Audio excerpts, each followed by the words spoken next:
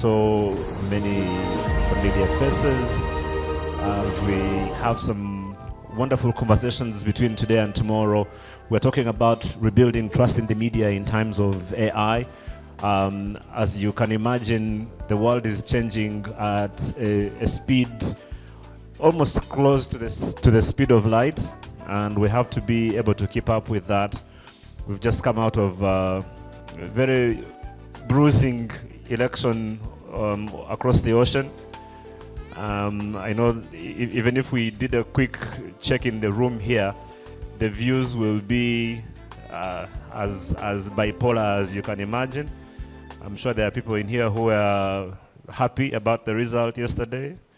There are some who are throwing, I can see heads shaking, tears rolling. And one of the things that came out very strongly in that election that also presents lots of learning opportunities for us is how media was used or misused, how media got it right in some cases and got it so wrong in many cases. The battle between so-called freedom of speech.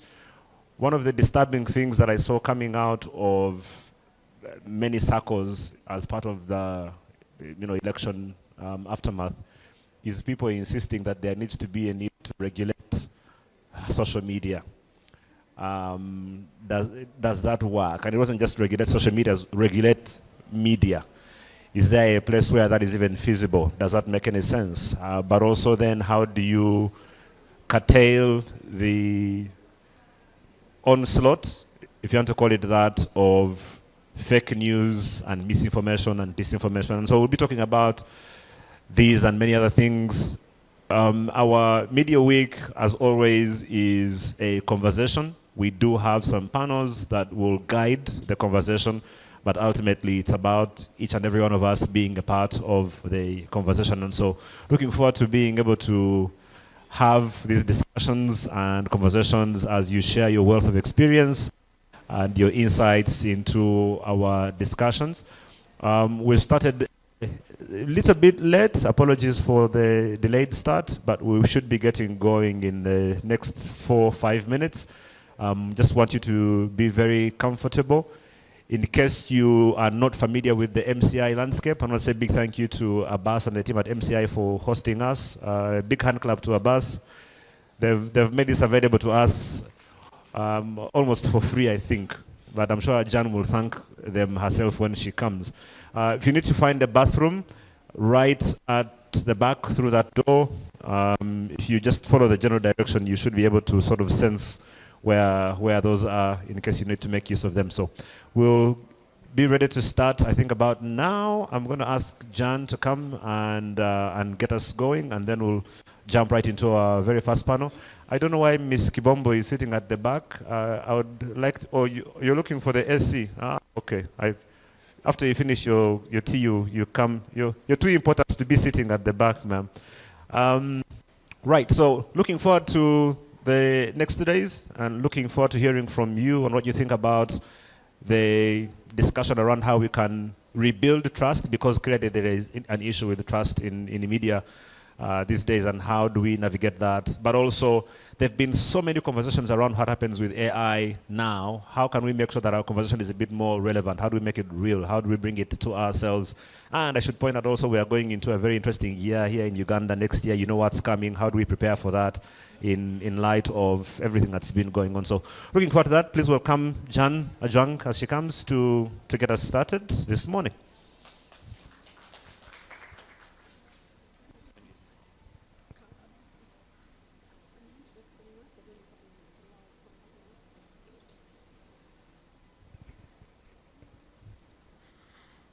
A very good morning to you all. How are you keeping? My name is Jan. For those, I think, let me break the rules, because I might be shorter than that. Okay. So welcome to the Uganda Media Week 2024. We have been having conversations for at least 6 years, right? And the conversations have just not been conversations. They have been conversations that have resulted into thought-provoking decisions, actions, and impact about media and journalism. You know, from the beginning of the year, journalists are covering so many people. We spend so much time behind the scenes, but we never get time to sit down and recline and think and ask ourselves the tough questions. And the Uganda Media Week allows for us to come in and do just that. And so over the years, we have seen a lot changing in the media landscape. And when the media landscape changes, we also have to come back and ask ourselves, how do we move forward? And that is essentially why we are here. And there's a lot that we must learn from each other. This is a conference of no spectators. All of you have a role to play. We would like to see and hear from you how you would respond to the different issues happening in the media landscape.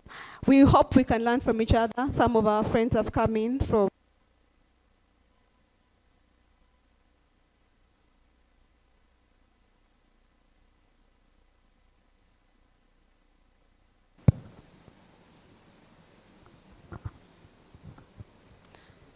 Was somebody fact-checking me or muting me because I was disinforming?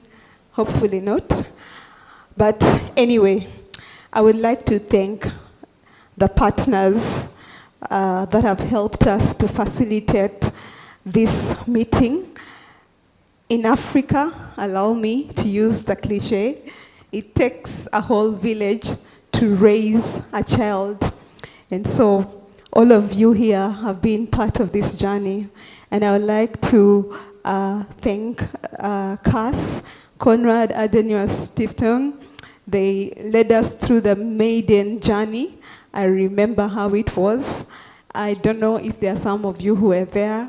And now here we are with more engagements that are meaningful. And I also like to thank CIPESA, who also took us through the journey previously. We were able to have micro media weeks in the regions, and we're able to reach even journalists in the grassroots, and that's very important, that everybody is engaged in the conversation. And now today, I am pleased to see that more of us are here to support a good direction for journalism. And so there's so many partners. I would like to also thank DW Academy, who has equally been with us along this journey. I would like to thank Dr. George Lugalambi and Africa Center for Media Excellence, and by proxy, the Media Sector Working Group. In a previous meeting, in a previous media week, we spoke about the importance of collaboration, and that's still key, and I'm happy to be here. At the Media Challenge Initiative, it tells that collaboration is very critical. I'm happy to see that we can come to a place that is similar to what we do, that kind of understands the reason why journalism and the media must be protected and must be upheld. So I could thank everyone, and since I have 2 days here, I'll keep quipping in, but everyone counts in this place, and above all, I would like to thank you all, because you always keep coming, you always keep sharing your ideas. Other people keep taking your ideas and they convert them into action. And so whether it is learning from a radio station that have decided to take serious gender inclusion, or whether it's a young media entrepreneur who has decided from what they have learned here, they're going to set up a small website, whether it's a rural-based journalist who has decided that they need to reach wider audiences, and then they decide that they're going to get additional training in multimedia communication. These small things add value, and so today I don't want you to think that you're coming to see it. We are coming to work together and see how we can craft a better future for journalism, a better future for the media industry in the country. So we're very welcome. I would like, in a special way, to recognize my team and friends from Jamii Forums. While we have done some work in Tanzania, they have been a good group of people to learn from about engagement and how citizens can be able to interact with the media in their own way. So there's so much that we can learn here, and so I welcome you all, and let's keep the conversation going. I would, as we set ourselves up, I would like us to just watch a very small video that gives us an understanding of where we are in terms of trust, and then over to you, Ben.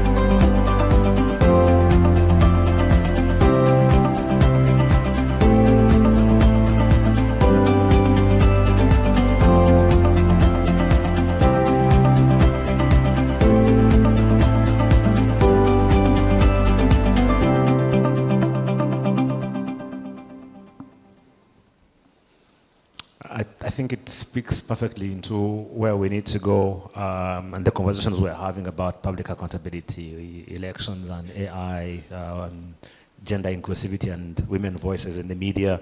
And these are conversations we'll be having over today and tomorrow. Without wasting too much time, allow me to welcome Dr. George Lugalambi, who is Executive Director at African Center for Media Excellence, to share his opening remarks, and then we'll get into our first keynote. Thank you, Ben. Thank you, John. It's always a pleasure to be amongst our media family, where everybody is a guest of honor. I don't know why these seats, Ben, are vacant. So can we have some bold people to occupy these seats? Jan, Abbas, Anna.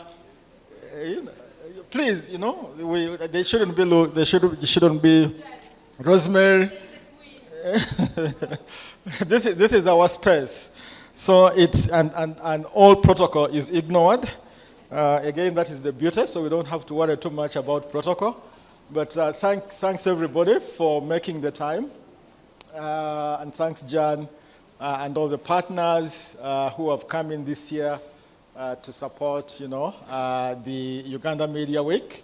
It takes a lot to really persist with some of these ideas and keep running, something, year on year. Robert, you are, please, you're welcome. It takes a lot of guts, mobilization, financially, socially, and everything, and to keep these things going. So thanks, Jan and the team, and everybody, and CAS and MCI, and all the partners who are participating today. I think it's very important always, I think, as an industry, to keep having these conversations amongst ourselves. To take, that moment to reflect on where we are coming from, where we are, and where we are going as an industry. And I think this has now become a very critical moment in the life of our industry every year. We've had, conversations about how we can make this a solid week.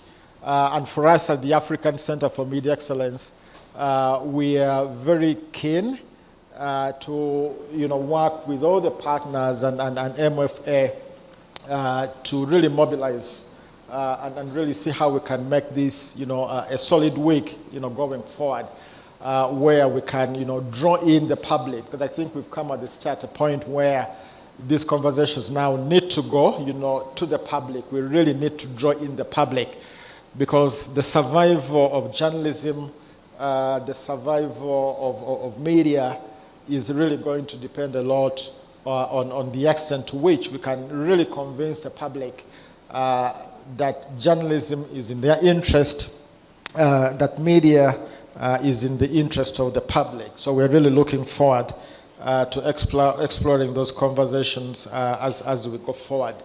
We need always to reflect on who we are as an industry, talk about our challenges, but most importantly, talk about solutions. How can we really find solutions to the challenges that we deal with, that we encounter on a day-to-day basis?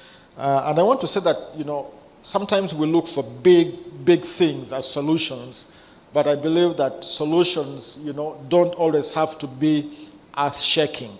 Because sometimes, when we can't think about, we always ask ourselves, people always ask, what is the impact of that solution? What is the impact of what you're doing?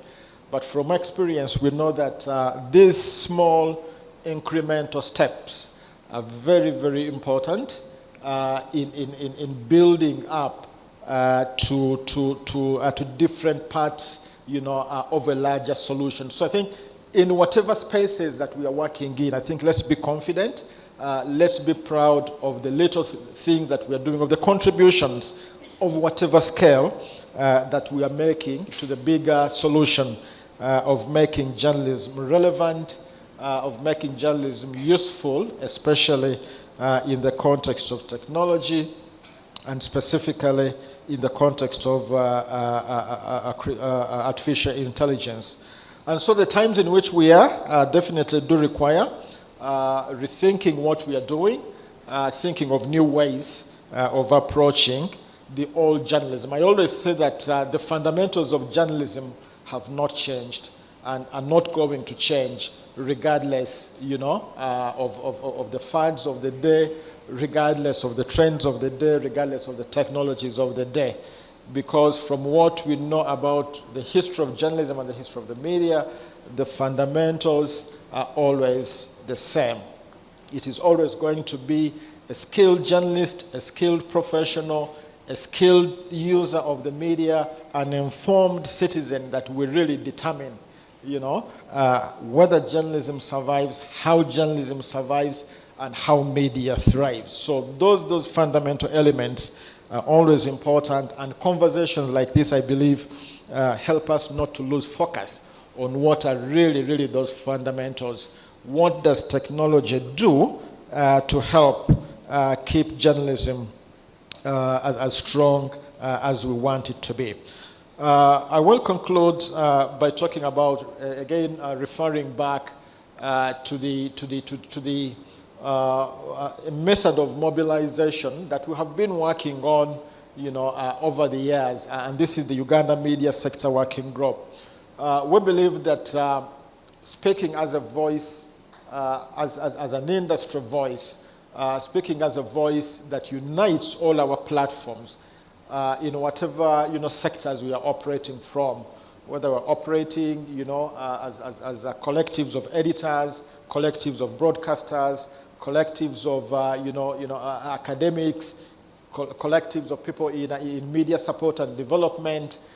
The Uganda Media Sector Working Group was conceived as a platform that can synthesize all these voices, all these perspectives, from the regulatory perspective, the legislative perspective, and have all these voices converge under one platform, and then we can build a mechanism for collating all these ideas, bringing them to spaces like this, and also taking them to spaces in other spaces where they are influential actors, where we can bring these ideas on the table. So as we go forward, as I would like to emphasize, we are going to, all these partners and all others who are not on this board, we hope that we can now build that momentum collectively, create space every year, agree on a moment in every year where we can really have a solid full week of activities focused on media, where we can bring in actors from the corporate sector, actors in regulation, in government, in training, and all of us in media support, and we create that space and that moment in the year where we consolidate all our activities and get the nation to really know what we are doing, where we want to go as an industry, what we are contributing to national development, what we are contributing to the consolidation of our democracy. And I think carrying that voice in a particular moment of the year when we get all the national attention on the media, our issues, our solutions, and our challenges will go a long way. So we'll be coming back to you through our networks and bringing you on board so that we can then push those conversations forward. So I'd like to wish all of you wonderful and productive deliberations, and we hope that again, I think as Jan said, we need to move a lot of these ideas from ideation to action. Thank you. Thank you very much, Dr. George. Yeah, so as our first speaker, the black chair is meant for you. I like what you said, all protocol ignored. I think I'm going to pick that up. It's very, like literally everyone here is a chief guest in their own right. So again, looking forward to having conversations with ACME. We have the Uganda Journalism Awards, which we'll actually be launching later today, something that definitely helps with recognizing journalists and making sure that even though they are some of the most poorly paid people in the country, they do this is true. I was recently on a podcast where I was talking about how, journalist salary in Uganda is useless, and people abused me. I said, but it is useless. If you think about it, you can almost do nothing with it, and yet you go out into the trenches. When we were having breakfast earlier on, Anna was talking a little bit about the things that journalists go through and put themselves in harm's way. And when things go wrong, who is there to pick up the pieces and look after them? That's going to be a problem. So those are some of the things that we want to pay attention to.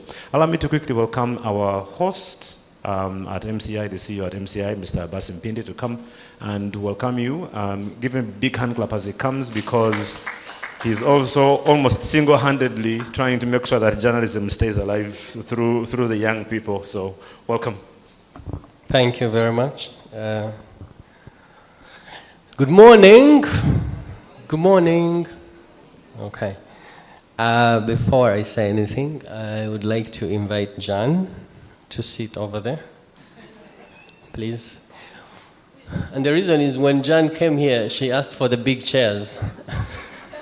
And I asked Jan, I said, Jan, who is going to sit there? Is the minister coming? Jan. Good. Jan, I would like to, I'm putting you there intentionally to congratulate you on, I think this is the 6th. So please clap for Jan. It takes a lot to build institutions and organizations, especially that are funded, and you have done an incredible job to build Media Focus Africa and bring it this far. I think when we were starting the Media Expo, you are also beginning to do the Uganda Media Week, which I think for most of us seemed like competition, but it turned out that you have been one of the most collaborative people to work with.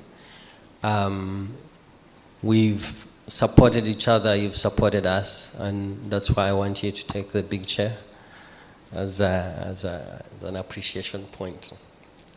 So, congratulations. Protocol ignored. Welcome everyone here. It's a very sensitive time for our industry and globally.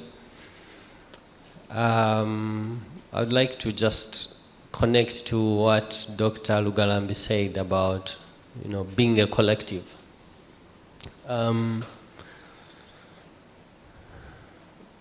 The journalism, again, Doctor, I agree with you that the fundamentals will not change, but I also want to add that they are being stretched. And the reason why even us who are in the skilling landscape have to think broadly about how we are training the next generation of journalists to adapt to that stretching, how the fundamentals of journalism are changing. And also connecting to what Ben said, it's useless now to study journalism. When you go to the universities, 6-7 years ago when we started, you'd find probably 100 students in classes. These days, in some institutions, it's really hard to find even 20 students.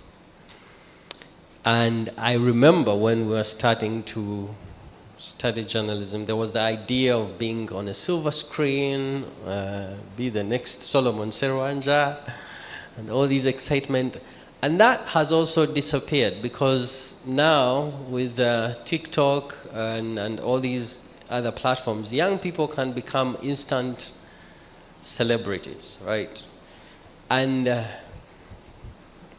if you think about it, that used to be one of the inspirations, and that has gone. So now we have to sort of like find new ways to inspire young people to fall in love with journalism again.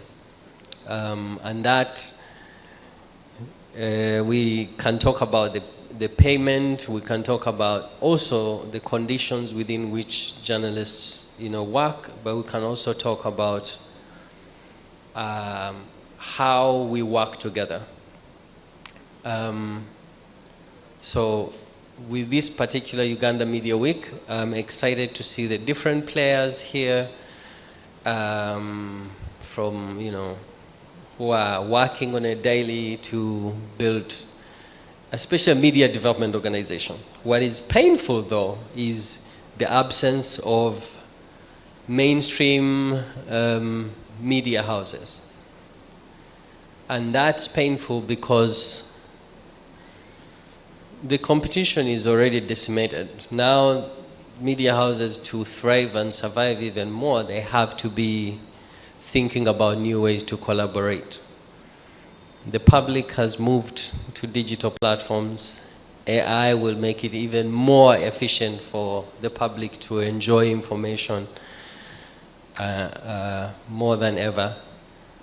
Which means, as an industry, for media houses, for journalists, for editors, for managers, for owners, there has to be a process of soul searching to get people to care about our industry again. And the theme is rebuilding trust in media. Rebuilding trust requires going back on the table to talk about the relationship and why trust is not there anymore. And if we've lost trust, then we need to have a solid conversation of what happened. And our responsibility to that. So I do hope that the lineup that you have will get into the details of really what happened for trust to get weak, weakening of trust, and what do we need to do to build back trust. From where I sit, I speak a lot about the care for our industry. That care will require the different stakeholders, especially the mainstream media, to be here in this room and offer coverage to such a conversation so that it features in 9 p.m. news, that people see it and see this conversation, that we care about that industry, right? If we don't show that we care about our own industry, then even the advertisers don't care, even the communities don't care, even the public doesn't really care. And that happens every time you convene events where we don't even need to invite journalists. They should be in here, right? Media owners should be in here to tell us how we need to build a trust, you know? It shouldn't just be media development partners, because as Media Challenge Initiative, you can say, oh, well, he's funded, right? But the truth is, the people that need to be in this space are not here. And that's not Jan's problem. That's our problem. And that's the industry problem, especially those that say they want to make money out of media. Because they are the ones that have to build the business. And to build the business, they have to build a relationship with the public. And hence, we can talk about trust. There's no science to it. It's just straightforward. Work with the people, show that you care for the people. And then the people will also care, will give you trust, and then we'll see that, you know, conversations around safeguarding, you know, the information ecosystem and building our democracy become easy. But also when we are attacked by anyone, there is a solid foundation for us to go back to the public and say we are for the public. And it's important that we really have those conversations. Otherwise, this is a very exciting time to have the Uganda Media Week. And thank you so much, Jan, for trusting us again. Have a beautiful day. Thank you very much, Abbas. Very good shots fired in the right direction. In the defense of the media owners, I should point out that they are represented inadvertently or not. The chairperson of the National Association of Broadcasters and Media Owners is with us in the room, Dr. Innocent Nahagwe. They delegated him to come and represent them. No, they didn't. He's here on his own right. This is a personal thing for him, so they still take the flak that they deserve. But because he's here and he will be joining a conversation shortly, I think, Doctor, you'll need to speak into what needs to happen, because not only do you represent the broadcasters, but you're also a media owner in that sense, so I'm looking forward to hearing your insights on that. The president of the Editors Guild is here, Alex Atuhide Bajenzire, and I'm sure also we'll get to hear a little bit about that from what Abbas has alluded to. I also know in the room, I think our regulator is represented. My very good friend Abdul Salam Mwaiswa is in the room with us from Uganda Communications Commission. Thank you so much for being here. I should share a story about you, but I'll do it later. Recently, when my phones were stolen and I was throwing tantrums trying to find my SIM card, I went to Abdul Salam banging tables. And he told me, Ben, sit down and calm down. We have laws, you must follow them, you're not special. So thank you for making me feel very small. He still did help. I got my SIM cards replaced somehow, through the right ways. I suffered, but he made it a bit easier. Let's get into our first keynote. We are going to do it a little bit differently. So what will happen is that our first keynote will be delivered by someone who is no stranger to, I think, everyone in the room. She's a teacher, she's a researcher, she's a policy analyst. She is teaching journalism and media studies at Uganda Christian University. She has recently grown some peeps, and I think is Dr. George's boss in some sense of the word, now as chair of the board at ACME, but also just an all-round incredible human being. I love having conversations with her, but also her wealth of knowledge is unmatched. Please welcome to the Uganda Media Week for our first keynote, Dr. Emily Maracho, as she comes to deliver that. And then when she's done, we'll have a conversation between her and Ben or Luca, who should actually also been on one of the, there you are, and Dr. Innocent. So please, once again, a bigger hand clap for Dr. Emily as she comes.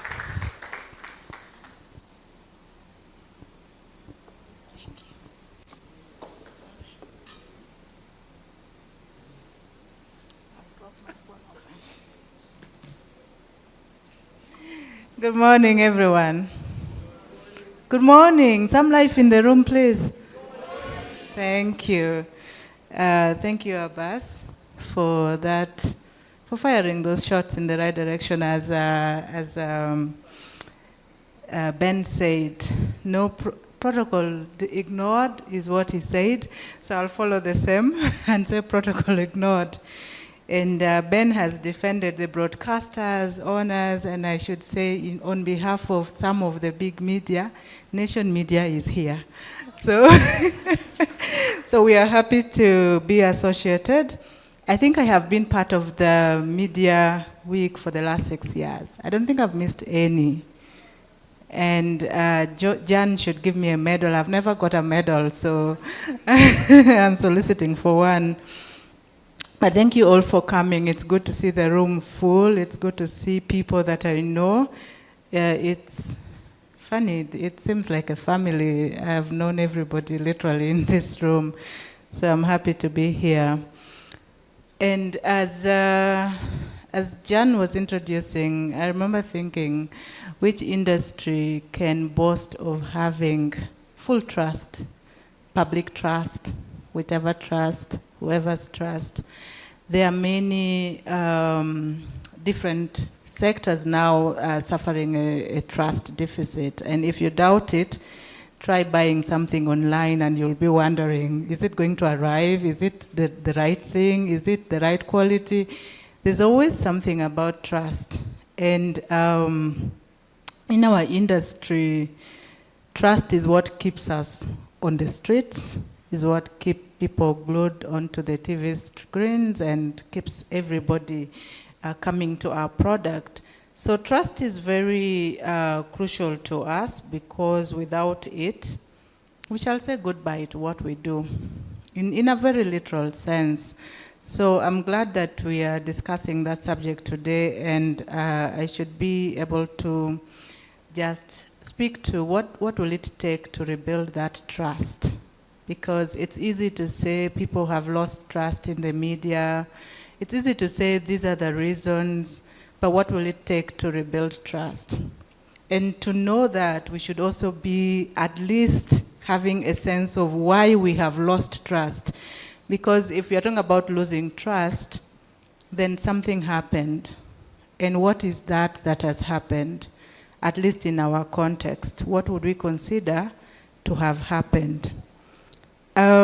This is not a Ugandan thing, I must say. I think those of you who have been following the American elections will testify that there was this scare that if Trump comes back, the media is in trouble. You know, facts and truth and everything. You know, you remember fake news? So there are these things that have happened over time. It's not a new thing. It's been gradual, but it's growing. That people's trust in media has been waning, and especially in journalism. I choose these words very carefully. Sometimes we conflate that. We think that when we speak of media, then we've spoken of journalism. The very definition of news media has caused us problems. And we think that one problem leads to the other. So I'm just going to look at some of the few issues that probably account for our trust deficit. And one of it is we have generally economic challenges. And these economic challenges have very deep ramifications. They mean that media houses can't pay media workers well. They mean that media workers who are not paid well can't do their job well. They mean that media houses can't deploy where they are needed most. So if something is happening far away from the center, they can't. So you have a national newspaper that operates as if it is a community newspaper and things like those.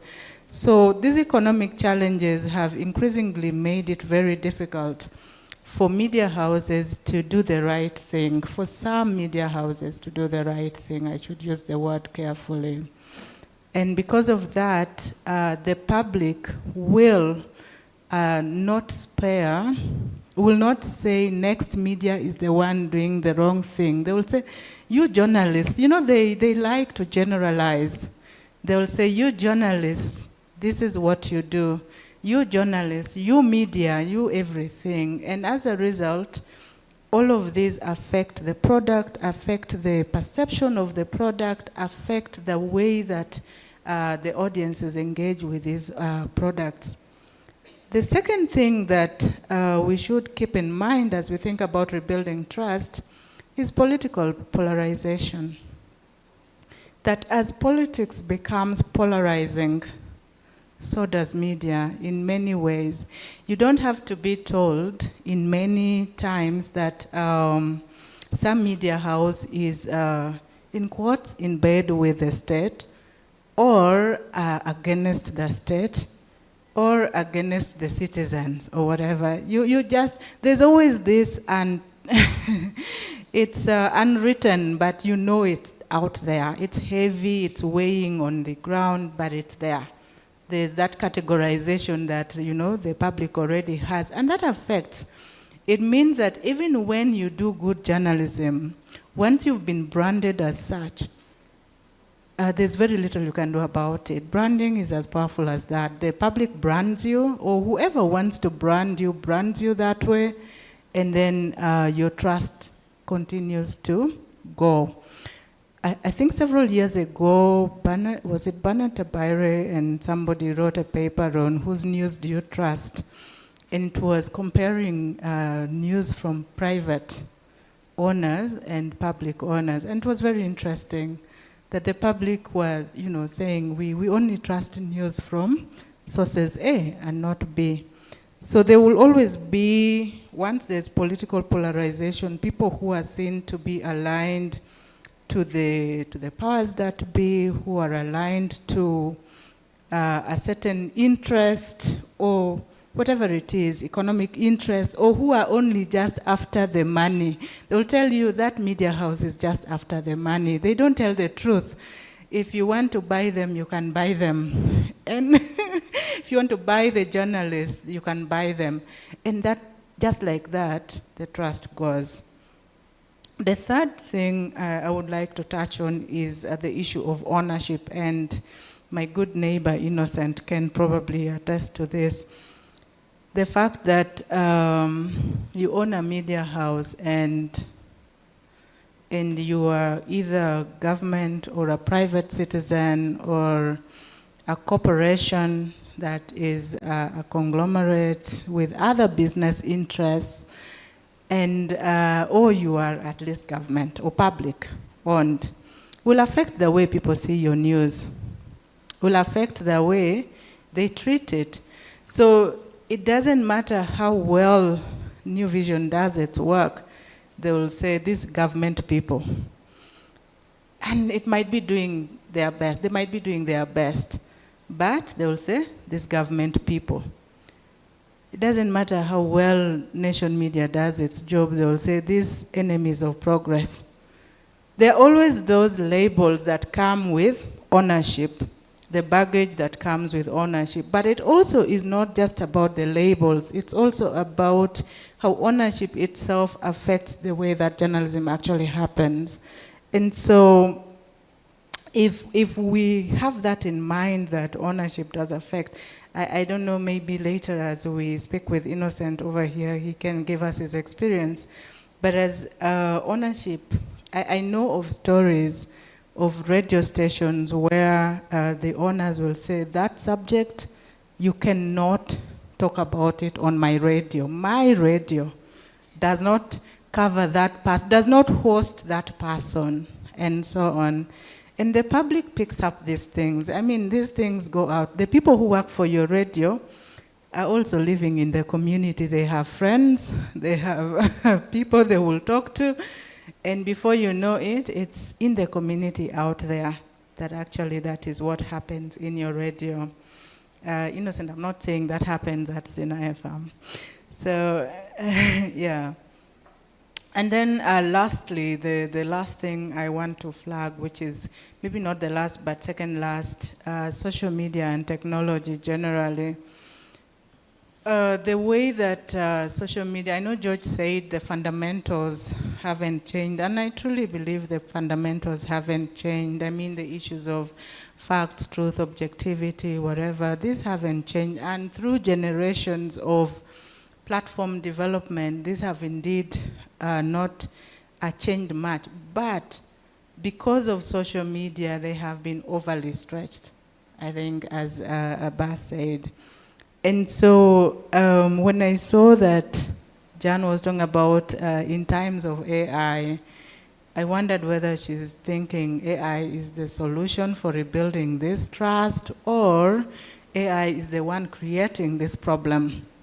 And so it's important to look at it both ways, to look at it from the point of view of as a challenge that because of the advancement in technology, these things have also changed the way people see news media in general, and that their trust in media is affected by that. Sometimes I have had people ask me, I deal with a lot of students, so they ask, was this article really written by a person? Don't you think AI really did this?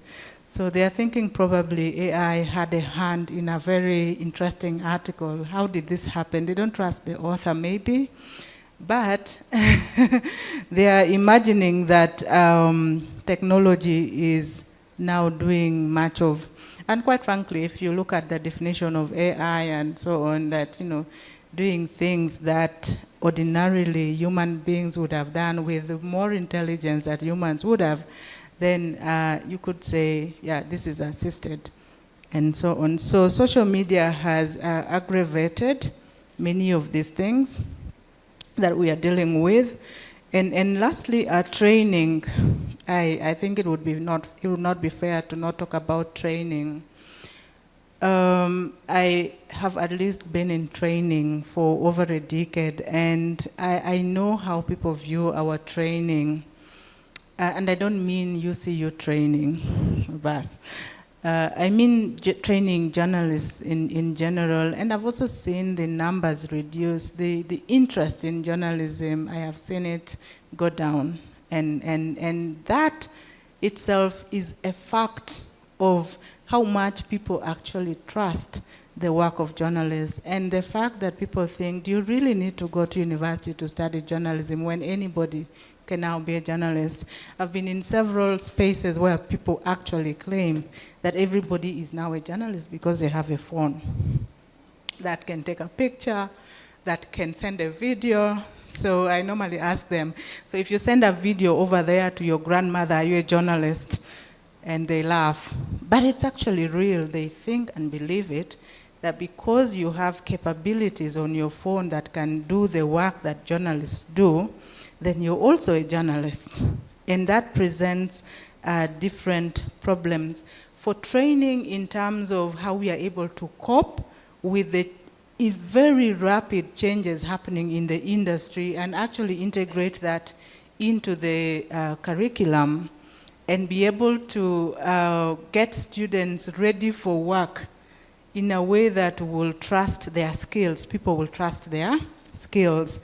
I think many people see buses initiatives as a saving grace because they say, you know, these kids, when they come out of university, they are really raw unless they've gone through MCI and things like those. It's insulting to us, but it's one of those things we can talk about later. So those for me are the main things. And can AI help to rebuild trust? I can't say yes, probably yes and no as well, depending on how it is used. Many people see media as a double-edged sword, and I think you could see AI in the same vein and say it could help rebuild trust if we do the right thing, but it also may actually worsen it. These are my thoughts on what to do in order to rebuild trust. One, to really try and work on removing some of the barriers I've talked about. That is what media development organizations can do well. But these barriers I've talked about, some of them are well beyond the means of media. They are outside of the media. And so it's difficult to say that as the industry, we are actually going to remove them. But because we are media, we can intensify our efforts of reporting on them and making people aware, creating some literacy around these issues. And so removing those barriers is going to be very key. And I'm talking about things like, there's something we can do about training, and I think MCI is already doing something like that. There's something we can do about helping people understand the definition of news media, or what news media actually is, or what journalism is. And that is something that people like Dr. Abdul Salam can do through media literacy that is focused on helping the public understand digital, what digital is, and how they can use these skills very, very well. The second thing, in my view, is ensuring that journalism is beyond reproach, that it provides the answers that people who are looking for in social media are not finding it, they will find within particularly mainstream media, and that mainstream media will itself also not sit down but rebuild itself using the very tools available now to try and also create to create journalism that would make people interested. Getting people interested is going to be a difficult job, but we have to try. We have to do everything to try it and make sure that we do the right thing. The third one is to understand sometimes that we can't compete with social media, and we shouldn't. And that we can't also compete with platforms, and we shouldn't. And if we get it and focus on what we do best as journalists, then there will always be space for good journalism. in my view, and we can experiment with those things. If we create space for good journalism, invest in it. It requires some investment. It means newsrooms have to actually invest in the right things that will enhance the ability of journalists to do the good journalism we are talking about. If we can't do that, then we are really just wasting time. Lastly, I want to talk about keeping truth and facts at the center. All of these areas, public accountability, election, citizens' voices, women, all of these areas are suffering because of distortion of facts. They are suffering in their different areas. If you're talking about trust, I think if we were to be discussing elections, we would even be having a more difficult conversation today in terms of trust. So how can we keep truth and facts at the center of news media, of journalism, of just helping the community? And for me, when I speak about journalism, and I'm not talking big things in the city, and I'm talking beyond the city. I'm looking also at the rural, because that is where the gullible audience actually is.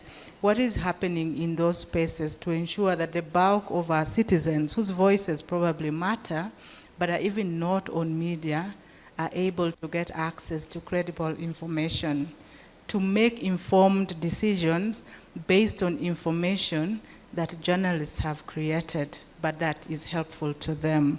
So that's where I would like to end my thoughts, and sorry I've taken a bit longer than I intended, but thank you. I will ask that you go in that direction and take a seat so we can have a conversation.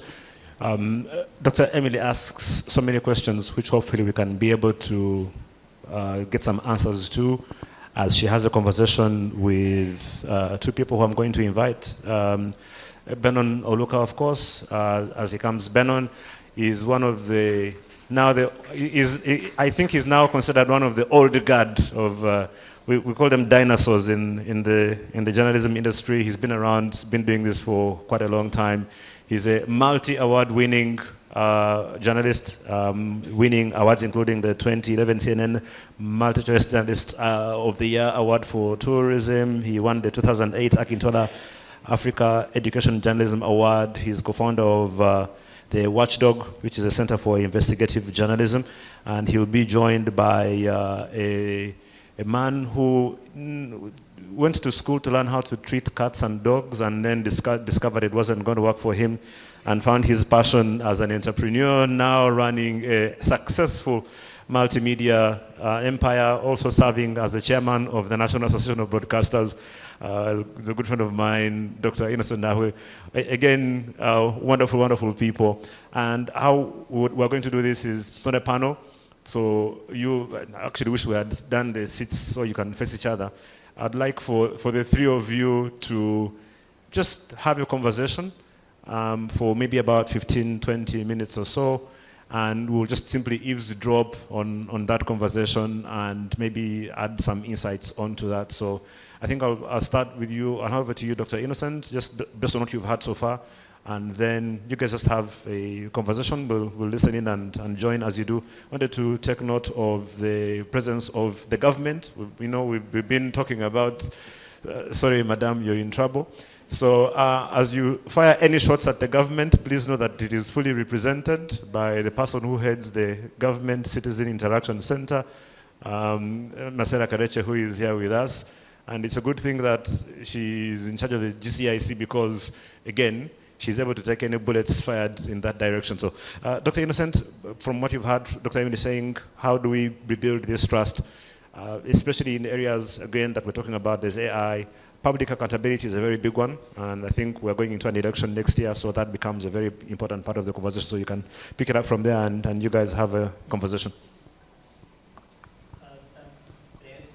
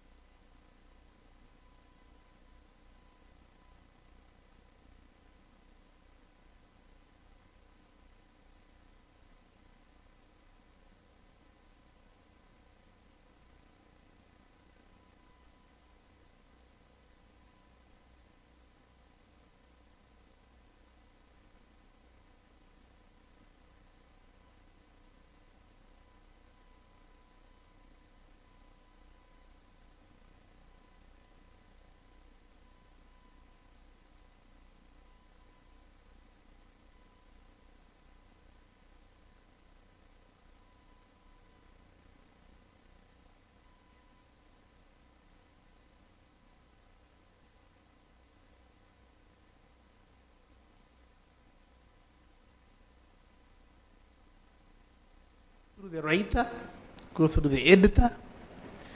The editor-in-chief often had to also have another eye. There were sub-editors, and even the broadcast media, there were still editors. And then somebody had to sign it off and say, this runs. There was also a designated time when this would be broadcast. So there was enough time to prepare, enough time to look through, and enough time to decide, sift through, and decide what goes on air and what does not. What we have realized over the time is that power has been taken away. And whereas we look at competition for radio as being the next radio, as of now the competition is on the telephone. Because now every next other person is sometimes a bigger media house than the number 2 or the number 3 media house. So we are in this town and you have girls who are able to undress a bit, or people who can abuse enough, having bigger following than bigger media houses. And all this plays out in what actually controls the physiology of how we respond to content. Because ultimately it is not about journalism. Ultimately it is not about what we write. People don't consume news. No. People are looking for a way to spend their time. Ultimately, people are looking for a way to spend their time.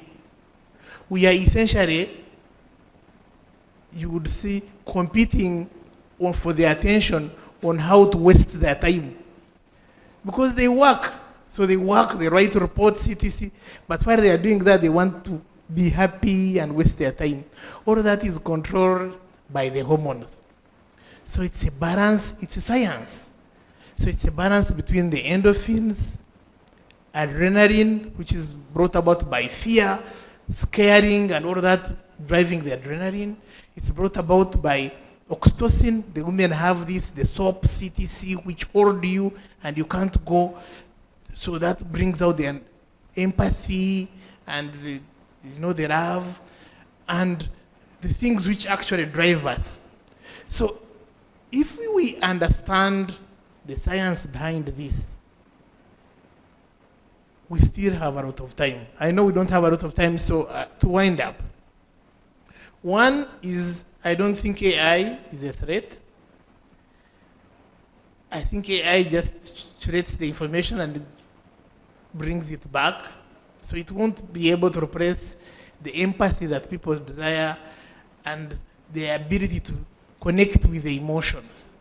So I think we need to be able to use the AI to do better.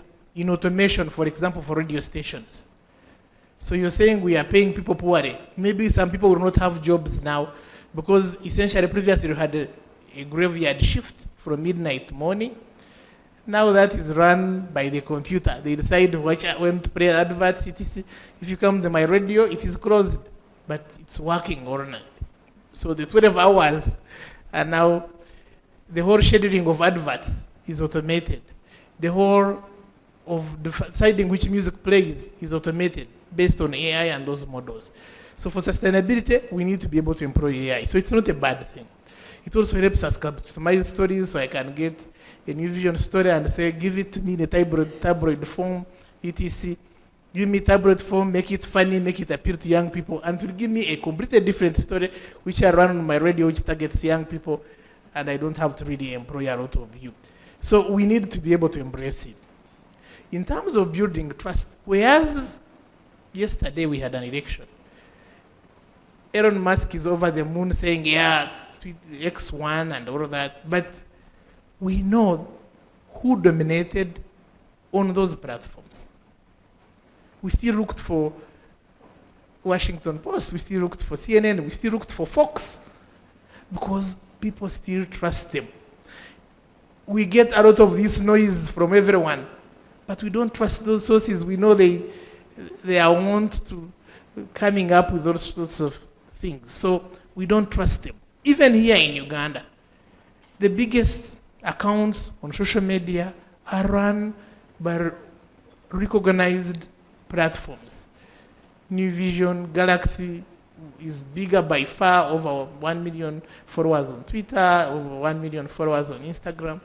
New Vision, Book a Day on YouTube. So still, we need to be able to embrace social media and embrace these platforms and see how, because when they go elsewhere, they still ask, what has New Vision to say about this? What has Galaxy have to say about this, especially if it's something related to entertainment? And lastly, there was an issue of money, pay, and sustainability. The truth is there will be changes. Sometimes all of you seem to be talking about news. Like I've said, it's not really about news. It's about wasting people's time. It's about giving them an opportunity to use their time. That's the right word, to use their time to entertain themselves. So whereas the driver then was the news, the driver now is mostly fun. So who is delivering this fun? Maybe as a bus and others are trying to train, you might look at, can you infuse more of that? And then us as media houses, can we see how we continue to deliver fun and make news fun and make people still look for us? Ultimately, so long as we have the honey, the bees will keep coming. And that's what we need. Thank you. I'll stop there for now. I can talk for the whole day.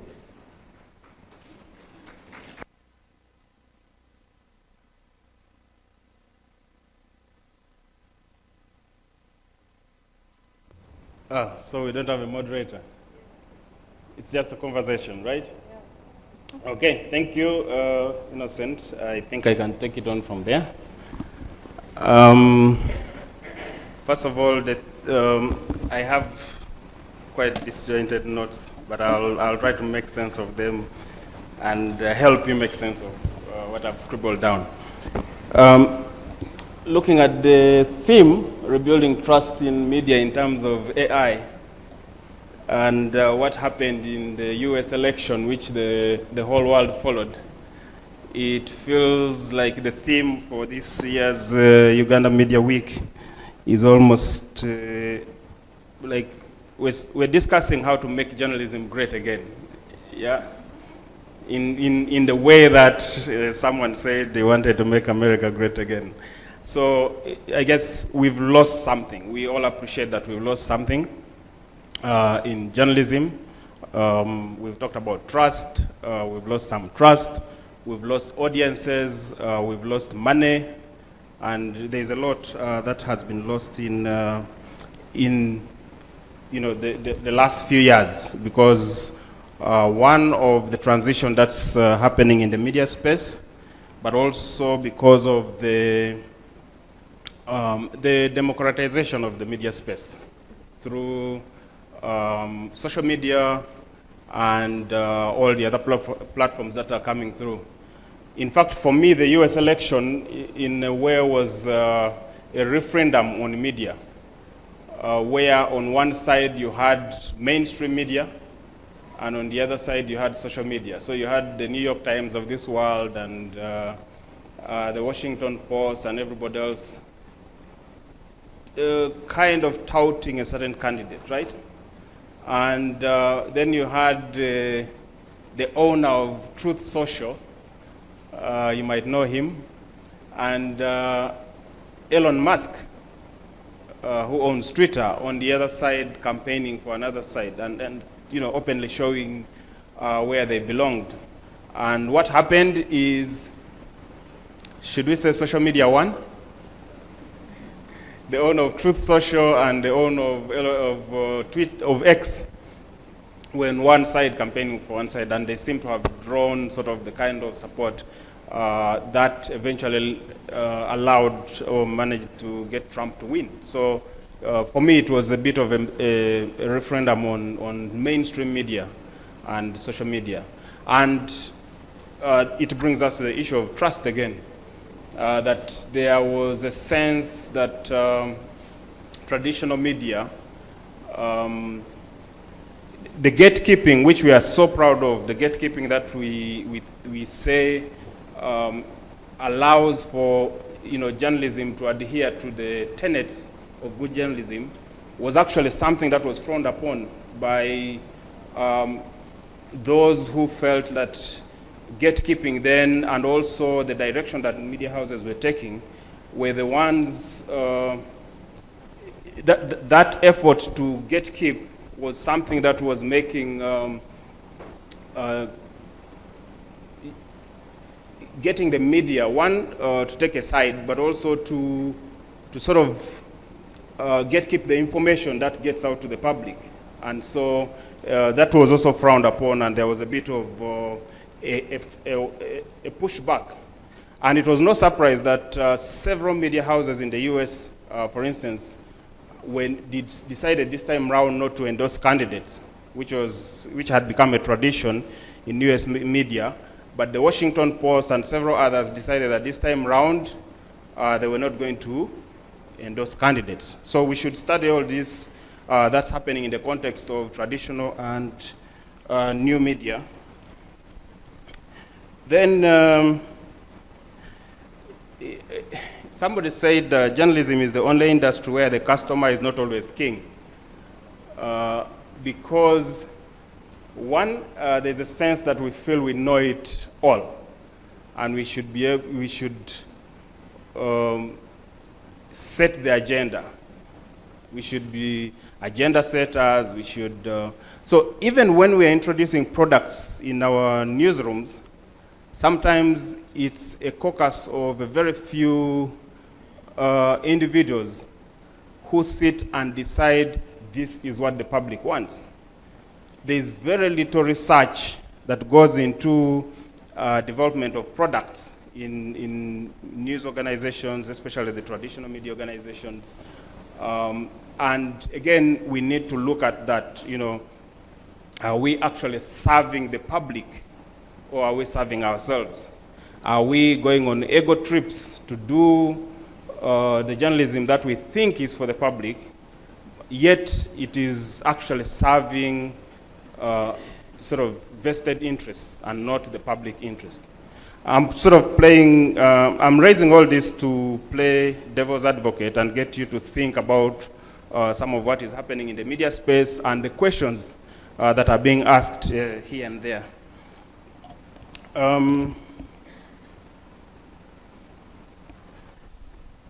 When we talk about rebuilding trust in the age of AI, I think most of us have talked about AI in general terms, but which AI are we talking about?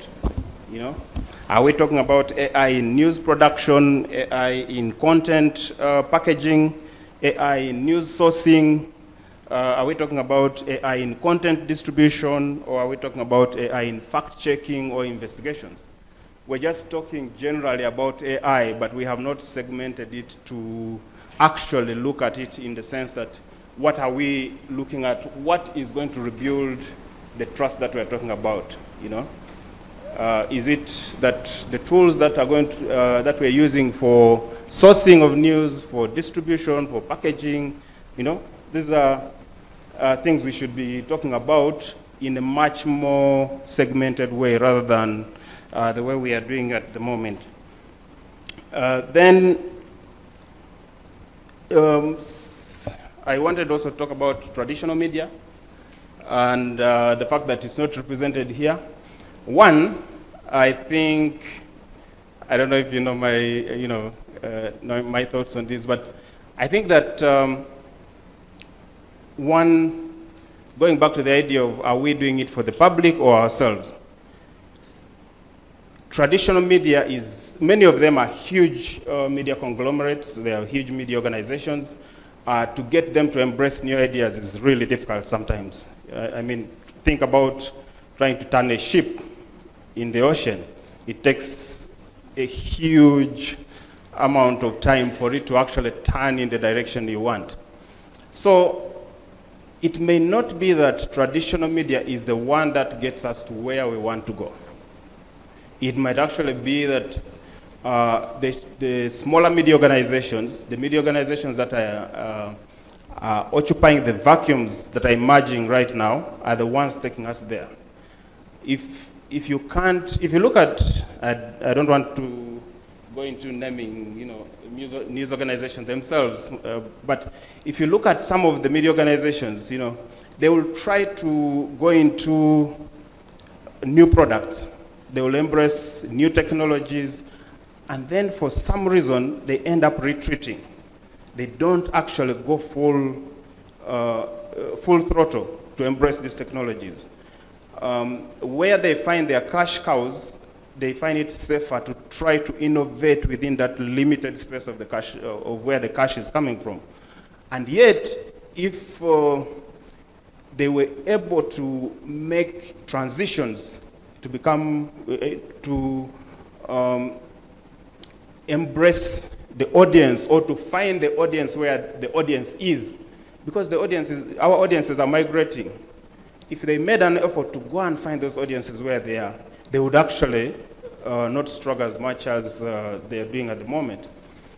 I think at some point I was making suggestions to some media organizations that they needed to have some kind of media transition editor, such that as you're still earning from your old products, the newspapers, and magazines and everything, you needed to have a news desk or a desk within your newsroom that transitions this content to new media, such that every time you package something for newspapers and everything, you also have somebody who is helping you make that transition.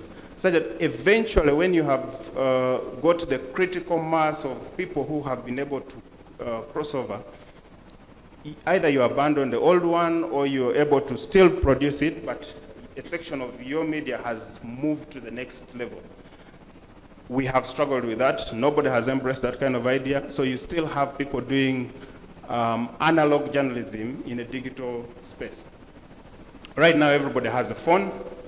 People are scrolling and doing everything, but we're expected to go and pick a newspaper, and there's space for a newspaper, yes, but we also need to be able to make certain transitions about how we package our information. I example of banks, for instance. There was a time when the banks were, you would not see your bank account. It was hidden in the bank. You only went and peeped. You had to pay money to know how much your bank balance was. You had to pay them to write on a piece of paper that, this is how much money is remaining in my account. Today, they actually want to hold your bank information in your phone. And what is that doing? It's helping them to get more people, get more people bankable, but also to get more people to do business. You transact on the phone very quickly, and it's happening. So some of the banks or the telecom companies transitioned into using mobile money, and they're making money out of it. Where are our ideas that help us transition to making money out of the new digital technologies that are happening? I'll leave that as a question for us to all to ponder about as I pass over to Emily.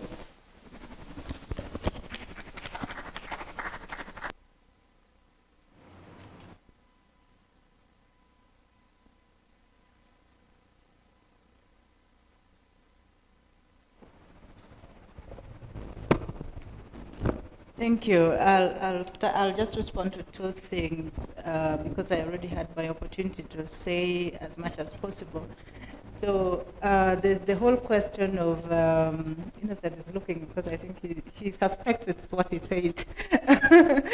The whole question of competing for fun, and you're right, people want to spend, that's part of the reason for news avoidance, that after people have had a difficult day, they want to spend some time on social media, scroll, do nothing, what you call waste their time, and have some fun. I mean, we all have difficult jobs, most of us at least, that at the end of the day, you want, if we were not in journalism, probably we'll be doing exactly what they do and not watch news and do other things as well. So, but there's also the whole, it's always been the case that media has segments. It has news, it has fun and entertainment, it has just information, it has all these things. And what has changed is that the trust in the segment of news is what is suffering the most. And that's why, yes, and that's why it's probably, we are talking about it a lot, because it's the part that has suffered the most in comparison to the part of fun. People are still looking for entertainment, as they should, and there are a variety of sources for entertainment now more than ever. When I was a university student, there were just a couple of radio stations you could tune into. You knew the kinds of songs Capital played, you knew the kind, Radio 1 played, and so on. The options were few. Right now, there are many. And so the trust in that entertainment has not suffered. People still are looking for entertainment. It is the part of news that is grossly suffering, and maybe your solution of making news fun is what, for young people at least, is what we can take as, is what we have been also thinking about, that as you train these young people, how can they, without losing the key issues in journalism, how can they do journalism and do it right, but also make it sort of fun for their kind of group? So that's one. The second issue is that when we talk about AI, this is to respond to what you've said, it's one thing to, and I'm hoping that the 2 days will cover the nitty-gritty of these things we are talking about. There's just not enough time to talk about the details. But there's also the question of infrastructure adoption, that it might be easy to say news media organizations are not adopting as fast as they can, but AI is very data-driven, and AI is not new. The weak AI, as we know it, has been around for years. As long as we've been using computer to aid our work, to do things, that's AI. But because AI is so data-driven, we hardly have sufficient data infrastructure to deploy AI in a way that would have been useful. And let me give you an example. If we wanted to understand our audiences wherever they are, who they are, what they like, and whatever, only few media houses could have the infrastructure to be able to do that. Majority would not have the opportunity or the investment to have that kind of infrastructure, to have the data, to even customize the data that would enable them to make decisions or to deploy the right tools for them to be able to take advantage of AI in the way that would be useful for them. I think for me, those are the two issues that I wanted to respond to. Yeah, thank you, Dr. Emily. To pick up on what you have said, I can just add something, that I think the hunger for information is perhaps more than ever before because of the ease of access that's there now. If I look around the room right now, some people on their phones, they're actually consuming information. Now, the question is, and that's not wasting time. They're actually doing, they're making use of that time to get some information. Every time you're on a computer, you're on a phone, you're learning something. It may be for the good or the bad, whatever it is, but you're learning something. Now, the question for us, I think, as journalists, is to ask ourselves: are we, going to where those audiences are to give them the information they want? And two, are we providing them with the information that they actually want or that they are looking for? I think Innocent will testify to this. I mean, he every time he has set up a media outlet, he has managed to attract a huge following. Radio, TV. Why? Because his approach, or the approach of him and his team, has managed to help them tap into some vacuum, tap into some need for a particular kind of information. I think that's where we will have to challenge ourselves and say, where are these spaces? Where are these spaces where we can tap into this information? Media Challenge Initiative has, for instance, grown several organizations. I think they have Solutions Journalism Now. They have incubated Minority Africa. They have incubated, if I recall correctly, they have developed news for people who are hard of hearing, sign language news, sign language TV, sorry, and several others. InfoNile, which is a Ugandan product, is just doing journalism around the River Nile Basin. And they have done exceptionally well on that. Several others have also come through and targeted particular segments. If you go around Africa, you could mention so many. You know, in South Africa, Oxpeckers is doing environmental journalism, just that. There is Finance Uncovered, which is just doing journalism on financial issues. There is, if you look at the groups that are doing investigative journalism in the space that I am in, there are people who are doing investigations just in about private security organizations. There are people who are doing, so you have segments of journalism that are emerging and actually picking particular audiences and growing more than some of the mainstream media houses, because maybe the era of trying to be everything for everyone is beyond us. We have to think about that and consider it seriously. It could be beyond us. So we have to begin to think, how do we occupy some spaces? And I am personally, I'm not just talking for the sake of talking. Personally, I am growing something called Menterprise Africa, which is a social enterprise trying to do share information, news, knowledge, and opportunities about tech-driven innovations and entrepreneurship. That is the space where I see that there's a vacuum, and I want to grow a news outlet around that space. You can find it on all the social media platforms you're on. So Solomon has gone into investigative journalism with the African Institute for Investigative Journalism, and that's a space that also needs attention in Uganda and in Africa. So we have to think about how we can pick into these spaces and be able to take advantage of them. Thank you. I know you're looking at your clock bad. Yes, I am. And so I'll be very brief. So in terms of, first of all, thank my colleagues for raising important issues. It's true. But we need to understand that just like evolution happened, and men used to be like, I'm told, like chimps, then we lost a lot of hair in many places and lost the tail, started walking straight. It took quite a bit of time.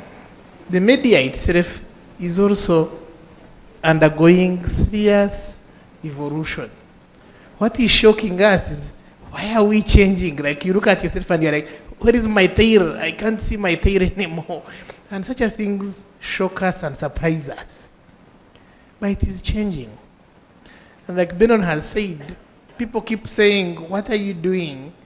Actually, some people, even the regulator, will keep coming and saying, why are you doing this? Why are you showing this? why is this and this happening?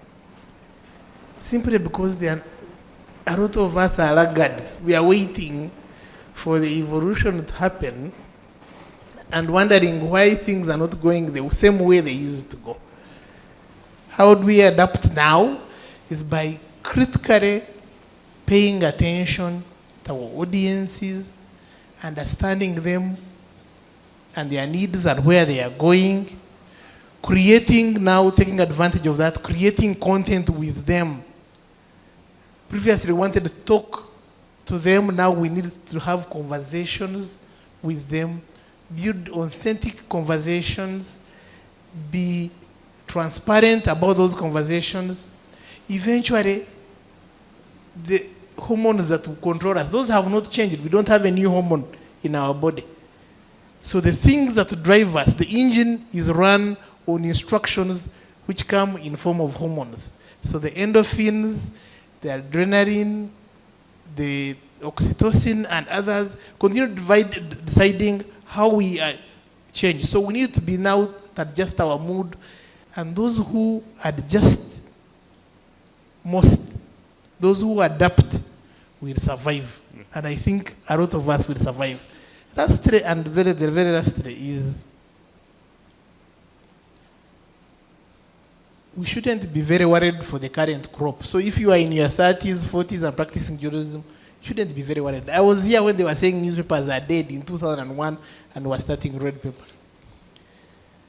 24 years later, the newspapers are still here. Because whereas in other countries, things changed long ago, for us, the first thing you do when you get some money after campus, you buy a TV and a woofer with a bit of radio. For you, it is still exciting. So there are still millions of people coming up country who are seeing the TV for the first time. We are still surviving. The ones who should be worried is like in 20 years. And I think 30, 40, I will be gone, so I don't have to be very worried on the road. So that's a bit of maybe a word of comfort. Thank you and have a blessed day. Thank you very much, Dr. Nahawe.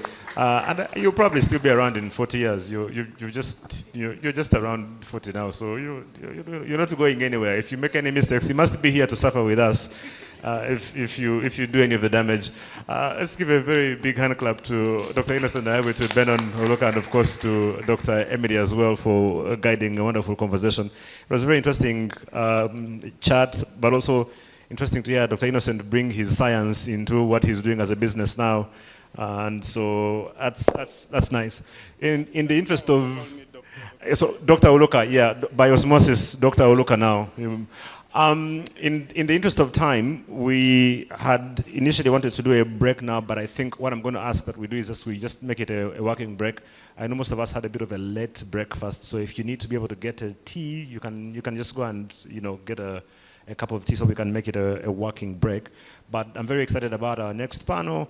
Also wanted to make note of the presence of the spokesperson at the Election Commission, very good friend Julius Mchunguzi, who is with us. Very good to see you. And he'll be joining us for another good session in the afternoon about beyond the ballot. But of course, also he'll be able to speak into our next panel as well, which is a very interesting one, talking about influence, disinformation, and a quest for independent media in Uganda. As you can imagine, it's a very sensitive and loaded discussion with some very sensitive and loaded panelists, if I can call them that. The diversity of our panel should make this quite a very interesting discussion. One of the things that we like to encourage is that we want to be as candid as possible in our conversations without necessarily punching people. These days, punching is accepted. If we can do it in Parliament, where else does it not go, right? So we'll want to encourage that we can be as candid as we can without necessarily being, beating each other up. But yeah, we want to encourage that there's very honest conversations. So allow me to invite our panel, who are going to lead us in this conversation around influence, disinformation, and the quest for independent media in Uganda, which should be a very interesting one.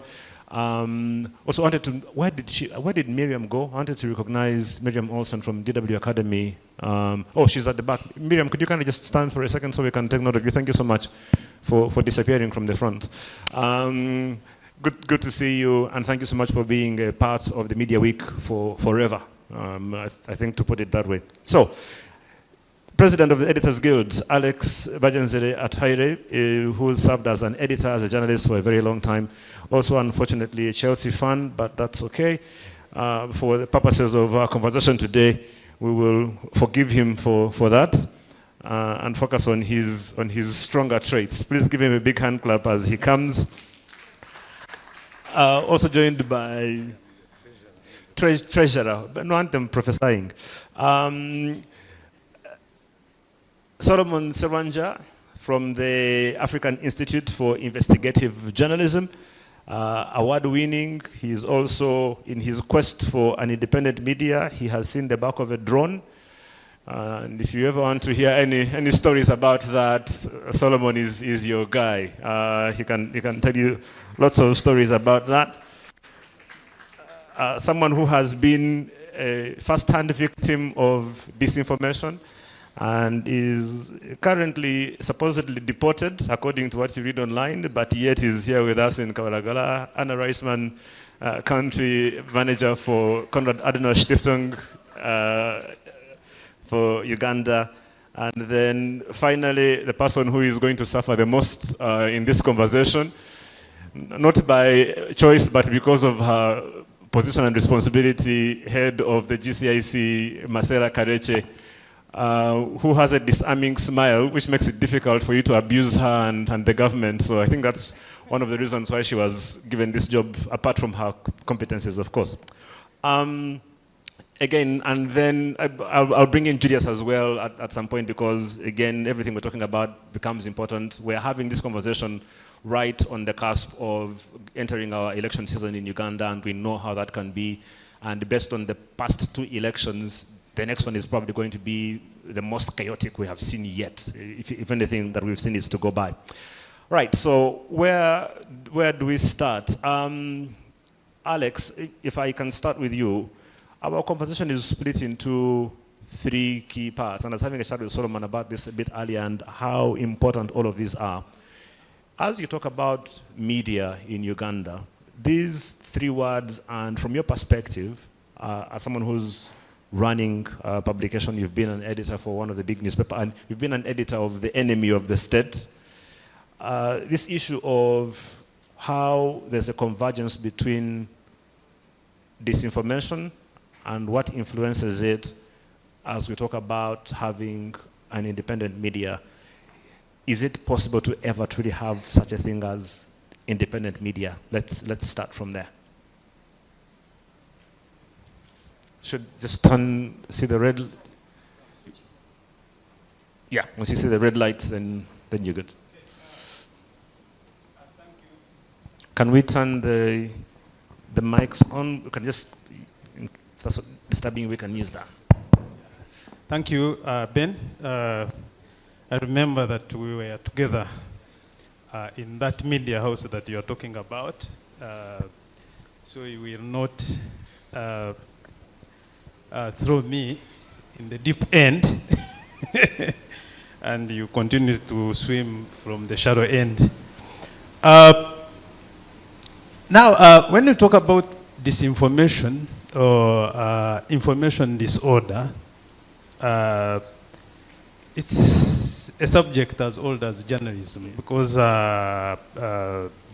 all these issues, propagandas, have always happened. But what brings the issue to be more discussed now is because of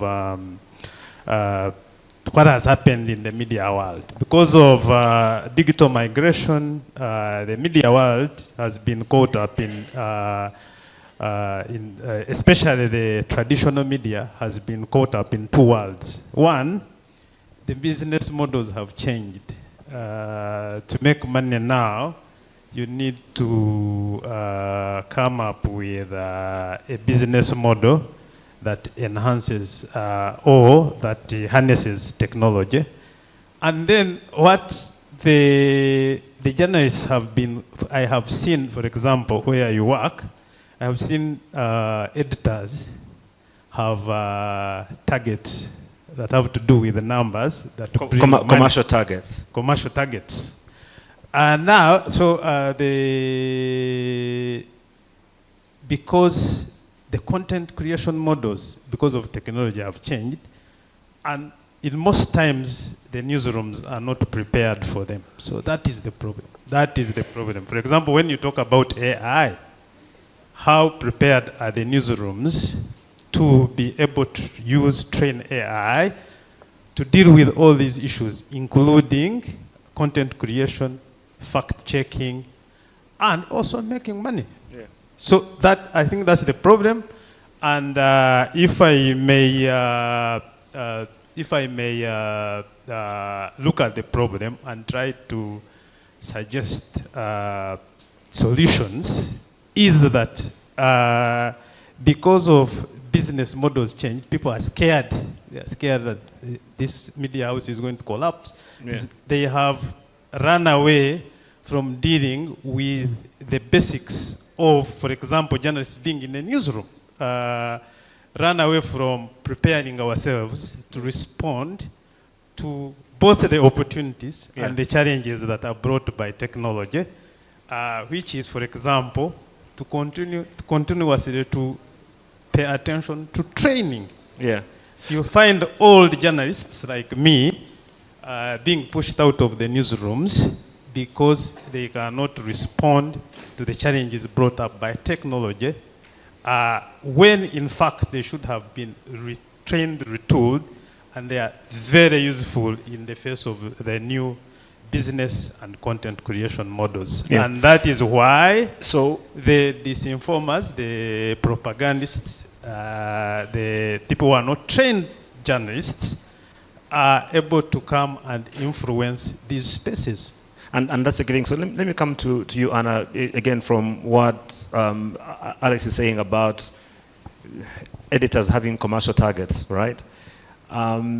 If you look at it from that perspective, I mean, media houses being business entities and all, are you still able to really say that there is such a thing as independent media?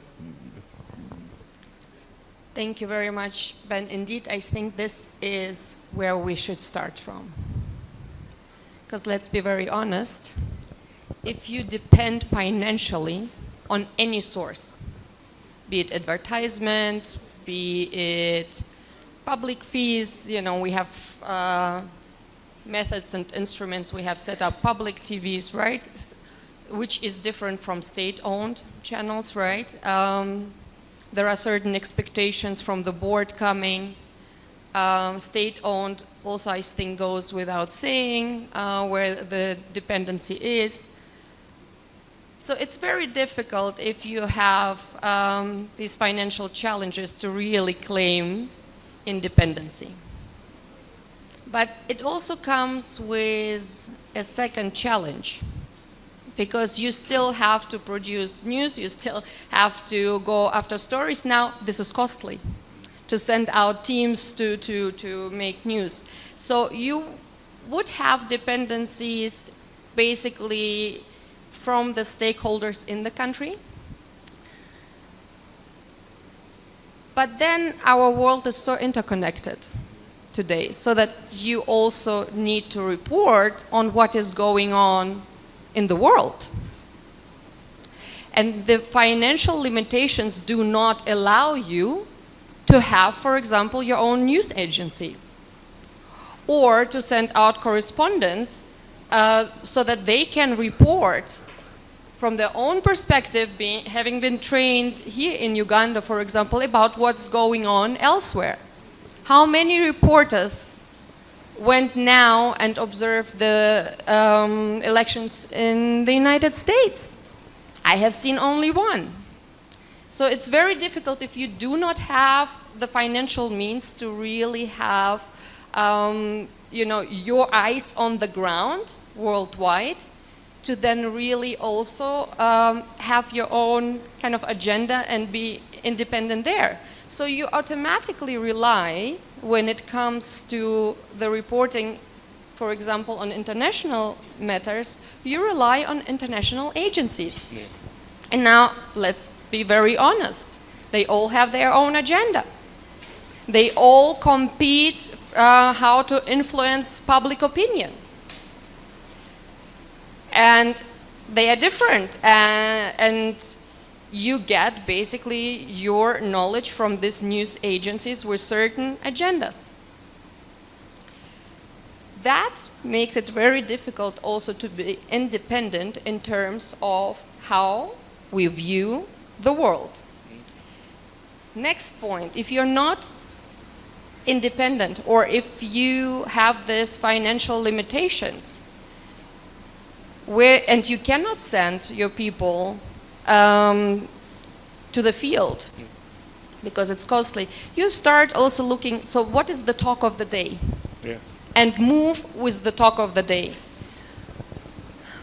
I think it was 10 years ago when I came into one of the biggest news outlets in Germany, and they have just changed completely their newsroom. And what they did, they created a so-called eye in the newsroom. In the middle of the newsroom, where daily news would be produced, they were all looking on the screens and what is going on social media around the world, so that they tap into the debates that are also already ongoing there. Now, this is a huge problem with AI, as we have seen, because the debates that are driven there are not necessarily the real debates, the real issues, the real, the real things that matter to the people, that affect their life. The agenda that is driven there, or what gets traction and attention, is often filled with emotions, and we still run on all those endorphins and so on. So, and what dominates there is hatred. What dominates there is gossip. What dominates there is fear. What dominates there is anger, because that drives the business model of those social media. Generates money for them. Sorry? Generates money for them. Generates money for them. Yeah. So if you, as now as a media house, start following the debates and try tapping into what is going on social media, again, there is another threat.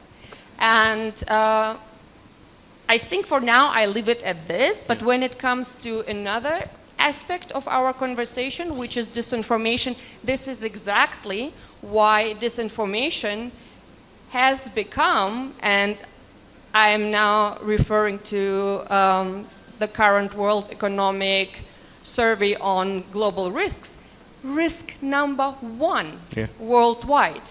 So it starts from there, but I'm happy to talk more. And of course we'll pick that up, because also what AI has now done with disinformation is that it takes it to a whole different level. And it's interesting what you mentioned about the things that become useful. Dr. Innocent has stepped out of the room, wanted to fire a shot at him. His outlet, Galaxy, has mastered the art of being relevant to what's trending at the time. They won't be interested in any of the hard news and everything. They just find something that's really exciting and viral and go with that. It works for them, it gives them numbers, and it works, right? Solomon, this issue of, again, just to touch on the issue of influence. Influence goes both ways, right? So you have the aspect of who is influencing the media, and then secondly, does the media actually still have any influence over its listeners? Because when I was growing up back in the 80s, with Dr. Emily, we were joking about this now. You talk about, for us, back in the 80s, you had one radio station, you had one TV channel.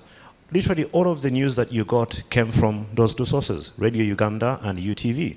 And anything that you heard on the radio was gospel truth. That was it. You had nothing else to go by. And so the media influenced you almost 100%, right? Things have changed so much now. From your perspective, if you can speak, very briefly into the issue of influence on both sides. Who is influencing the media, and does the media still have any influence on people? It's hard to ignore what's happened in the US and how the mainstream media, I think, thought they were influencing people. And it was very interesting seeing all of the outlets yesterday when the results came out, everyone just being shocked. How did this happen? We didn't see this coming. Where did this come from? And yet, they were trying to talk to people. People had their own suggestions and indications. Again, who influenced who? How did that turn out? And how does that affect us now in trying to have independent media? Does it make any sense at all to you anymore? Yeah. So firstly, if you look at Elon Musk's tweet, he says it's a victory for free speech. And he says Twitter has done it because he felt like his platform provided an opportunity for people to freely express himself. But I'm really excited and I'm grateful to Media Focus on Africa for organizing this. But I wanted to loop in my argument from the real core here. And I think that's the first word, rebuilding trust. Yeah. It's very core.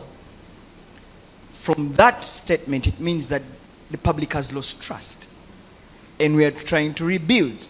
You rebuild because you've lost something. And that's why we're here. Do you agree that trust has been lost? And so I'm just trying to build my point. Yeah. So from the title or the core theme of this discussion is rebuilding trust.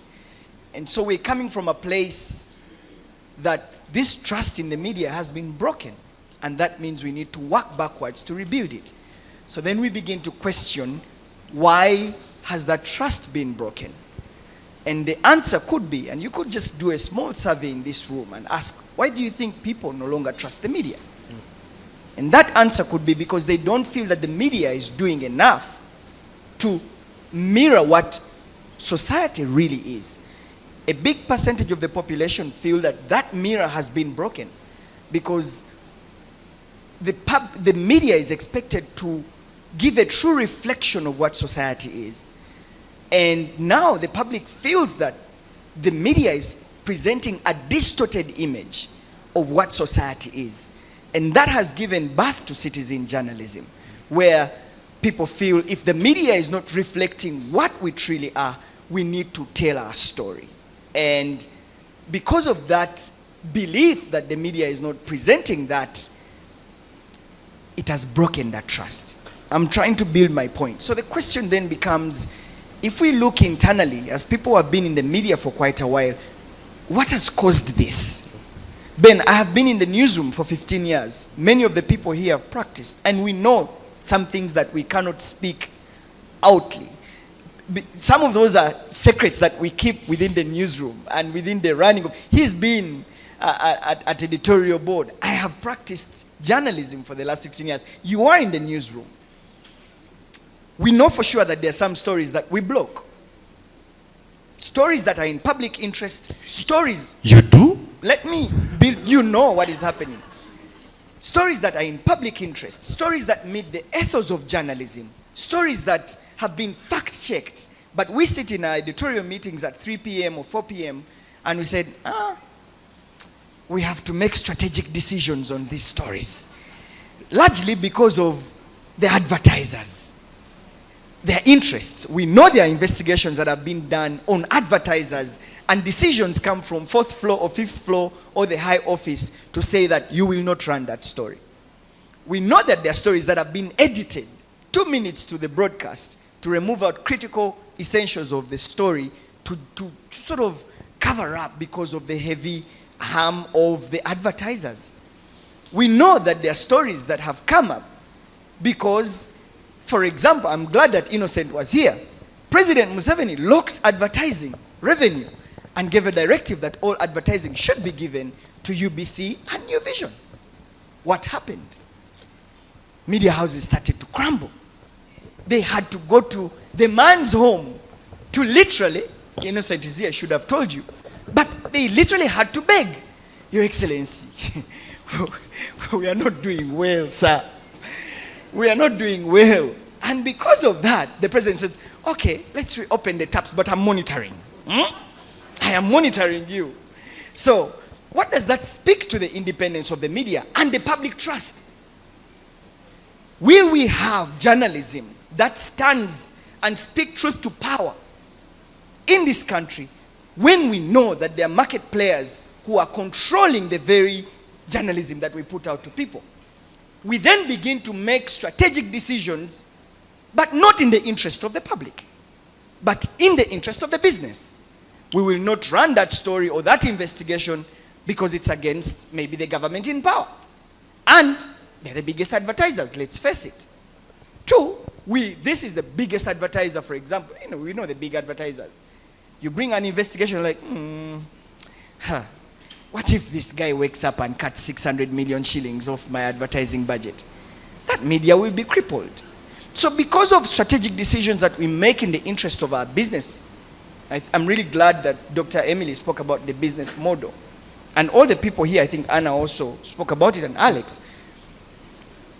We have sacrificed journalism at the altar of saving the media business in this country.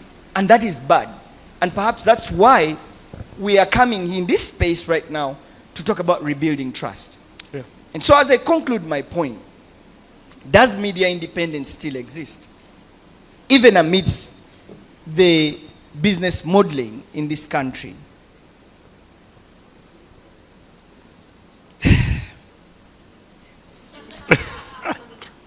That's a big sigh. Yeah, because I know what happens in the newsroom. Right.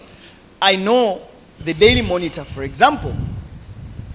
I mean, the president calls it an enemy newspaper. But you know what is surprising? He reads it every day. Which is what I love most. He says, these people wrote these things. But tomorrow, as he's getting his brief, he gets a copy of the New Vision and the Daily Monitor. It's on very few occasions that he has spoken about the New Vision. But most of the time he says, this enemy newspaper. But even with the challenges that exist, the Daily Monitor will wake up to a frontline page of the State of the Nation address. We all remember the front page. Empty. You remember? That story was quite telling. I mean, imagine, front page, empty page, but they put State of the Nation. It is amidst all the challenges. There are news organizations that have said, with all these challenges that we're facing, we still owe the public truth every day. So, and that's an interesting thing, which is probably a very good point to bring in Marcella, because Marcella runs a media house in her own right as the Government Citizen Interaction Center. Her job is to serve her biggest client, which is the government, in a way. Based on what you've heard so far, how do you find that balance between trying to shed a positive light on the government without ignoring the truth about that word there, public accountability? Because let's be honest, as a country right now in Uganda, we have some very big problems, the biggest of which is corruption. Being able to have an independent media requires that we're able to shed a lot of light on some of those things.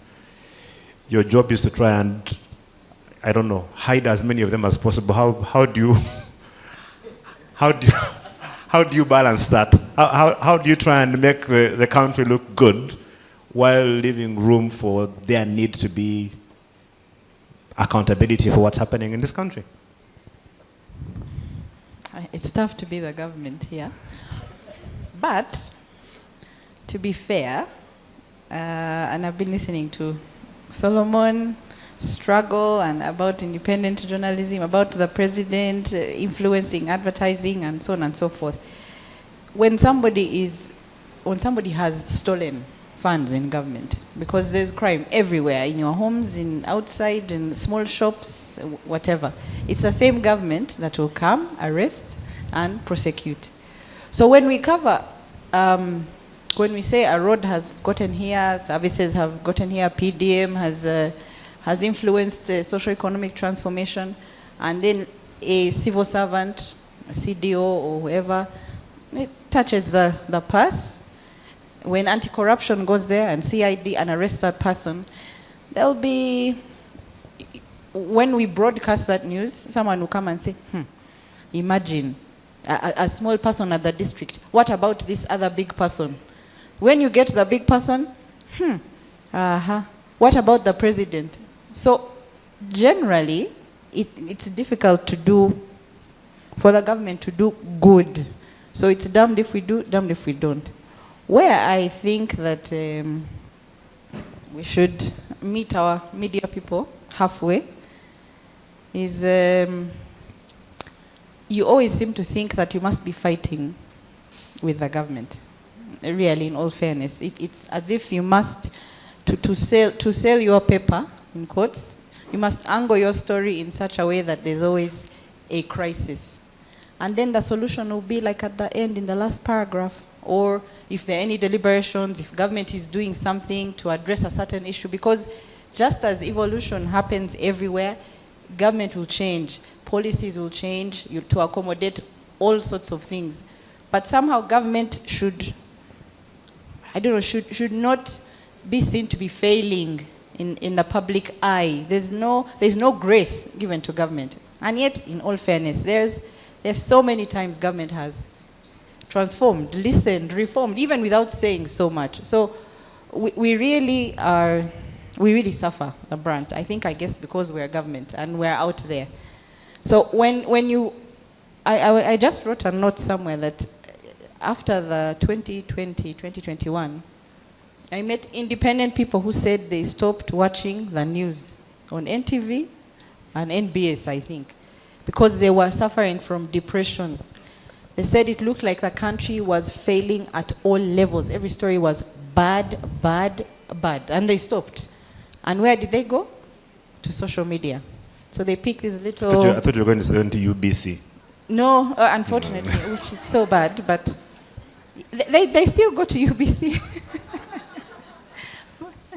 They go it's to okay, UBC. you can throw them under the bus if they're not doing a good job. No, they do go to UBC. Right. There are people, your number one citizen watches UBC, and alone, meanwhile, only. So he will look at the news on UBC and know that that's the news. But the newspapers, he will read, broadly. Right. So I feel that there's unfair coverage. It's like you must look for the things that are failing. And honestly, these emotions he was talking about, the thing, it sells. Bad news, anger, some sensation, agatali konfufu, So let me pick it up from there and bring Alex back into it, and from where you've just left off about unfair coverage. You've been editor for The Enemy,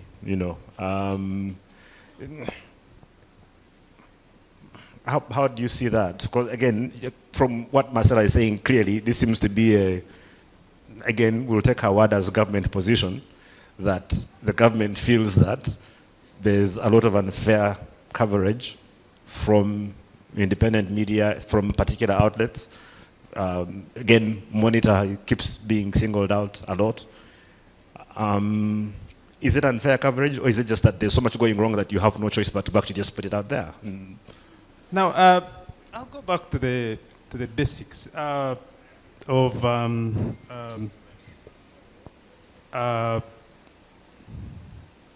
the public interest role of the media. And that's the point that Solomon was putting across. Why are we having a discussion that there is loss of trust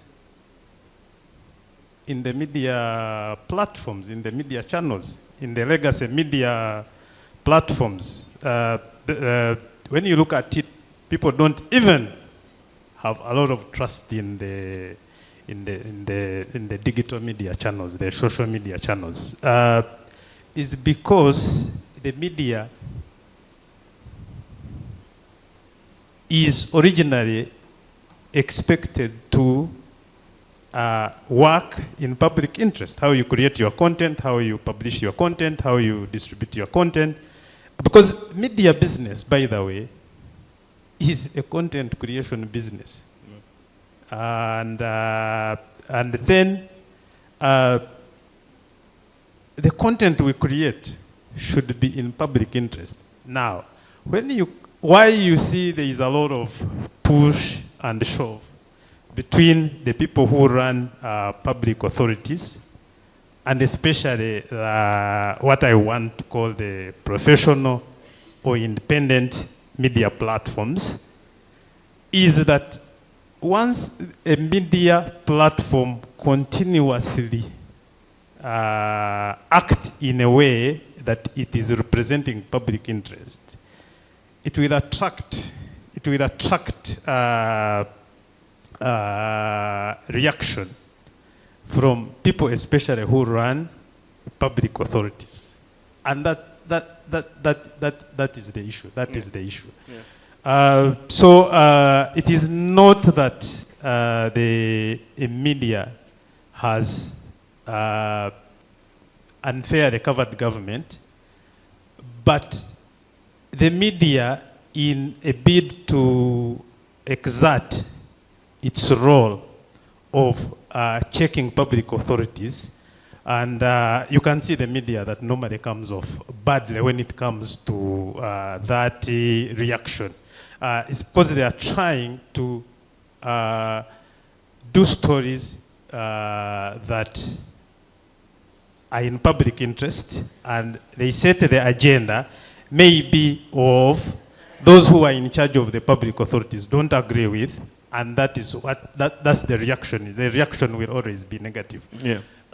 Because now you would think, for example, that maybe if these people think that these media platforms that they continuously refer to as enemy platforms, you would think that maybe those people have lost interest and are not for it. But when you see from their body languages that the first thing they are looking at, and by the way, from a personal experience, is that because when you enter the monitor, by the way, you get a lot of calls from government officials, including the president. And when the president called, you would be worried that he's going to ask about these political headline stories. But for example, one time he called and he was asking about there's a group of students at Makerere who were involved in the research that has led to this technology, the Kayola buses. And that story was on, he was calling to ask about a story that is on, it was on page, I remember very well, it was on page 29. And he said, where can I find these guys? So that, to me, that reaction that continuously bashes, especially in independent media channels, is because the media has been very firm in exerting their role of acting in public interest, and most times I'm not surprised that the reaction is that negative. Again, yeah. So let me come to Anna. Let's talk about disinformation for a little bit. This is the one where things have sort of been getting very, very interesting. I don't know how to put this question to you very... Straight ahead. Straight, right, okay. When the president keeps calling the monitor the enemy, at some point isn't that enough to be considered as disinformation? Sorry? When the president keeps saying that, monitor is the enemy, can that not be construed as disinformation from... I'm just... Okay. What is disinformation? Because... Yeah, I think this is what is then disinformation. Right. Because your own perception can be very true, or for yourself. Yeah. And I also think the criteria for media is not whether the media reports fairly or not on the government. That's not the criteria for professional journalism. I strongly believe what is the criteria is the objectivity. And now whether it's perceived as fair and unfair, this is, this is a different story. And objectivity does not mean also neutrality. let's be honest also about this. Again, we all try to influence public opinion, and we have editorial lines, so there will be differences.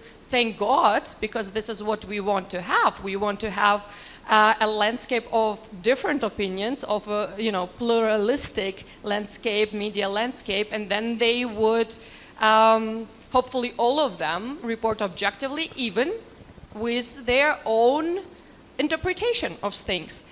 And objectivity also does not mean I have one side of the story and I need to show the other side of the story. That's also not what objective journalism is about. Yeah. I think this is not for now. Because I always say, and we work a lot with MCI to young journalists, if somebody, I give a very simple example. If somebody says it's raining outside, and the other person is saying it's not raining outside, as a journalist, it's not your job to quote both.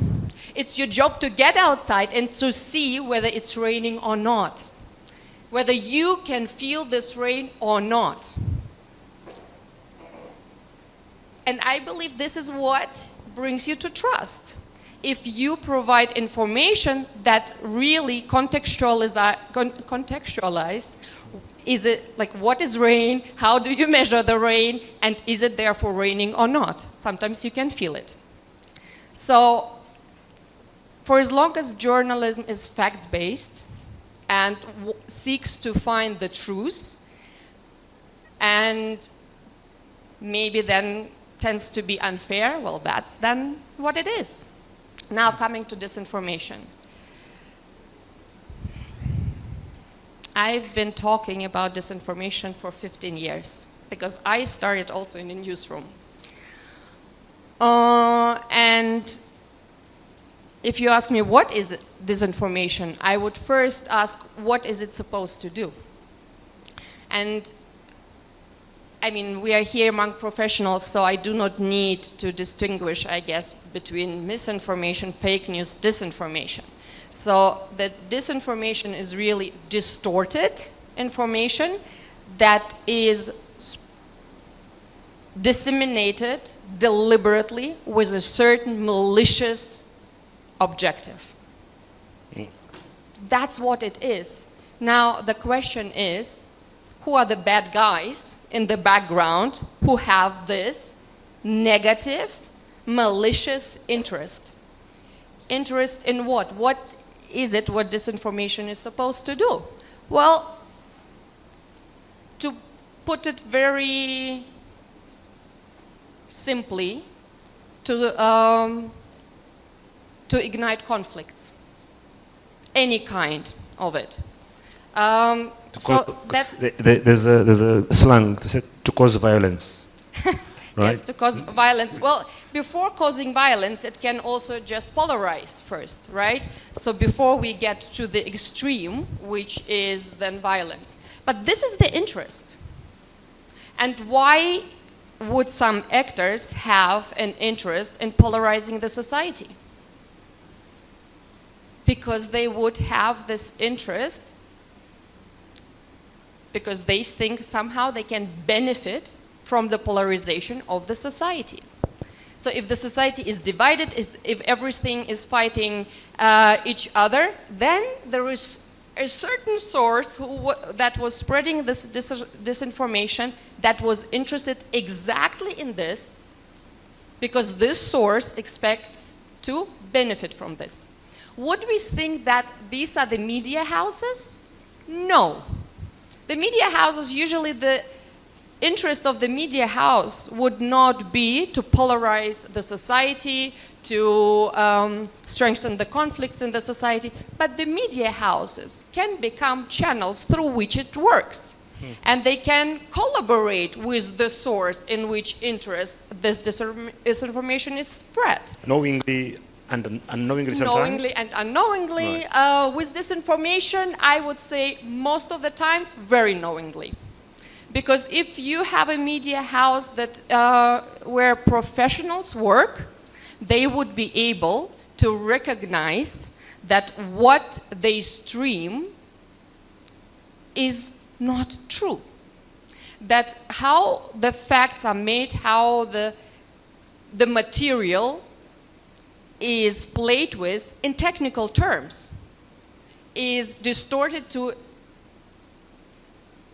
present a different story, okay, which is not true. So the media houses that stream disinformation, that also have their income from disinformation, become tools in the interest of somebody else. And this can be in the interest of certain national stakeholders, and this can be in the interest of certain foreign actors. And I think somebody was showing this map before, what the disinformation currently in Africa looks like, and you can see which are also the powers behind disinformation. National, foreign actors, and this also brings me back to your initial question, Ben, of income and so on, because you then go maybe induce information presented to you by some other sources. We talk about AI, and if you allow me, just before we sat on the panel, I asked ChatGPT, AI, who and which countries are the biggest drivers and investors into disinformation? AI, ChatGPT, gives me the first 5. Okay? First among the 5, Russia. Second, China. Third, Iran. Fourth, North Korea. Fifth, Saudi Arabia and Gulf states. Okay? So with all the different agencies that we have lived with and taken our news from, okay, and we know all of them, BBC and so on, somehow they do not appear in this list. So, and this is where I think we need to make a strong distinction between willing to influence public opinion and having an agenda, or distorting information in the way that you cause polarization because you will benefit from it. And if we have these 5 countries and they act on the continent, well, be sure that this is not in the interest of the continent that they are doing this, because they would not spend their money on it. And if I may, Ben, the very last point, because I started with a certain definition of disinformation which would be given quite often. But today, if we speak about disinformation, I do not personally take it anymore from the media perspective and so on. For me, it has clearly become a security threat and a security issue. Just as the survey of the Economic Forum has stated, we have the UN Security Council has now also put disinformation as a security threat. And so if we talk about, and I conclude giving you a new maybe definition that I would use. So how do we call a thing that is designed or used to cause harm or damage, which I hope I have established disinformation does? Or how do we call a means to gain a certain advantage in a certain conflict? How do we call this thing, this tool? We usually call it a weapon. And disinformation has become a weapon, a psychological weapon in warfare. We know different kinds of warfare. We are, over the history, we are used to the physical warfare, but this is now warfare that takes place in the digital space.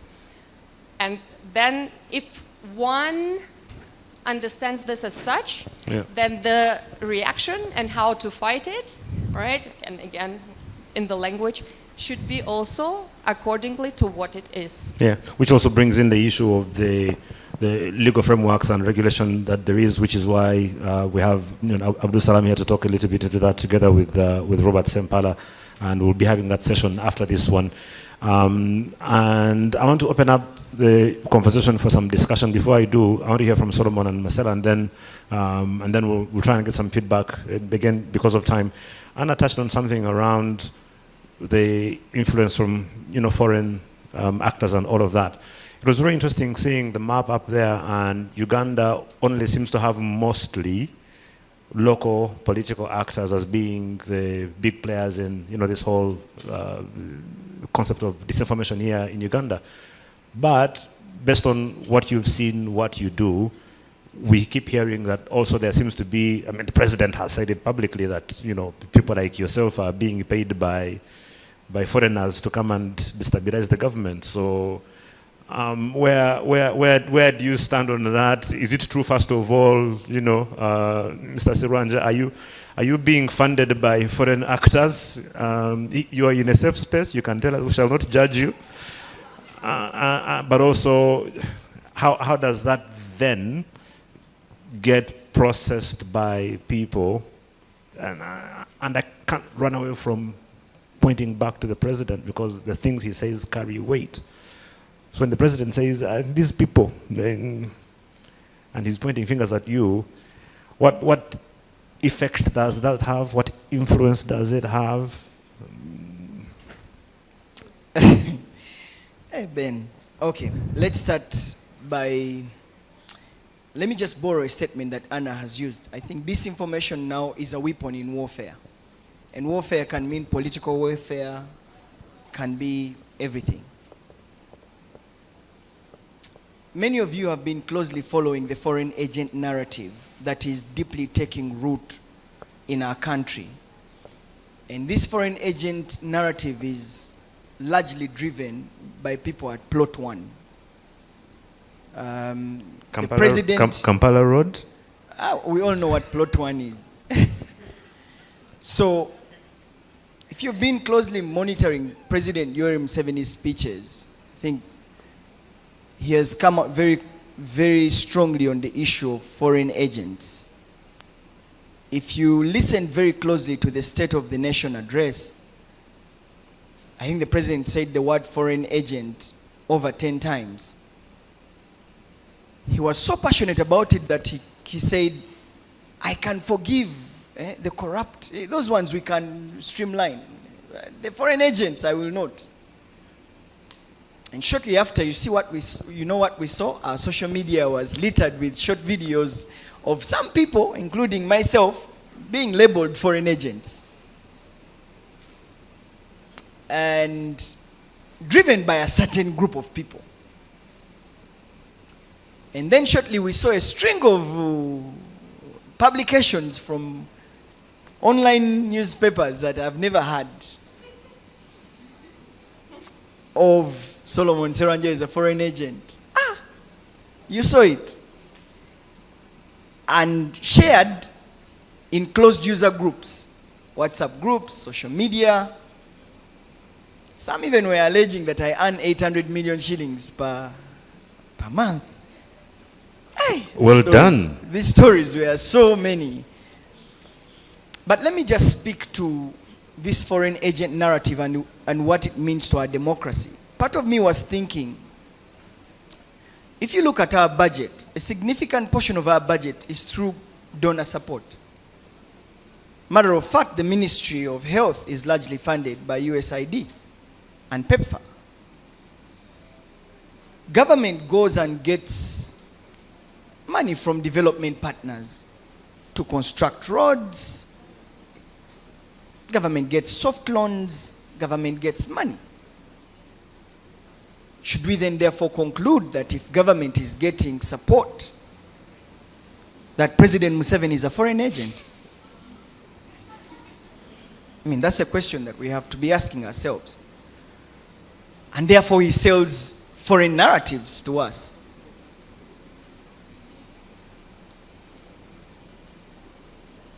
If you look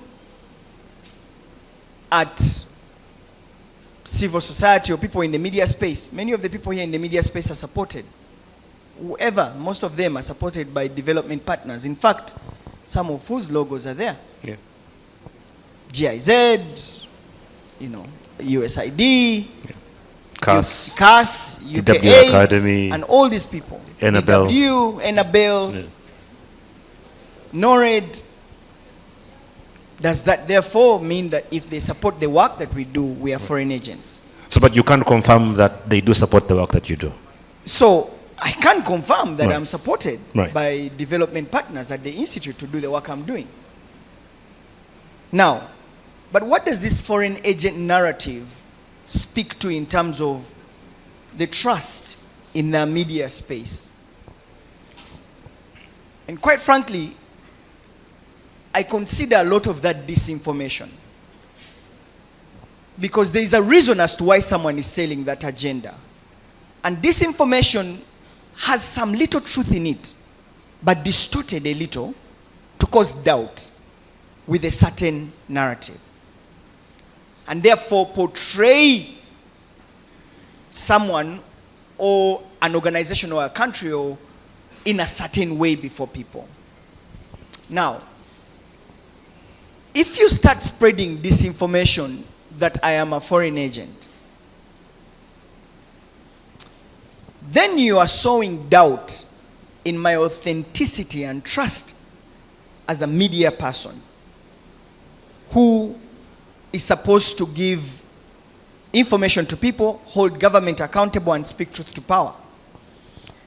And once the media falls for that, once the public falls for that, then that means even when you speak the truth with evidence, because of that disinformation that has been going out, the public then begins to think foreign agent, foreign narrative, foreign agenda. And now you're even sitting next to Anna, so it's very easy to just need to take a picture of the both of you. So you know what that means? It is discrediting and discrediting people and discrediting media, and therefore sowing a seed of doubt in what they're saying. And it's a political warfare. Right. And that means it's used as a political weapon. So when you discredit people and media, by the way, another form of spreading misinformation by plot one, as I conclude, is the president calling the Daily Monitor an enemy newspaper, full of lies. Right? And so when the president speaks about that, that narrative goes into the country. That narrative spread. It's the head of state. He has influence. I mean, he's the most followed Ugandan. He's a head of state. When the president comes out to say, these liars, these Monitor people, these enemy newspapers, the public too perceives it that way to some extent. And therefore, you find, talk to salespersons of the Daily Monitor. They'll tell you we go to government offices to get business, but they say, for you are enemy newspapers. You are an enemy. You are an enemy. And in a way, that is taking center stage in our democracy. Yeah. So for me, as I conclude, I think that to just wrap up what Anna said, and I think my takeaway here is that disinformation has now been crafted into a weapon that is going to be used, especially as we get into the elections. Yeah. You will see, Ben, on social media, how the political camps will use disinformation in pushing for their agenda. And we saw it back in 2021. Yeah. There's a report by DRL, there's a report by, different reports have been published about how disinformation was used in Uganda's electoral processes in 2021. And it's going to come back. This time, though, used as a political weapon. Yeah. So, unfortunately for Marcella, her office is, I think, on plot one of one of the roads. I don't know which plot one it is. And I'll come to you. I think Anna wanted to say something, and then I'll come to Marcella. As Anna responds, Marcella, the question for you is, the Government Citizen Interaction Center is responsible for, again, doing the interaction. How do we stop you from becoming a propaganda machine that becomes a tool of disinformation? Because it's very easy, because of where you sit and what you're supposed to be doing, for you to be used to be the one pushing all of these narratives. How do we ensure that you're not doing that? What can we do to help you, either not to do that or to do that less, depending on what it is that you're supposed to be doing there. After we hear from Anna. Thank you, Ben. I have a dream. Can I start this way? I have a dream that as a representative of a political foundation, we can work in different countries and bring together different people on board with whom we share interests, values, but also with whom we go into an open and critical debate and so on. And to organize such thing, it requires also money. So my dream is that everyone puts on, on the table whatever the financial means allow, and also, of course, contributions in kind. Now, the truth is that with many partners with whom we work, just by the nature of things and their income, it's not possible for them to bring their own money in. And some of them leave newsrooms to do important investigative journalism, but where should the means come from? So, and you see, this becomes very tricky. If we are all here together and understand how important it is, to inform the public, to provide public with information that they can take a decision on their own and so on. But it costs money. So as we are seated here, I cannot say which Ugandan business has contributed to set up this hub, this MCI hub. But I can tell you which money from the German taxpayer went into this. I cannot say how much money went into AIIJ from the Ugandan private businesses, but I can tell you, at least for my part, how much we have contributed working with them. Somebody was mentioning solution journalism now, because there has to be another alternative. I cannot tell you, and I work with the team quite closely, how much private money from Uganda or whether from businesses or any other source went into it to support it. I can tell you what we have put into it. So you see, this is the problem. We all acknowledge that those media outlets, that the work is important and so on, but who puts money in? And sometimes I do not know why the German taxpayer should be more interested in preserving free media in Uganda than the Ugandans themselves. And I strongly believe that without free media, you won't be able to take important decisions. Now, Ben, just one thing. Maybe the businesses of today think, what do I care? I have my business. But the truth is, and we have seen it in other countries, if the country crumbles for whatever reason, economically and so on, and you have not invested into free media, your business will also crumble. So it should be the first and foremost interest of the society itself to invest in free media. Now, if we do this, and somebody is associated with us, then these people are called foreign agents. It's okay. If you think that this is what it is, then invest yourself. I am happy to just collaborate with them and do not put any money into this. I wanted to ask a very quick follow-up question on that, because it's very interesting you mentioned that. Do you think that there's a certain level of, I don't know if I should call it naivety, from especially our private sector people here? Because again, as you mentioned, one of the things that I insist on saying, that I like to say, is that if you go and look at every African country where there has been any sort of drama or chaos, it never goes well. Libya, Tunisia, Egypt, Sudan at the moment is completely dead as a country. And you'd think, if they had invested enough in their media to be able to say, look, because the media has the power to hold a country together, right? Do you think there's a naivety in Ugandan business people who, in their quest to be aligned with the establishment, have completely forgotten that this thing, it backfires and backfires on them first before anyone else? I would love to have this conversation with the private business to find out what the aspects are. But you see, Solomon has mentioned something here with media houses and the strategical decision making. It is a business, right? Right. So maybe other businesses do it the same way. That they sit in their boardroom and think, will I invest in free media or not? How might this backfire on my business? So those could also be the aspects of it. Just to get back to the foreign agent narrative. You know where it comes from?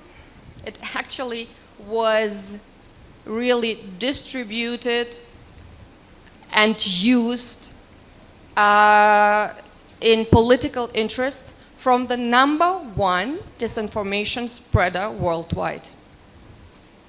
It's a legislation that was passed in Russia and that was used to discredit Russian journalists, Russian civil society, and so on.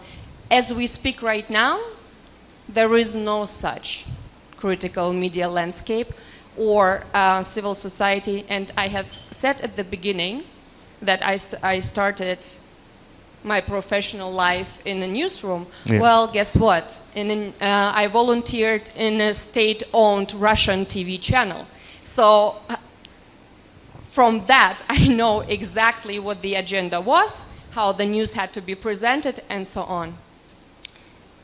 And so it's to no surprise that disinformation has become kind of, a topic for me that has lasted.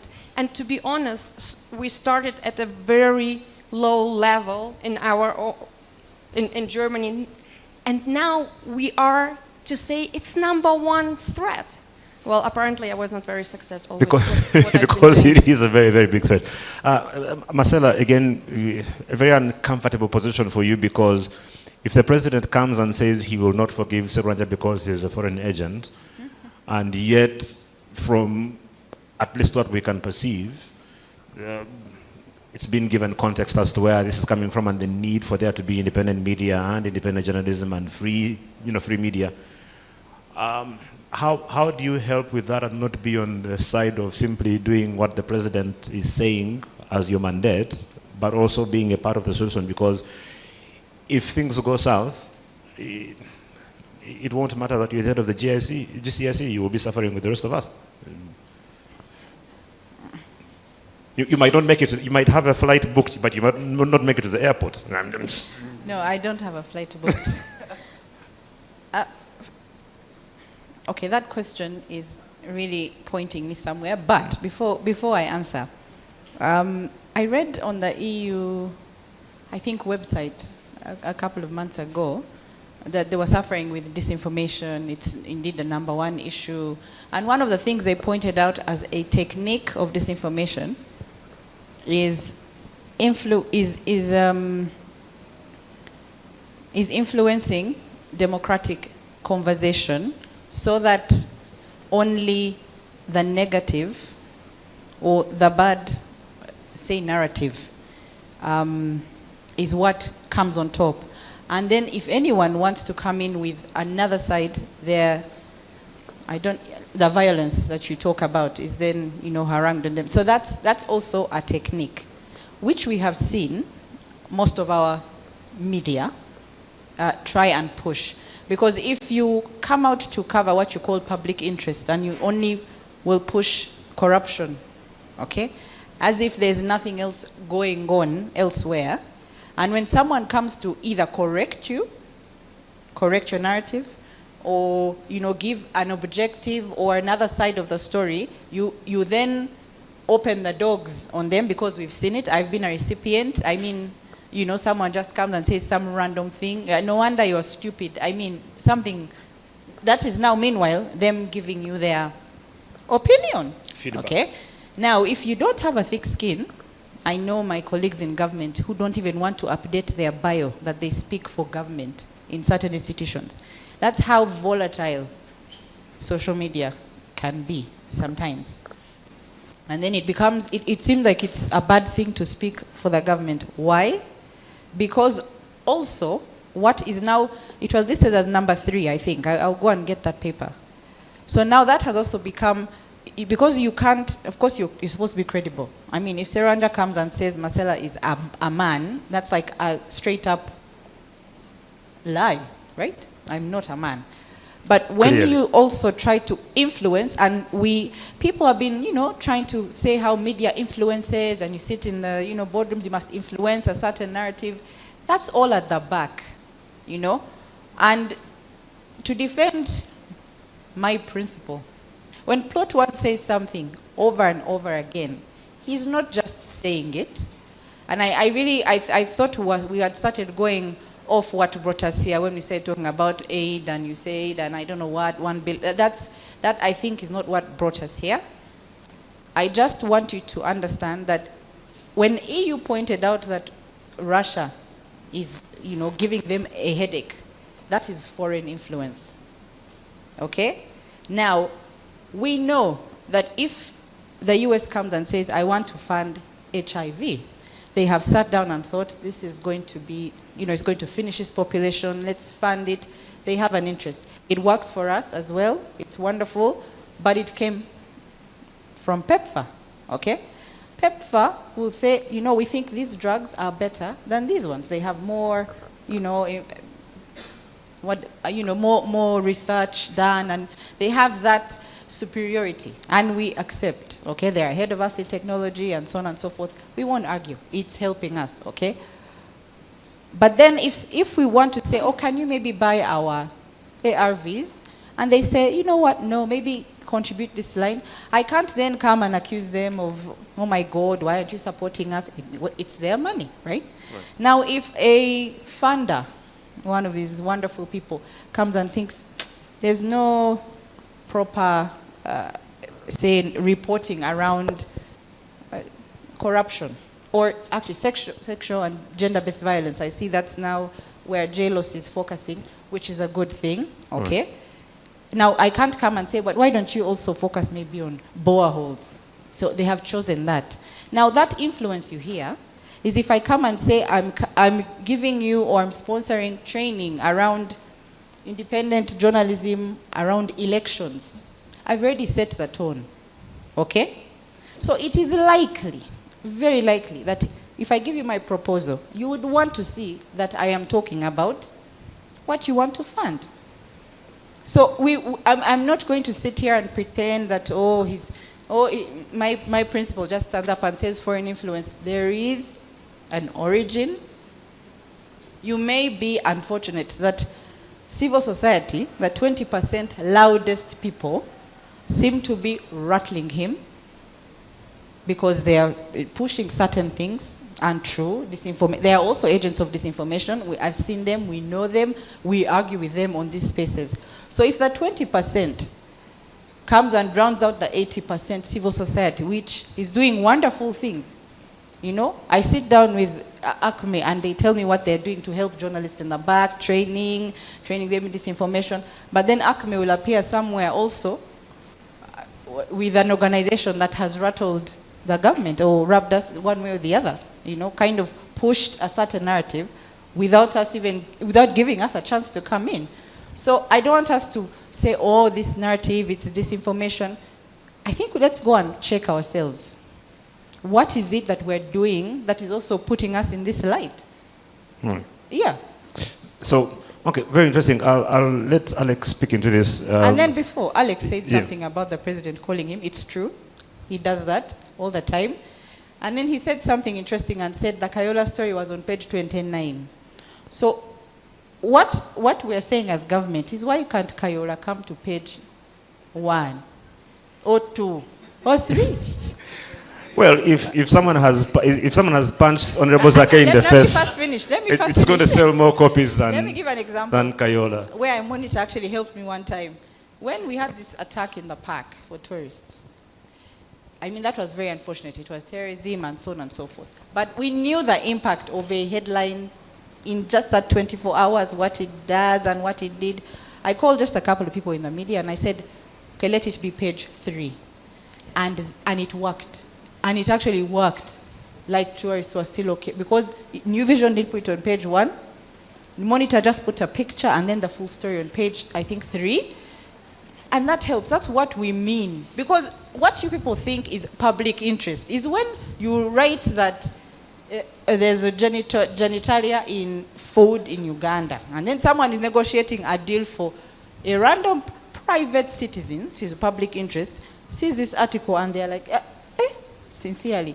And you feel like telling someone, it's even just alleged, it's not, it may have been like some cartilage that looked like something. But you can't explain to someone when you are there at a high table negotiating 100,000 tons of sim. Yeah.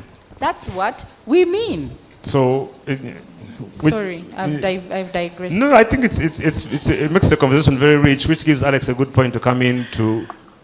So, where do you draw that balance? Is it, again, unfortunately, we can't run away from the principle in this matter where the president is, we don't know what information he thinks he has or has. That balance between what he thinks is foreign interest and being able to actually do public accountability, which is what usually seems to rattle him more than anything else when fingers are pointed about things that are not being done properly. First of all, the story was on page 29. There's a basis on how you evaluate stories that come to where. Yeah. That basis changes every day in the editors' conferences. The editors who sat in the conference that day thought that the story should be on page 29, and it was quite effective because even the #1 citizen was able to see it. Yeah, so number 2 is that, back to your question, is that, we are discussing disinformation now, and the concept of foreign influence. We need to put it back into context. And how do we put the topic of disinformation into context, especially when it comes to media structures, media circles? I think continuous research has ranked, if you want to put it in context, you look at the ranking of the biggest purveyors of disinformation. And most of the disinformation we are dealing with here in even our local context is just the propagandas around one, political, and then, of course, public issues. And the latest Afrobarometer survey of who are the biggest purveyors of information ranked #1 politicians. Over 60% of purveyors of disinformation, #1 politicians. #2 government. I don't know, the Government Citizen Interaction Center is a very is a new government, whatever. But #2 is government. #3, which is so you're very interesting. You're saying Masela is #2 on the list? No. Masela is an agent of government. Is the main government. #3 is political parties. Political parties. If we put in our local context, you might think that when we talk about political parties, somebody might suspect that maybe this political party or that one is the biggest purveyor of disinformation, but you might be surprised who are among the political parties is the biggest purveyor of disinformation. So, when it comes to your question of foreign influence, when you look at that ranking, politicians, government, political parties, the rest, the biggest politician in, the best politician in our local context probably is the president. So if you were to evaluate and put into context, the president may have And we can evaluate this. The president may have been the biggest source of disinformation when it comes to affecting these media spaces. So we need to evaluate as media houses. Yeah. As media people in the media industry, people in the media spaces, we need to, we have been, and we are talking about disinformation, media, and technology, because AI is technology. We need to evaluate how we have responded to media business and technology. Because for a long time, the media, what I call the professional media platforms, when it comes to technology, they're always playing in the background. For example, if you were to do, when you saw in the American election, Elon Musk was running the biggest podcast in about electioneering. And that should have been front-led by professionals in the media. So the media houses need to come to the front and play from the front and build capacities to respond to these issues and in the proper context. Thank you very much. It's very interesting. Again, from this report, so number one purveyor of disinformation is politicians. The biggest politician is the president. Number two is the government. You know, so again, it's a difficult conversation to have, but one that is hard to ignore and requires to be tackled. We overshot our time so much, but I would like to take some feedback from the room if there's any before we get into our next session. We have a very good session coming up. So Julius's hand went up first. Mr. Onen's hand went up next. If we can use this mic. And then we'll go round to the back, Miss Milonji here, and then to Idris. Well, let's try and keep it brief. Only the people who have raised their hands can have a go, and then we'll go into our next session. Mr. Muchunguzi. Thank you very much, Ben, and thank you, the panel, for raising a number of issues. My name is Julius Muchunguzi. I am the head of public relations at the Electoral Commission. This theme could even have removed the word media and said rebuilding trust in times of AI. And Solomon made reference, to the subject of rebuilding trust. We are living in a society where trust almost in all institutions has been eroded. People don't trust pastors. People don't trust churches. People don't trust families. People don't trust parents. People don't trust police. They don't trust the judiciary. They don't trust the media. I hope they trust the Electoral Commission or the electoral process. Do you really want us to go there? We are going to go there.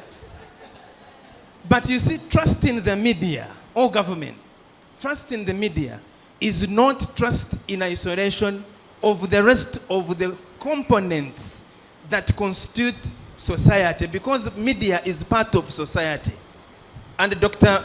Uganda used to teach us, media and society, that the media is a reflection of what we see in society. When you see people mistrusting the media, they are actually mistrusting themselves. And they are mistrusting all the other institutions. Technology and AI, for that matter, has simply hastened the context of mistrust and the speed of mistrust.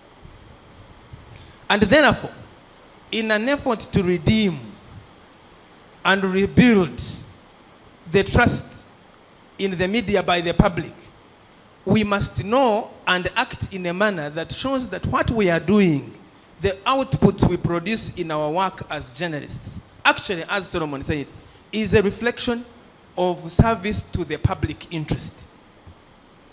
But you know, as well as I do know, that even in the media space, There are some media institutions or journalists themselves who will show up at the press conference, and in the political setting, you find that their own trust and their own credibility is at stake because you think they are not necessarily very independent in their own approach, that they are purveyors of interests of certain political interests. And when that perception is on an individual journalist, it can go to the media house, and then it goes to the institution of the media as an institution. And so there are different levels of rebuilding trust that we need to be addressing. At the level of the individual reporters that do the stories and report, that when you show up at the press conference of Party X, they will not say that one should not enter. Because we know in our political setting where a reporter will show up and they say that one should not enter, it means you already, your own credibility has been tainted, and therefore they don't trust your independence and impartiality, and they also not trust what you produce. Yeah. So there is that. The second level is at the level of the media house, so that no media houses are described as has been said, that they don't say this one is this paper or that paper, and then at the level of the industry. Right. But finally, this map that was shown here is really dangerous. The map of disinformation on the continent. You see, Africa is like a bride, a beautiful girl that everybody is, eyeing. And when some people do not get a chance to court that girl, they will accuse everybody else who is trying to show their manifesto. Clearly, this map is not innocent. This map is political, and it's playing in the bigger geopolitics of the world. America is not on the table. Europe is not on the table. Therefore, if China comes and does something, it is a purveyor of misinformation. When Russia says something, it is a purveyor of information. I would have wanted to see the others, the element of the others that includes Europe, America, and Americas, Canada, and all those places. Because we know that there are interests on the continent. We have all the best resources that the world needs today are on the continent.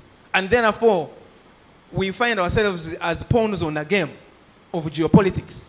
Yeah. And they will blind certain people, certain countries, to be purveyors of misinformation because maybe they are displacing the old group of purveyors of disinformation in the colonial times. Thank you. Thank you very much. We'll go to Mr. Onen, right at the back. One of the interesting things hearing Julius talking is especially around the electoral context. When we think about disinformation and all of that, we usually think about it from a national perspective. But can you imagine the amount of disinformation that will normally happen at local election level, for example, with a small radio station in the community, and what a person can do if they have influence? They can just go and say that guy is a rapist. In fact, he's a homosexual. And that by the time you fix it, you've lost the election. There's nothing you can do about that. So, yeah. Thank you, Ben, and thank you, everyone involved, members of the panel. It's a fantastic discussion. Now, I'm going to bring a perspective here that I don't think is going to be very popular. First of all, my name is James Onen. I'm also known as Fat Boy. I work with RX Radio, Uganda's best online radio station. So I am not a fan of the idea of disinformation, misinformation. I feel that this is an attempt at fear-mongering by powers that be to try to demonize propaganda that they dislike. Everyone does propaganda on any side of whatever political issue, ideological issue you're on. Your side is going to say what you like, the other side is going to say things you don't like, and in an attempt to curry favor with the public and win the win over the mindsets of people, you're going to do what you can to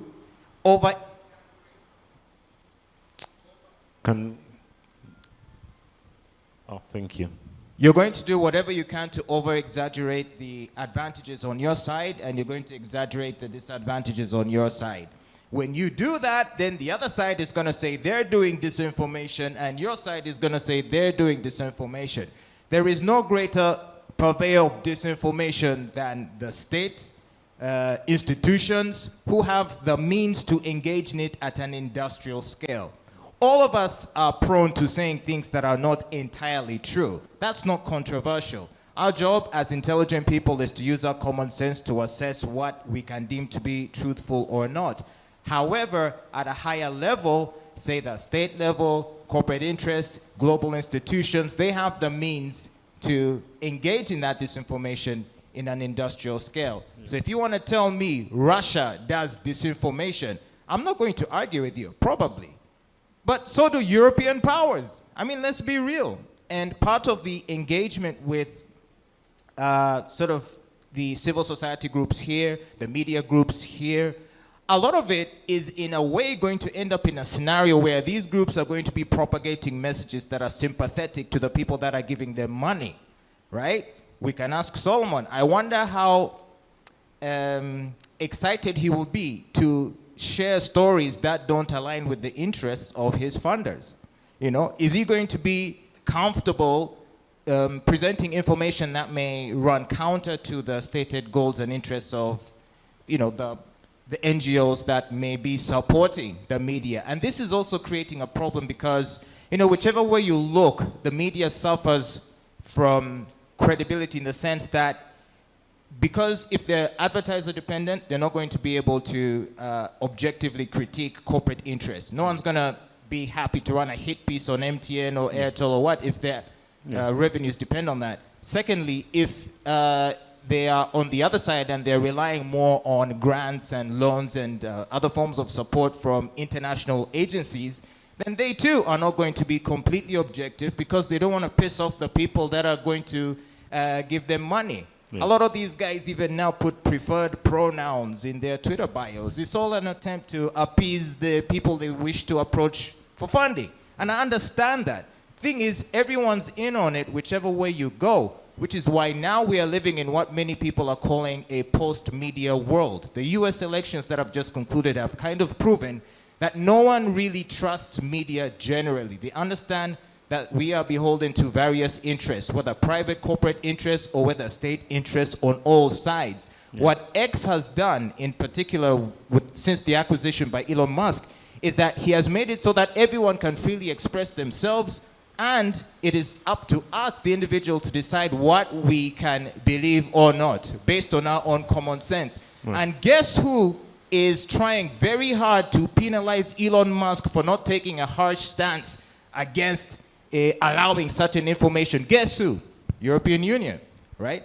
So, if it's a question of censorship, then I have to ask those who keep touting disinformation as a greatest threat, do you mean that because you're genuinely concerned, or are you just saying that because you're concerned that it undermines your interests and your agenda? Anytime you advocate for censorship to suppress views you disagree with, I think you're walking on very thin ice, and it's a very dangerous territory. And I feel like the conversation surrounding misinformation and disinformation is intended to create the moral permission to engage in censorship. The state does it when it suppresses people, and global institutions also do it when they want to get people deplatformed from social media and other places. We saw this during the COVID. You couldn't discuss anything. So again, I said it's not going to be a popular perspective. I just thought I'd throw it in here. Thank you.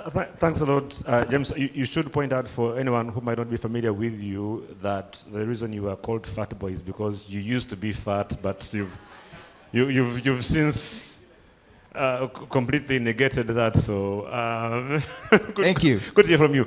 As we go on to the next person, the very disturbing thing about what Mr. Onen is sharing is that basically we can't trust anything we hear or say, which goes back to what Anna was saying, that you need to simply go and check, is it actually raining, right? Which then becomes a thing of how do you go and check that it's actually raining. I should point out, just to add on to the unpopular opinion, that this is my personal opinion, don't quote anyone else for it, in my personal opinion, the biggest purveyors of disinformation that I have seen, especially in Uganda, is opposition parties.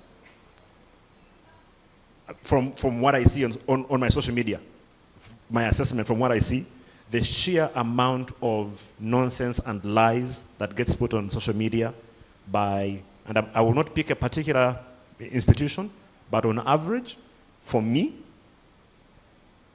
it gets disturbing sometimes. But that's just me. Over to you, sir. Thank you, Ben. My name is Noah Omuya. I'm also coming with another unpopular opinion. This discussion is good, but there's one thing that I feel should be touched about. When you talk about influence and loss of trust, it goes down to the journalist, the foot soldier. It stops being the major media house, the major institution in government. I have seen some journalists being pushed away like dogs. Spokesperson tried to say something. There's a place you go and then they lock you out like, that one does not deserve to be here. My question is, it goes to, let me say, Ms. Kareche. How do we get harmony for these young people, for these journalists who are fending for themselves, who are trying to get information to the public? It's not their own making. I know you know what I'm talking about. Thank you. Thank you very much. I think we had, there was here, Idris, if you could, let's go across the room so that we can finish. Idris will be the last person, so let's start with Faith and then we'll go across the room. Thank you so much, Ben. Good afternoon, everybody. My name is Faith Mulungi, and I host a breakfast show on 97 FM Radio City. Now, I initially had this as a twofold question for Solomon and Marcella. As someone who has been a victim of bot accounts, in 2016 was the first time we saw on, I rebelliously call it Twitter, because X doesn't make sense to me. But that's one of the first times we got to see campaigns being taken online. And around that time, the ruling party had a number of people that were running bot accounts. And for close to 4-5 years, someone from the NRM camp was running an account with my likeness. They went. Then they used your picture. Yes, they used my picture, but they were using Anisha Wase was the account, and I used to be at Power FM around that time, and I was the social media manager. And when you'd open, Power FM was sort of linked to that particular account. My cries for it being taken down went unanswered up until that particular crop of influencers / bots was disbanded. That was the time when it was put down. And as we're having a conversation around building trust and disinformation, I hope that you will be able to help me answer this. Marcella, what does accountability look like when government is costing us Facebook? Because it was shut down in the country, we might never know who is right and who is wrong. Because as we've learned, the government stands and says this, and then the other parties also stand and make their cases. But what does it look like in a country where everything is polarized? If you're not pro-NRM, you're looked at as against. And we've also seen the opposition do that.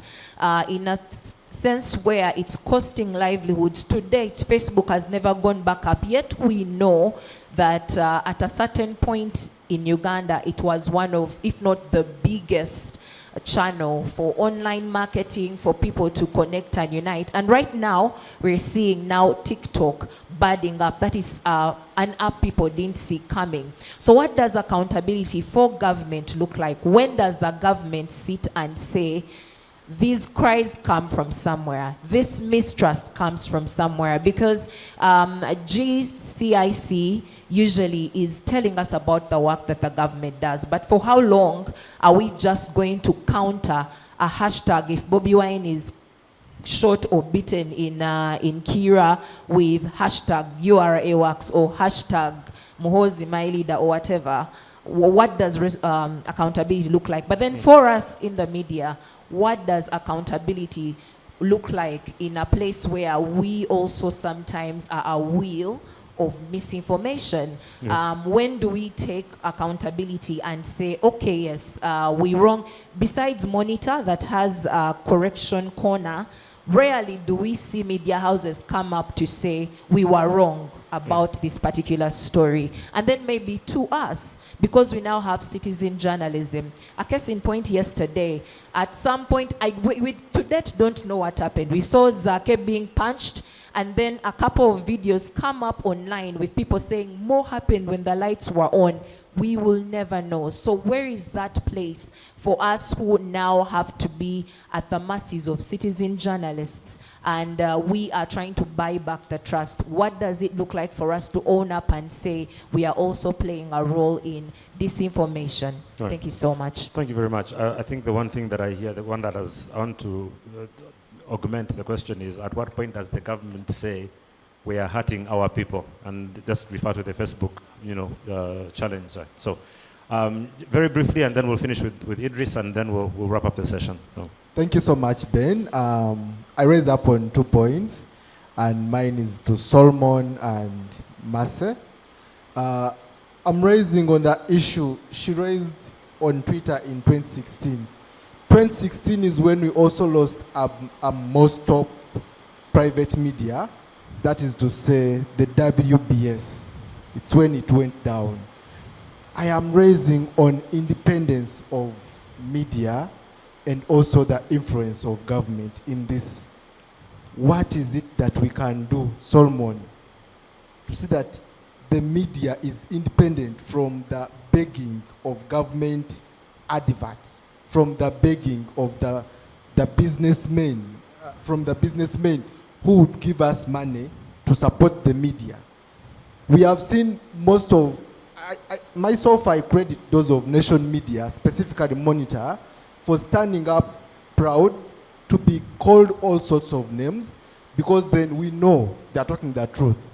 If they were not telling the truth, if it was disinformation, I trust that the government has the powers to put down Nation Media and put down Daily Monitor. Because if it was disinformation, then they would raise on the same to say, you've done this enough, pack and go. The same way they packed and told, they told WBS to pack and go on allegations of taxes. Right. So the other point would be, the other point would be on how, as young people, now because it's us embracing AI or the technology at play, to see that as young people, we have a task to play to inform the public or put disclaimers whenever we have such disinformation. Like Anne said, she has mastered the disinformation part of it. I want us as young people now to start walking the journey. Ben was raising on issues of us in political parties picking up interest to disinform the public. But it is because we don't have a group of people that are giving facts to us. So we'll move with the disinformation because it's what we have at the moment. Right. The media has been made expensive to us. We can't afford it anymore. Thank you. Thank you very much. I should tell you the WB story is a very interesting and long one, because I was actually running the company that bought WBS at the time. So Ben, we can talk at lunch. do we get to fact check submissions? Yeah, but I'm sure if we're talking about disinformation. So Idris, we'll finish with you briefly. Thank you very much. I want to thank the panelists, I think, for this interesting discussion. My name is Idris Chigundu. I'm the editor of Beg Media. One, I'm going to talk about 2 things. The first thing, I would like to largely associate myself with what James said regarding disinformation and misinformation. But also I would like to identify with what Faith said, only that what I believe they didn't hit the nail on the head when it came to that. Marcella is seated there. She was the brain behind the biggest disinformation and misinformation campaign ahead of 2021. I was the editor of the Nile Post, and I know that. The formation of bots, all that. We have to be honest with ourselves. Marcella was here saying, the civil society part of it and the media are purveyors of disinformation, which could be partly true, but the biggest, she runs an interaction center which is typically founded on disinformation. We know that people have worked there and some of these interact with us. For some of us who have done investigative journalism for a long time, and these are some of the stories we fear. I know very many people can't say this to her because they say, you know, Marcella is my friend and what, she'll be angry. Marcella, you need to account like she said, and you need to apologize for that. Yes. Secondly, leaving that one. That's a fact. Don't even shake your head. Don't even shake your head. It's a fact.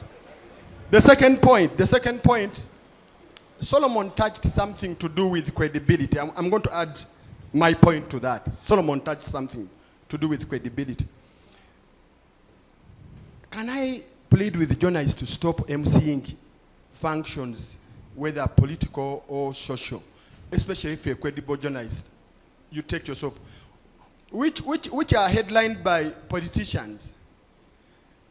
If tomorrow I see a journalist as an MC, I know the pay may not be good, I know we are trying to do this, but let me tell you, your credibility begins going down if people begin associating you with one side over the other. You're not going to explain to a reader, you see, or a viewer or something that you see, I was trying to make some small money, that's why you see I went to Bobby Wine's function and I was the MC. Or I went to President Museveni's function. Or I went to a function of MTN, a corporate, or whatever. Can journalists stop being influencers of corporate companies?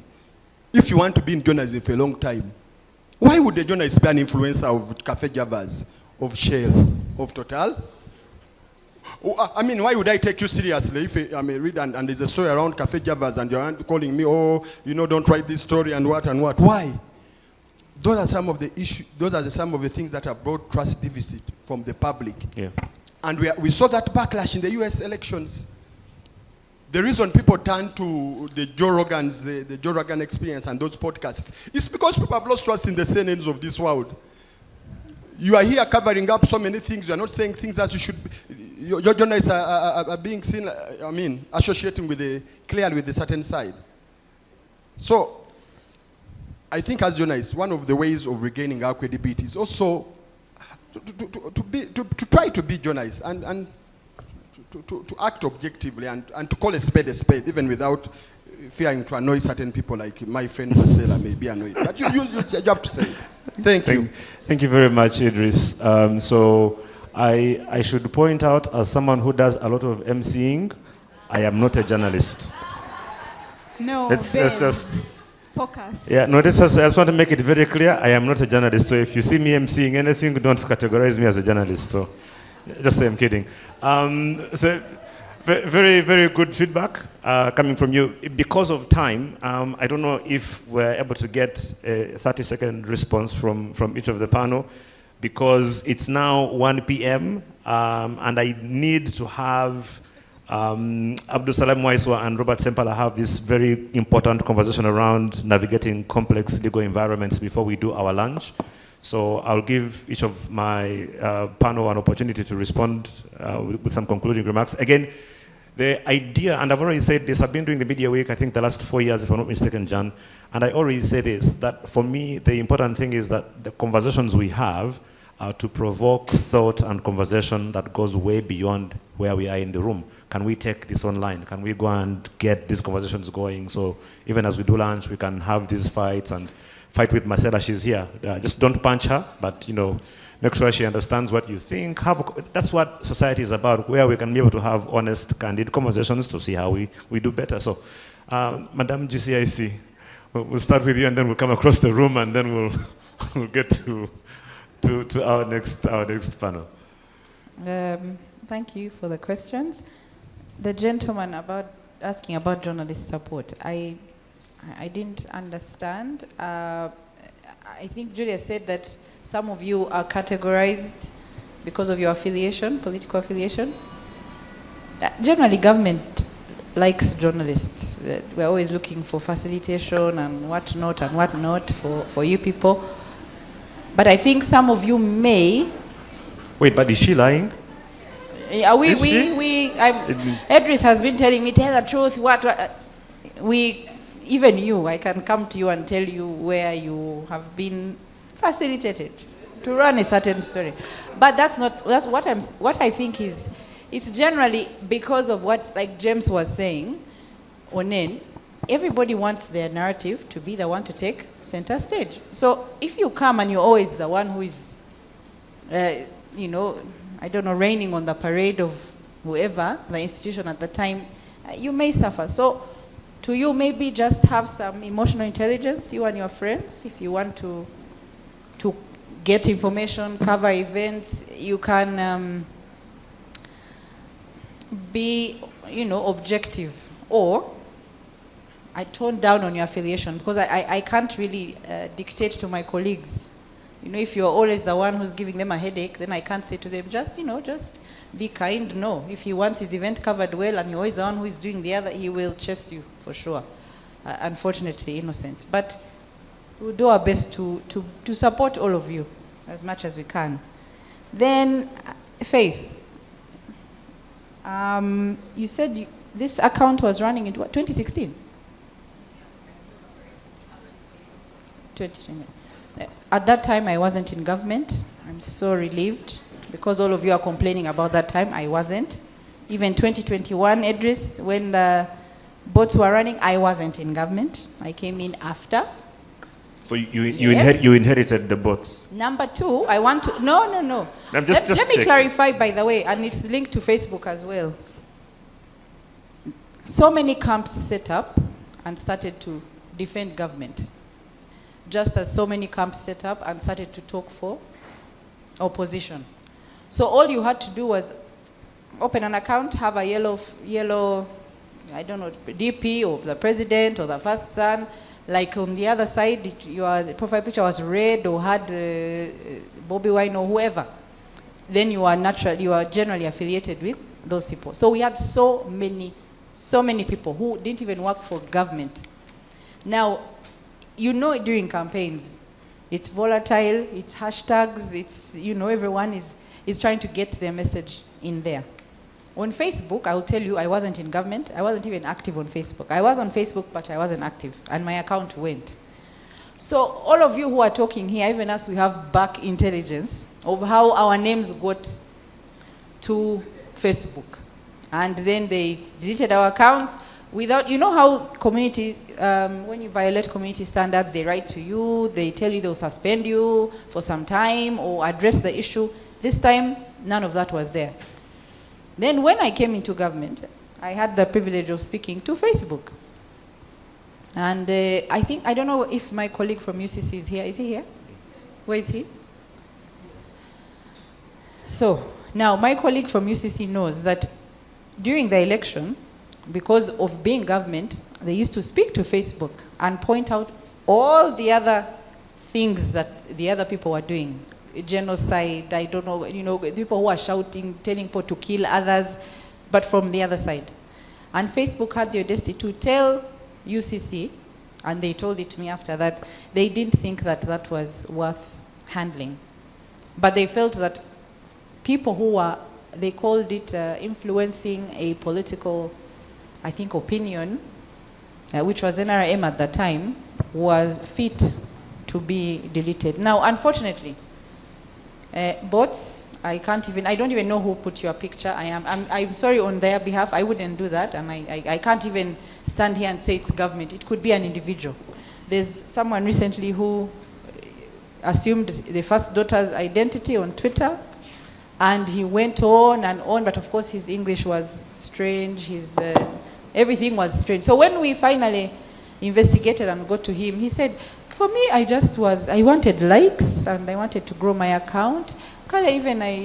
He was so young and so clueless about the effect of that thing. So we have so many people who are doing things, because it's social media. People use social media how they think they know to use it. So when you say government deleted, closed Facebook and so on, I want you to tell me what you think about Facebook having taken that action against the state, and it's a platform. Facebook is like a private platform. It's a business here, okay? So it literally influences, I think it was James who said that during COVID you couldn't post certain things, they would delete your posts and so on and so forth. So Facebook is a foreign platform. The people in America, they have the right to do what they want, but how then are you, how then can you say that you are independent because it's a tech platform, it has all sorts of things, advertising, so on and so forth. But if it can come and delete NRM, they call them bots, because they had the pictures of the president and I think first son, that's what they kept saying. And they felt that the other people were, they were not violating committee standards. What do you expect a state to do?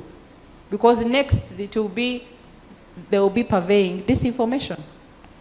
I know that I think it was Germany, I read that because of this disinformation, Germany told Facebook that if a post is on, I don't know if they amended that, but I was reading when they were coming up with the law, that if a post comes up on Facebook and it is fake, Facebook will be fined.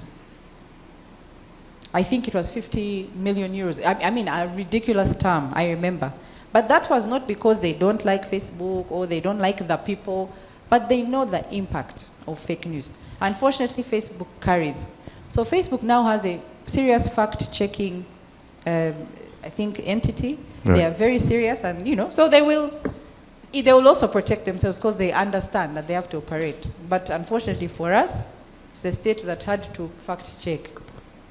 I don't know who else. I think, Idris, you said I apologize. Unfortunately, I'm not the one who did that.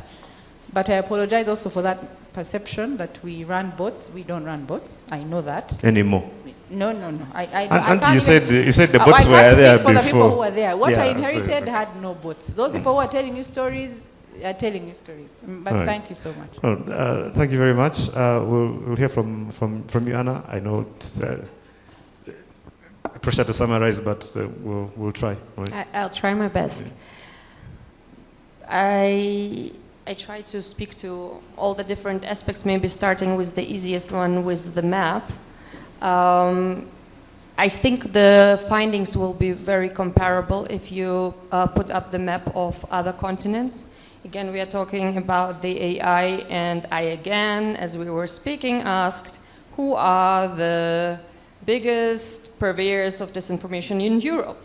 So comes out Russia, China, Iran, far-right and populist movements, conspiracy theory networks, domestic political actors. So that would also, for example, be displayed on an Europe card. I would love to address also the question of competition in shaping public opinion. Yes, it has been there forever. It will be there forever, and I think it's a very good thing. I think it is a very good thing if there are different competitive opinions and they try to get through, and if they have a kind of a fair play where they really compete with each other. I think this is something very valuable, it's something very positive. So competition in shaping public opinions. Now, a different thing is to try to influence the way that your certain narrative takes center stage, which is rather propaganda and not competing, but also this is not bad per se, okay, when we go a step further. And I believe that if there is an agency working in the interest, for example, of the State House, we just need to know that this is what the interest is, to allow for a certain narrative to take stage. And once we know, we also know what to expect and how to deal with it. So also not bad per se, okay?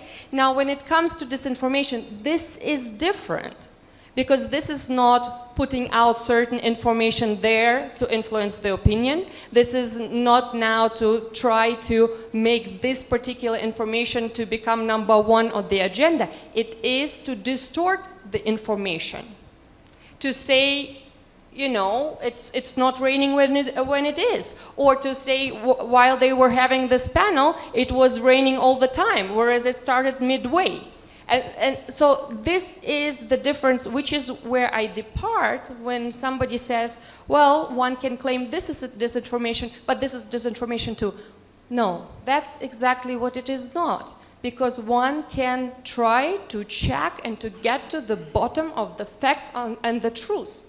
Because this information wants to cause exactly this. It wants us to question our common sense. It wants us to make us question, oh, I do not believe in this, I do not believe in this, there is no truth in the world. And then we come to this particular matter. If we think there is no truth in the world and everything has two sides of the coin, then we will never have trust. And now I'm coming back to somebody who was saying building or rebuilding trust. I tend to assume that the conversation of lost trust and how to rebuild trust is the conversation that has been there for hundreds of years. Because everyone at a certain point felt that trust was lost. And maybe, Ben, what you have mentioned at the beginning, we trusted this particular channel. Well, maybe you did not have absolutely no other option but to do so. Does it mean that they were pushing out the right information? No. So maybe we have even become more critical and therefore we trust less. But what does it tell us?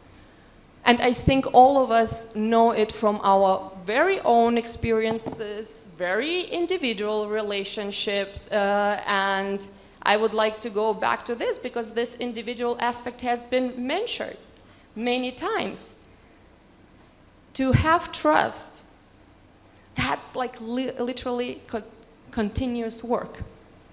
You have to put effort in each and every relationship to gain trust, to build trust, to make people trust into what you're saying.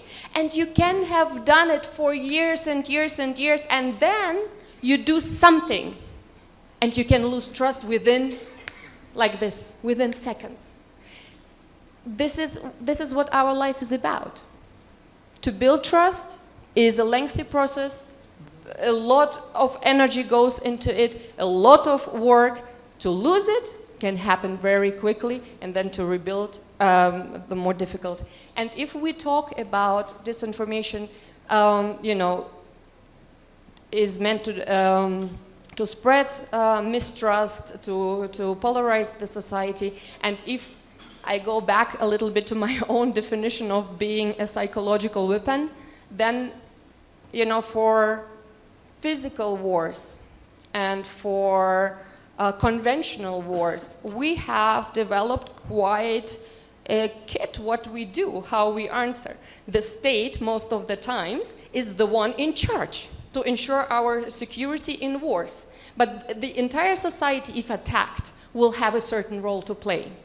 Now, if we talk about the digital space, and it's not that easy just to put an army somewhere, and every day all of us are attacked, what does it tell us? Yes, we can go and introduce certain policies to safeguard the security of our populations, but at the end of the day, it again comes back to the individuals. So and this comes to the necessity to develop a certain resilience, to develop a certain knowledge, a certain set of skills to be able, as individual, not to become victim. If this is indeed, meant to affect all of us. And the first thing that it starts with, I believe, and this is how I would like to conclude, if we know that disinformation is mostly spread with negative emotions, wait a minute, do you want to be the one to spread negative emotions, and why? Maybe you just do not replicate whatever is there and whatever you see. There is one example of one group in the Philippines that wanted to break through the wall of negative disinformation. And they would then research how successful they were and doing what. And so as much as we always say, lies travel the fastest and so on, Well, yes, hatred is indeed a very strong emotion that does something with us, and we want to react to this. But what travels as fast as anger is inspiration. And maybe this is something to conclude with. Thank you. Thank you very much. Anna, Solomon? I think mine was, and I'll just take under a minute. Firstly, someone talked about the media independence from advertisers. I don't like the look on your face. How many of us here subscribe to the Daily Monitor? Wait, you need to explain what it means to subscribe. You pay who money. of you is paying money? You pay money for the Daily Monitor to read the e-paper. Oh, wow, that's impressive. You subscribe, right? Okay. Like you subscribe to the Daily Monitor. Wait, Solomon, I need to add a caveat to your question. And it's not being paid for by your office or workplace. Okay. Okay. How many of us do that for the New Vision? Okay, thank you. Alex doesn't qualify. By virtue of what he does, he has to be able to do. I'm joking. Fatboy here runs an online radio station. How many of us subscribe to his online efforts? It's free. Okay, for now. But I'm sure you're looking at revenue models. Okay, advertising. At the moment, it's advertising. Eventually, you'll come through, to subscription. I mean, the Daily Monitor and all these other organizations started with that. The reason why I was asking that is because I just wanted to bring to our attention the different models that media houses are trying to come up with to be able to keep afloat and therefore not to be influenced. If you've gone to Germany, to Netherlands, to any of those media houses, the first thing when you're visiting their newsrooms, they first say, we are not funded by the state. I'm sure, Anna, you've heard that very many times. The US, everywhere, like, we are not funded by the state or any advertising from the state. They usually say that because they want to sort of present their independence. So usually when I have an opportunity of visiting these different newsrooms, my first question is then, how do you support, journalism? Many of them in the developed country, in the West, they have the subscription model. So you'll find the Washington Post, the New York Times, people who subscribe, and they get their revenue from subscription. But if I am to ask people like him, Alex, who perhaps has been running the Daily Monitor on the amount of revenue that is the Monitor is collecting from subscription and the percentage of that contribution to that revenue, I don't know how big it is. So firstly, even when people come up with it is insignificant, Ben just told us that. So even when media houses are busy burning the midnight candles to come up with different subscription models or different funding models to keep independent journalism alive, even us, we are not supporting them, right? We, the consumers of that content, we are not supporting them, but we expect them to actually provide independent journalism. Now, one of the things that sometimes hurts me is hearing that a music concert is supported by a media house. We hear, the people who do the advertising, banange shiba gena kubera wano binono biwagiridwa. They talk about all this and like Sanyuka TV, we are one of the biggest and then you hear boom, and you're like, okay, we're having this, credible media house that we know is credible, but they're supporting Gravito Mutuju's concert. So, but sometimes I look back and I think to myself, why would they do that? Maybe they are looking at it as a model to raise revenue. Maybe they are trying to innovate out of the newsroom space to come up with ideas to collect money to run the business.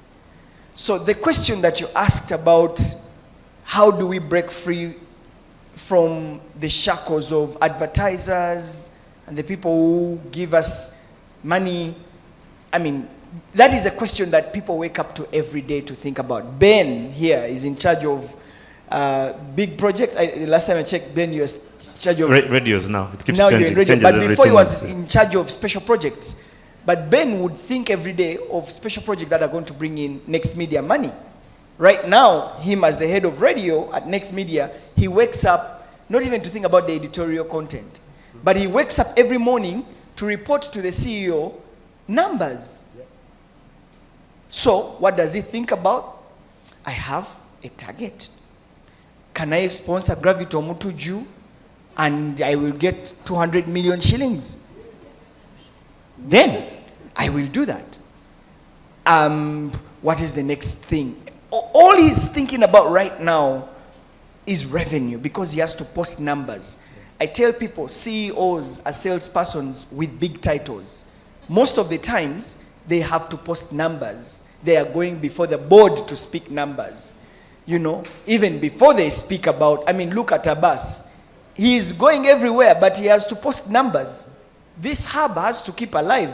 And most of the times, the Bens of this world are thinking of how can I make sure that the money comes in to keep the business afloat.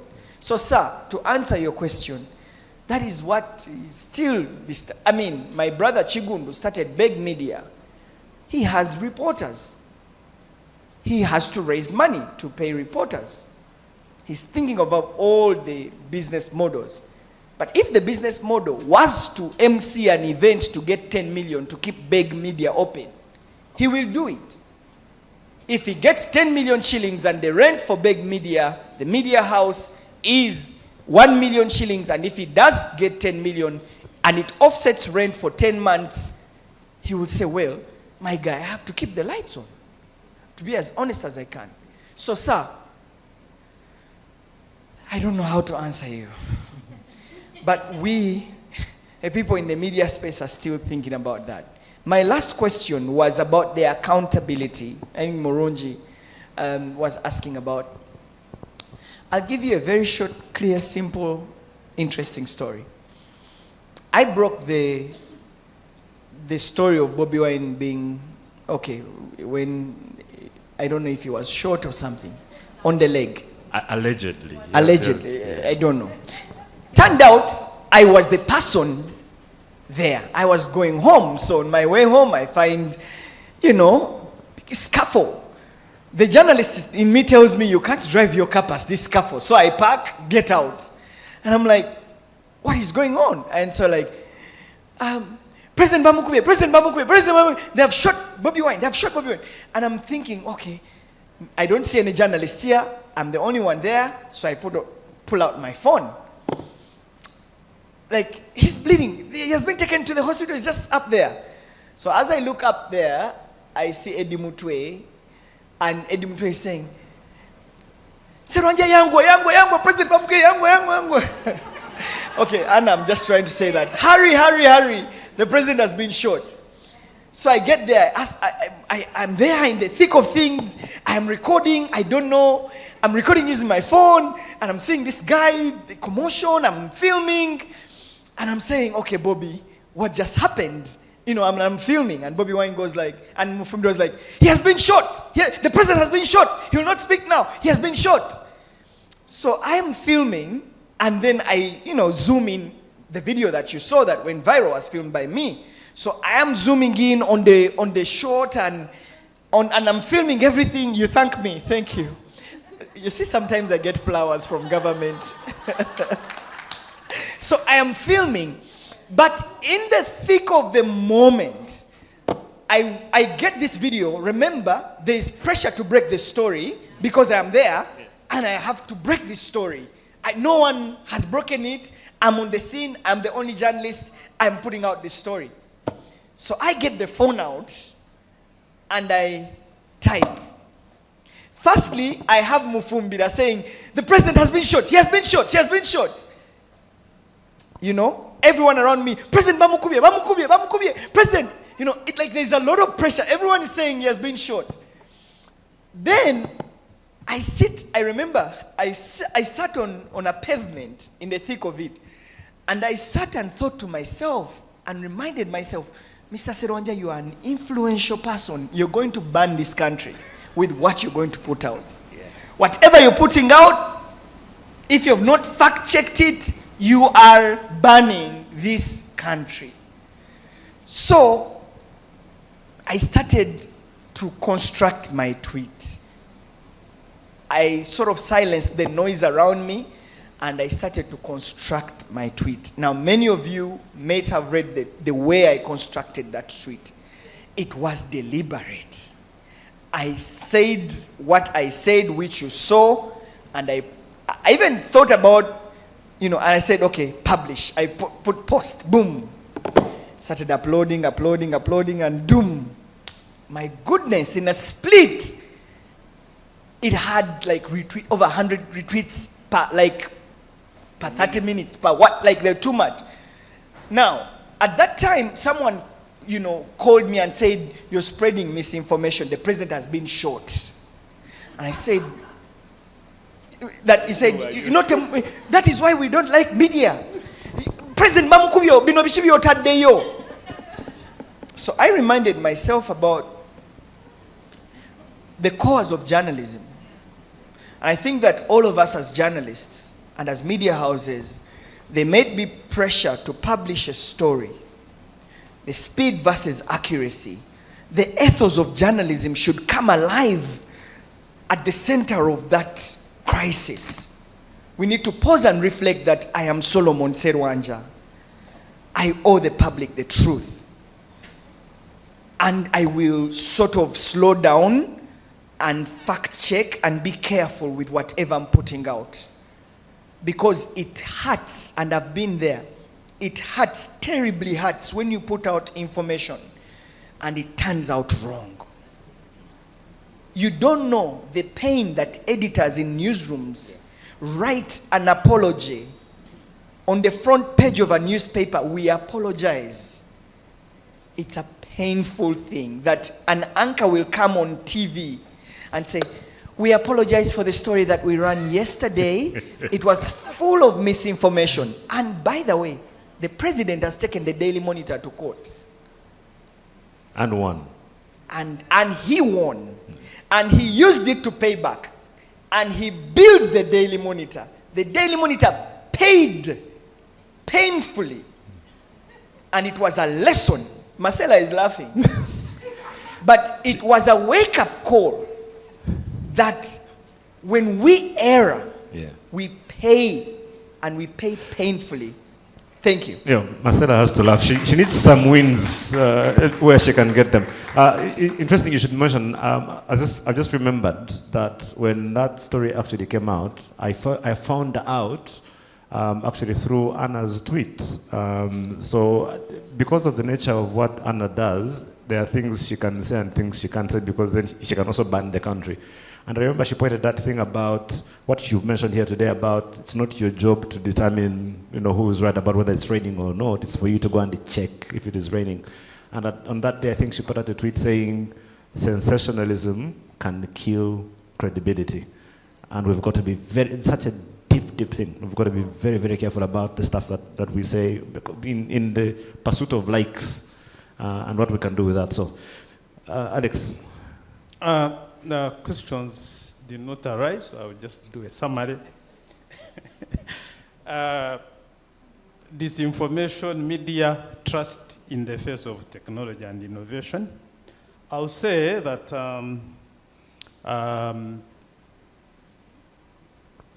just taking on from what Solomon said, we need to put the purveyors of disinformation. Why do we come here and talk about disinformation? Because disinformation and propagandas, they have the ability to erode, they have the biggest ability to erode public trust in especially media platforms, especially credible media, professional media platforms. But when it comes to technology and innovation, I would say that as a media industry, as individuals, we are normally not very well prepared to respond either to the challenges or to the opportunities brought about by, and when we talk about technology and AI.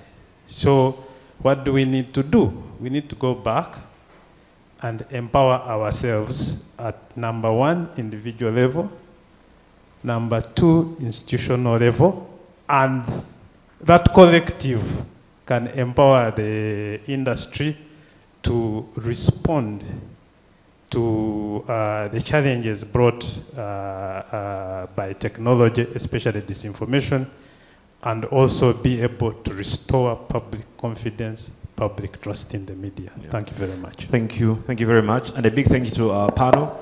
I'm really sorry that we've overshot our time for this panel. It's my fault. Don't blame anyone else.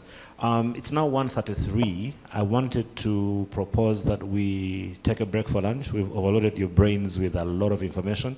And then when we come back in the afternoon, we'll dive into some very interesting sessions, the one about navigating legal environments. And then we'll also talk, very importantly, we have our partners here, Strong Minds, to talk about mental health workplace for the media and how important that is. But also there's a very important panel about the election space beyond the ballot and strengthening women and youth voices. So I wanted to suggest that we do that. Before we break for lunch though, allow me to recognize our online audience. We have a number of people who are listening in via Zoom. And I see here we have Benson Ngomongom, our good friend Ngulu Felix, Warom, Francis Watum, Goreti Kajumba, and others, Ephraim Bukenya, Mburugu Gikunda, who is director and executive producer at Media Focus on Africa as well. Good to see you, sir. Thanks a lot for joining us online. If it's okay, can I'll ask that we allow just one person from the online audience, because you have been with us, to say something. Please be advised that while you are having your lunch, wherever you are, we haven't had ours yet. So don't hold back us from being able to get to our lunch. Can we have Mr. Alex Otto say something from the Zoom call, very briefly in response, in just a minute, and then we'll head out to go and take a very quick lunch break. And Alex, you're there? I see there's like a red microphone, so if you are with us, you need to unmute yourself or have someone unmute you. And if you're not able to do that in the next 15 seconds, we'll assume that you have left the computer on and gone to have lunch. Oh, there you are. Hi, Alex.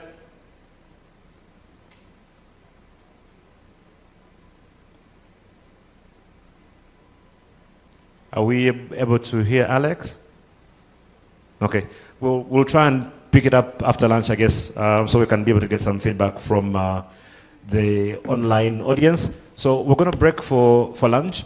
We had initially planned for about 40 minutes for lunch. I'm going to kindly ask that if you can, either eat quickly or eat very little or both, so that we can try and shrink our lunch break, because we have some really good sessions, so we can pick up on the legal complications, and then also mental health, but also what next after the ballot around women and youth in times of elections. And so we'll have a wonderful, powerful panel. Julius is here. He'll be able to help us shed some insights on that.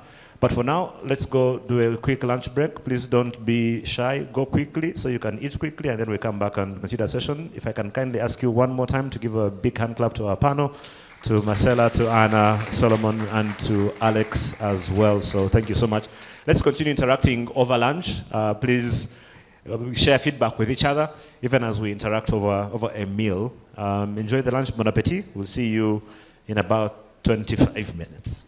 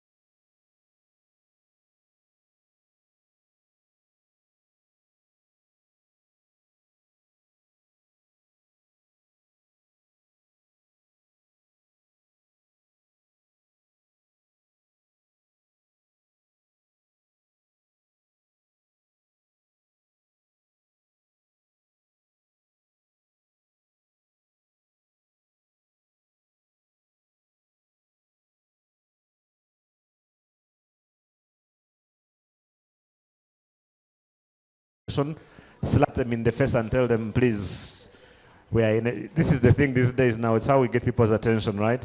We're also joined by Robert Sempala from the Human Rights Network for Journalists to guide on this conversation. So if I can ask Abdul Salam and Mr. Sempala to come and we get us kick-started on this conversation, which they are really going to have between themselves. Me, I'm just an eavesdropper because they are they are the experts.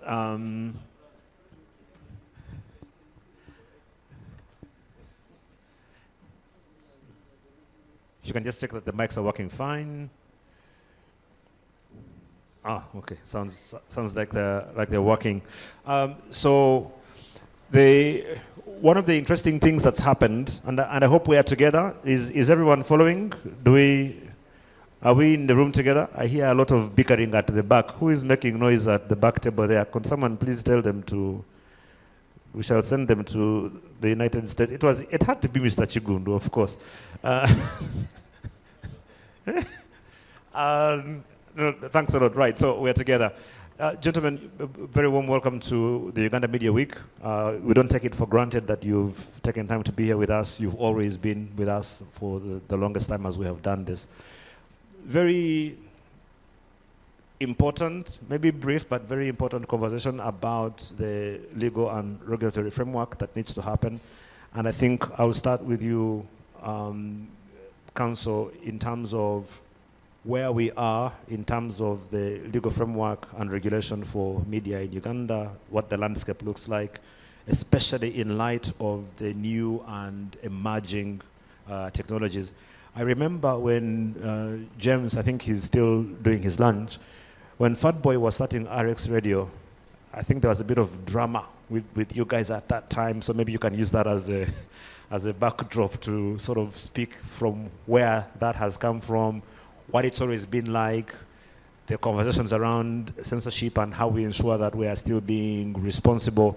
And then Robert is able to speak into how do we balance that with the need for there to be freedom and independence, so which becomes very important. So, but first of all, in terms of the legal framework that we have for media in Uganda, how do you feel we are doing in that space from your perspective as a regulator? Where do you see challenges? Where do you think we could do better? Thank you very much, Ben. Good afternoon, ladies and gentlemen. To the organizers, we thank you very much for convening this session. The conversations have been interesting, captivating. This whole morning, I think most people were glued because I think the people you brought on board were really speaking a lot of practical issues happening within our society.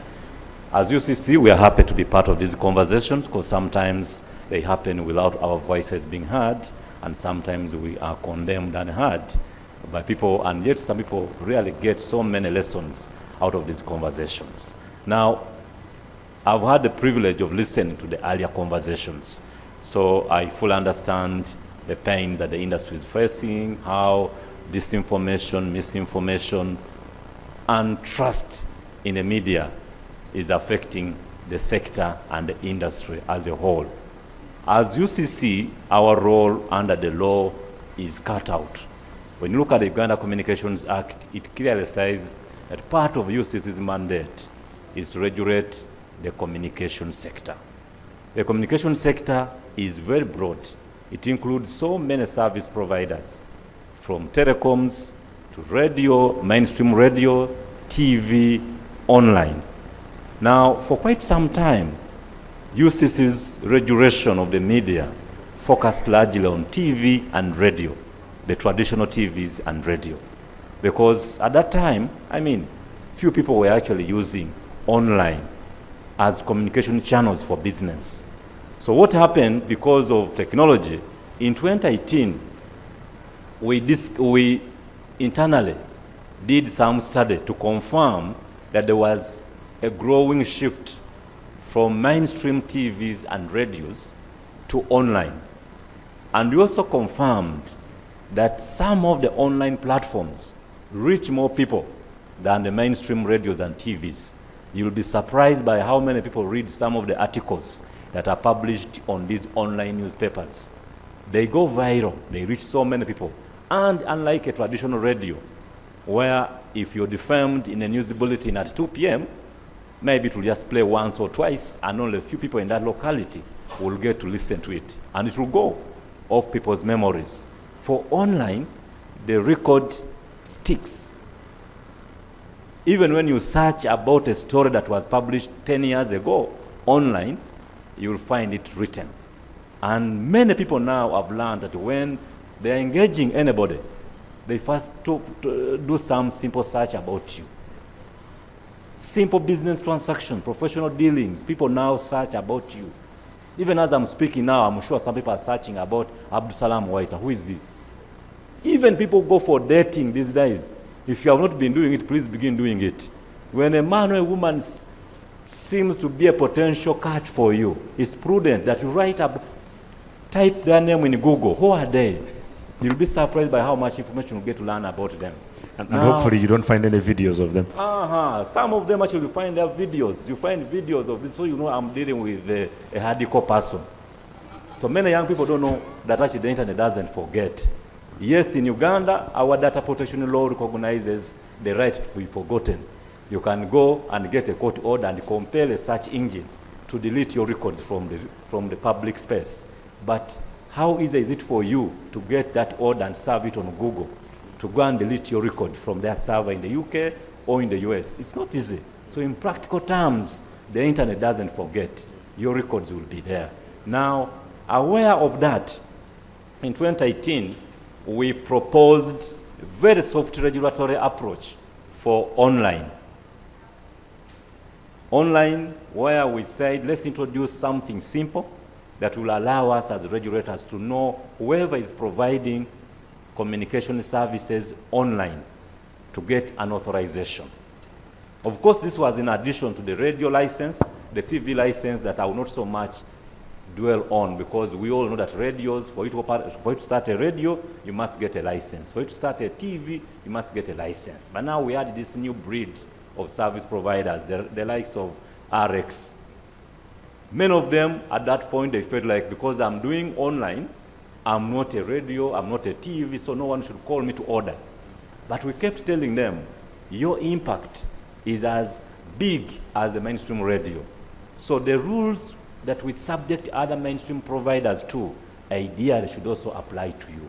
But because we recognize that many of you are startups, you don't have the same structure setups like the mainstream radios and TV. So we've got to make yours very light, with just the objective of us knowing who you are, where you operate from, and then remind you the fundamentals of the game that you're getting into. So we designed an authorization, not a license. Radios and TVs, we give them licenses for 5 years. But for online, we designed a light regulatory tool. We call it Online Data Communication Service Authorization. Why we use the word Online Data Communication Service? Because in the UCC Act, data communication is defined to include communication in any form, audio or visual, or both. So that definition covers anybody who provides communication services through any digital platform, either audio, visual, or just written. And that is the authorization now that we subject people who provide online newspaper services to obtain, people who provide online radio services to obtain. Even at the moment, online TVs, those that mostly refer to themselves as YouTube TVs.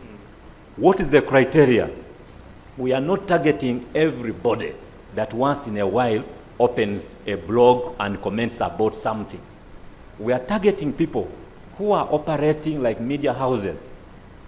They are reading news, they are reporting stories, they are advertising businesses for others as though they are mainstream TVs and radios. Those are the people we are targeting. So there was some bit of fighting and uproar among some people who thought we are going to register everybody with a social media account. No, that was never the intention. And we are very clear. We are targeting people who are providing communication services as a business. And I'm sure you know these people. You've listened to some of these online YouTube channels. They play adverts They read newspapers, they read news, they run adverts, they host people. Those are the people we are targeting. Why did we introduce this requirement? To protect consumers. To protect consumers, because when you're defamed online, most probably you'll come to UCC and complain and say, look, somebody abused me, somebody called me this and that, I need redress. As a regulator, it will be an abdication of our statutory duty if you come to us and we tell you we don't know the person who defamed you. And so because of that, in our requirements for authorization, we ask them to tell us who you are. You must be a legal entity, a company, give us a certificate of incorporation. Under the law, before you can get a license from any government body, it's a requirement of the law in the Tax Procedure Code Act of 2019 that the government agency must require you to produce a tax registration certificate. So we require you to get a TIN from URA. Now, some people think that is burdensome. Why you require me to get a TIN? Are you URA? The law says that before we give you a license, you must be registered with URA. The idea is you're in a business. So if you're in a business, you are likely to earn income. If you earn income and it's not exempt, you must pay taxes. So we cannot talk about building a country without talking about paying taxes. Taxes, people say, is the price we pay for being civilized. Animals don't pay taxes because they're not civilized. But for us, because we are civilized, we must pay taxes. So don't complain about paying taxes. It's our duty. So we tell people, get a TIN. Once you produce it, we want a national ID for the director of the company, present it to UCC. Then we charge you 100,000 every year, plus VAT of 18,000 of 18%. So in total, every year you pay 118,000. That authorization, once you pay and you meet the criteria, we give you terms and conditions. What would they say? They say that you are being given an authorization. You are going to provide the communication services. Ensure that, one, you're factual. Ensure that you are professional. Keep a record of what you publish. If there is a complaint raised against you, deal with it. If you don't deal with it, and it comes to UCC, we will require you to explain why you published what you published. And if you commit some regulatory breaches, we can subject you to sanctions, including being suspended from providing services. These are the terms and conditions. Of course, when we introduced those requirements, there was a lot of resistance from many people, including my brother here. Many of them went to court. Luckily, there were about 6 cases filed in the court challenging that process. So far, we've resolved about 5, and all of them in our favor. And the judges are saying, what is wrong with you being told to go and get this light authorization for you to be known? Because many of them were arguing that by us telling you to tell us who you are and where you operate from, we are infringing and threatening your right to privacy. We are threatening your freedom of expression. You know, there is a misconception in this country, and sometimes my colleagues, the lawyers, have confused the industry by mixing freedom of expression and the right of the media. Article 29 of the Constitution guarantees everybody the freedom to express themselves. Media is a platform through which people can express themselves. But media is subject to a number of rules across the world. There is no country where media operates without any regulation. Now, most times when regulators introduce obligations on broadcasters, there is a tendency by some people to say they are limiting freedom of expression. The truth is no, because we are not stopping people from talking in the bars, in your bedrooms, at meetings. We are not, express yourselves. But if you're running a media platform, there are certain standards, there are certain benchmarks, there are certain minimums that you must comply with. And that was the idea, and I'm happy to say that so far, we have about 118 licensed online data communication service providers, and the list is growing. The list is growing, and many of them have operated for many years without having any problem with UCC. Yeah. And the industry is happy with them. Many of them are getting businesses, because now when you bid to go and provide services to institutions, they will tell you, prove to us that you are licensed by UCC. And when you show that authorization, they will trust you, they'll give you business, and you'll do So well. the authorization is almost like a license, essentially, It's actually if you a think license. about it. It's Right. a license in every respect, on that we called it an authorization because it is short term, but Yeah. also it is light in terms of obligations. So, again, the way you've explained it seems a bit straightforward. So, Mr. Sempala, what's the problem? Why did you take counsel to what was the motivation for you having challenges with these regulations, and has that stance since changed? Yeah, thank you very much. I must begin by commending Media Focus on Africa for convening us and for being consistent, that we do not miss out on our Media Week every year. That is really, really a huge contribution. Thanks very much.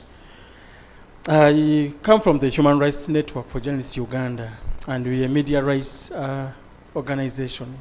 So everything that comes through that seems to impact the media, we are very concerned, and we come out to read through the lines, especially on the implications of the same on freedom of expression.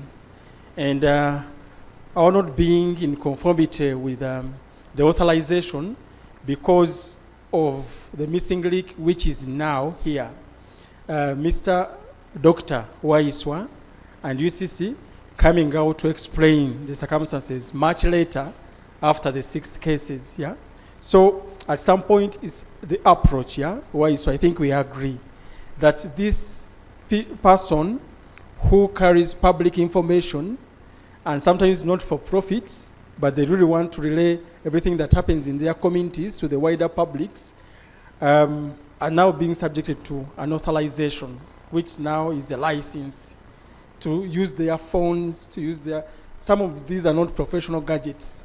It's an excitement. I've bumped into an accident, like Serwan just said here, Solomon, Bobby Wine was limping, Ramokubye, and this guy says, I'm not an active journalist per se, but I have to relay this information. So ours was, how are you going to be able to select? They said people who can disseminate information, where and when. Most of these people are not professionals, yeah? They're doing it out of passion. So how are you going to ensure that whenever I am about to use my phone to share the spoils of the day in my communities, I have to have an authorization from you, the regulator, UCC, yeah? And that was a point of contention for us. Was it not going to take away my right to expression? How were you going to get everyone to comply with this? The fact that they are not professionals who can observe the ethical tenets of journalism, yeah? So we were here bundling everyone into the same wagon. Yet these people were not fitting into that wagon. And for sure, this came after, mainly after the online elections, scientific elections, and there was massive use of online platforms, especially for people who would not express themselves by convening political rallies. So there was also that lens of looking at it as a political gimmick coming in to tame the political voices of dissent, which is, for us, one of the biggest undoings to freedom of expression, yeah? Because it should not, be a preserve of just a few. And in that regard, we're impressed that UCC, Waiswa and the team came out and started explaining the people that were supposed to get authorization. Because I would get so many videos coming through from people who don't know anything about how this trade works. Yeah. But they're showing their cows giving birth.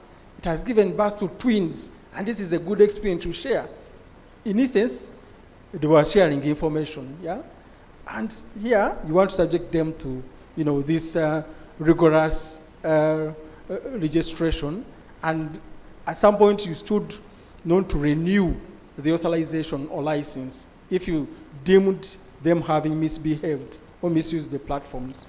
Of course, there are safeguards for communication, which are very clear to us, the professionals, that you must not incite, you must not abuse people's privacy, you must, there are things that are really, really very understandable. Yeah. And those ones will observe them. But how about those people who you have not sensitized, and all you're doing is to invite them to register with you? So we came into that gap to say freedom of expression is broad, like he said, but this one is now being shrunk by this act. And I think we agreed at some point that there was a rush to roll out this exercise without involving the people that directly affects. Two, there are other laws that can guide such practices. Yeah, like there is a law on privacy. There is a law when you defame other people. There is a law. Now the Computer Misuse Act, as amended, is very clear on what they do and they don't. So we're like, okay, why is UCC coming in now to, take a portion of the practice of these laws, yeah, and make it theirs? Right. And well knowing that, UCC was one of our friends. Actually, UCC at some point does a tremendous job, and Waiswa here has always updated us on what they are doing on so many fronts, and even invited us to be part of those processes to see how things are playing out. And that is a proactive way of getting people to understand and appreciate what we're doing. But then it was at this point to where we're saying, how are people aggrieved by your actions going to seek for redress? In case I don't agree with the authorization, yeah, where do I run to? Yeah. To you again? To court? So it wasn't clear, the process was incomplete. And that is how we came in, along with other human rights-minded actors, to say, UCC, this is wrong. Now that everyone has their phone, the cameras there are not for designs. The recorders, it is that I can now record this and disseminate. I don't need the authorization from Waiswa, and that has, lived to date. And there is, for me, something called, of course, selective application of even this directive. Right. There are people who disseminate a lot of information, and Waiswa will keep quiet. And if somebody, a foot soldier or someone called that name or somewhere comes out, they will say, you're not authorized. Why are you doing this type of work? Doesn't that sort of depend on, again, the guidelines that there are? It's a classic thing. If when you're driving on the road and you're under the speed limit and you have your driving permit with you, you don't get scared of being stopped by the traffic police. In fact, you smile at them and wave and say hello. But if you know that your tires are old, your third party has expired, surely then you have cause to be concerned and you can't complain if the policeman, you say, how come you didn't stop that guy, you stopped me? Doesn't that become the same thing? Because again, the idea is that the ones who normally complain are the ones who have fallen foul of the guidelines. But also, I wanted to ask you, Mr. Sempala, if you think about it, you're saying, right of freedom of expression, and I think Abdul Salam has mentioned very clearly that there's a difference between you having a right to express yourself and where you do that. If Mr. Mchunguzi goes and picks a phone and records a small video in Zambia of two kids who are fighting each other in a playful manner and acting, and then goes and says there's genocide happening, and he's doing it under a YouTube channel, and he has given it a name, he's called it JM Media, right? How do you deal with that under the Computer Misuse Act? I'm just trying to say, from my perspective, it seems like where UCC is coming from is in a good place, and it's not something that should be contested in any manner. At least you need to make a case for... Yeah. And I entirely wouldn't like for anyone who incites violence or who compromises the security of our country, or somebody who goes deep into people's private lives and makes them their business. The laws are extremely exhaustive on all those ones, with or without authorization from UCC, Mr. Chinobe to be particular. And so consistently, people have gone to court, and people have been charged, tried. Some have even been convicted on those grounds. So our contention was, are the other laws not consistent?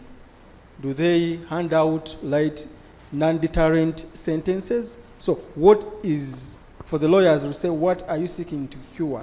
If, of course, the laws are there, if there's a complainant, They will know where to run to the police and say this one did A, B, C, D, and the police will come in, investigate, and do the needful.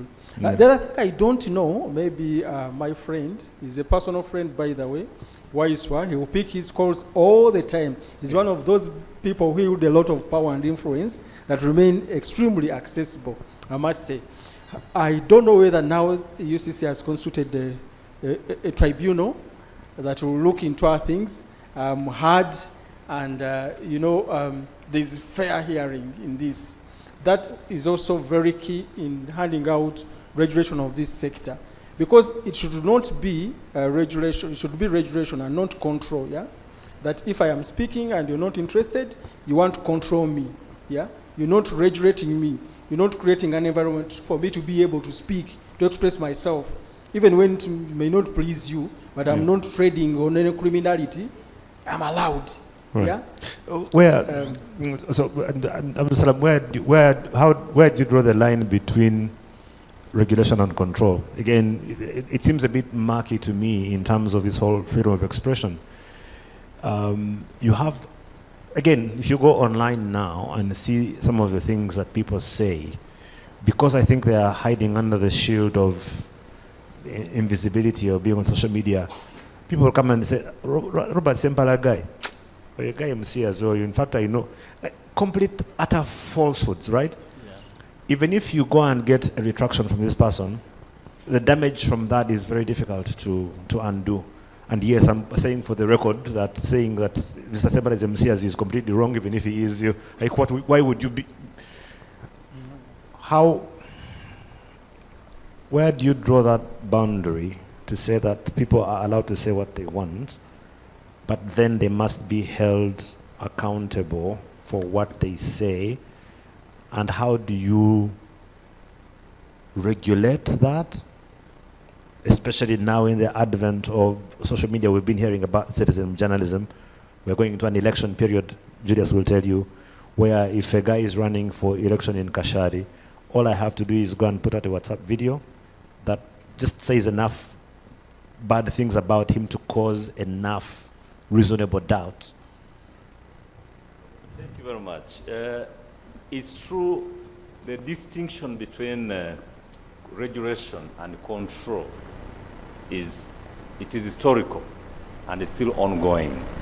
But precisely, regulation is about setting frameworks, guiding on the do's and don'ts, and then allowing the other person to play within the rules.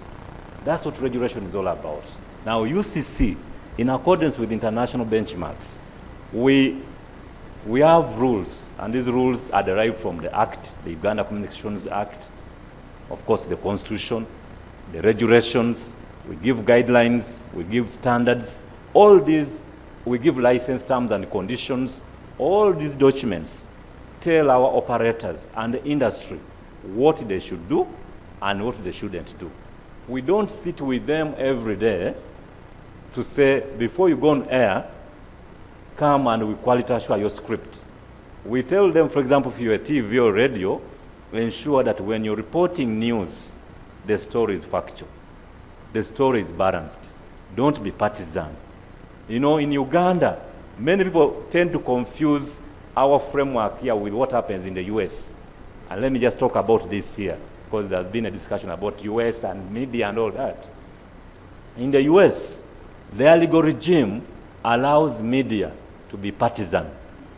A media house can come out and say, for me, I'm a Democrat, I'm a Republican, and they will carry stories just propagating their candidate. And it will be official that Fox News is for this, CNN is for this, it is okay for them. Now, most common law countries, UK and Uganda, most countries that were previously colonized by the British, we took the approach of media being independent, being non-partisan. And that's why the BBC in the UK, even when we know it's government-owned, they will not promote Labour Party against the Liberal Democrat. They will remain neutral. Come to Uganda. Even UBC, a government TV, the rules require UBC to be non-partisan. You remember of a case where even Vestige sued UBC in court, and the court ordered UBC to compensate Vestige because they had been denied some time on UBC. Go to any TV, regardless of your political affiliation, they are supposed to allow you a platform to express your views, because when we are licensing these TVs and radios, we tell them be non-partisan. Yeah. Now, controlling So before you leave that point, Abdul Salam, I'm sure you hear a lot of murmuring in this room around that issue. The keyword being supposed. Yes. So what do you then do where Jana Juang, who has her small radio station somewhere in Kotido, Butaleja, suddenly says, don't host Ben? Okay. We've actually had so many cases, people complaining that I went to some radio station, I ordered for time and they denied because of my political affiliations. Right. We've told many of them, in fact, our license terms and conditions and the law, very clear, you are non-partisan. We are giving this, we're not even licensing individuals.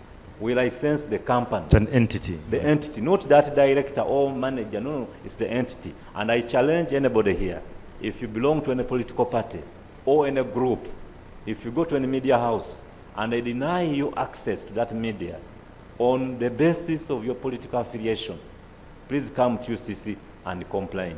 We shall be very happy to investigate the matter and take action. That is very clear. We've made it very clear to all media owners and journalists that be balanced, give everybody a fair time. Of course, there are times when security, for one reason or another, they might deny a candidate or somebody from appearing on the radio. Now that becomes another issue. Security can investigate their matters, they can they can regard anybody as suspect, they can do many things in accordance with that law. But for us as a regulator of the communication sector, we tell you, anybody, irrespective of your political party, you have the liberty to appear on any radio and TV in Uganda and express your views. Then it is for the voters to choose whoever they will choose. And I'm sure Julius will confirm that even under the electoral laws, that is emphasized. Yeah. We even have a whole about 3 regulations in these content regulations that talk about political advertisement and what the media how the media should behave during electoral times. For example, according every candidate time to appear on the platform, but also allowing people to advertise. The only thing that we say in the regulations, that if you run a political advert on behalf of a political party, let it be known that it's an advert. So do not sugarcoat the message to be your own message or a news story, but when it's such an advert. And I think you've seen many TVs and radios clearly saying, this message is from the office of this political party. Yeah. That is intended to inform you, the audience, that this may be biased towards favoring a political party. But also we say, give all political parties a chance to run those adverts. Now, if one political party has money to run adverts on any BS or any TV or any other TV, and another doesn't have money, it won't happen for free, because these are people's businesses. As UCC, we cannot direct operators to carry your political messages for free, because there is somebody paying for that electricity, there is somebody who opened up that business for money. So we cannot also be seen to undermine the progress of our operators. Yeah, very so. Mr. Sempala, there's the whole issue then here again about from what Abdul Salam is saying, that look, many times the public seems to bundle UCC with other government entities. Someone has said, you can't appear on my radio station. UCC says that's illegal and gives a directive and says you must be able to host that person. And then they get picked up by security, and yet we still, in many cases, end up blaming the Communications Commission. The issue of access to media and being able to accord airtime in particular to different parties. How do you think we can help your compatriots, the journalists, to be a bit more objective in what they do? Because again, while there are guidelines from UCC, there are many times when you will see a story that is supposed to be objective in the news or whatever, And you just get the sense maybe that the person who was doing the story was leaning in a particular direction, which is why we were being told earlier on where you have certain parties saying that journalist can't cover our things. What do we do about that? Because that clearly shows that there's already a big problem in that area. Yeah. Thank you very much. Doctor said if a campaign is run by maybe a political party, the media house should indicate that this is a sponsored message from this political party. And I'm sure the same would apply to certain news stories which are run and are not balanced at all in certain media houses. You look at a story, for instance, it covers one person, it covers another one from the same political party, it covers, and you look at about 5 stories following each other. And I think UCC should be extremely concerned that these people don't even indicate that this is like, much as it's coming out as news, it is like a sponsored advert, for a politician. And that raises concern because it only comes from, say, the ruling party, for instance, and not for any of the other political actors. That should concern UCC very much. But there are times when UCC's hands are very tied, and you will bear with them, especially if a media house that is owned by a politician who is aligned to a ruling party, for instance, declines to give space to another person from another party. UCC cannot enforce it, even when they try. I know for a fact. Because the discretion of allowing a person in the studios is for the media house and its management.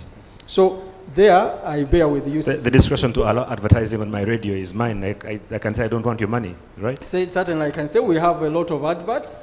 We have no space. We don't have space to carry yours. But also, the times when these media houses go overboard. They do not host you, but they go ahead to attack you if you're a political party, for instance, or your personality. And I'm sure UCC should be very concerned that if I am not around, for fairness in the media, you're supposed to seek out both parties to the story. And that is fairness, that's objectivity, and that's true balance. Yeah. But in here, we're talking about, for instance, Akime, headed by Dr. Ogalambi.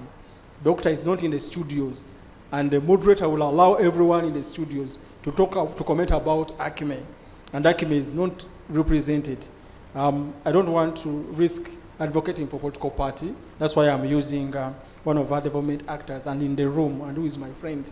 So I do not know how UCC is able to strike a balance, saying, why are you doing this? Must I come out to complain to UCC? Or is UCC being proactively picking up these issues to say, okay, this is counterproductive to progressive communication regulation and management, so we are concerned? Because these are things that come through, including reportage of stories. We are a media rights organization, and we know one or other, some journalists who come to us. Yeah. And you say, but I was speaking and you're not recording me.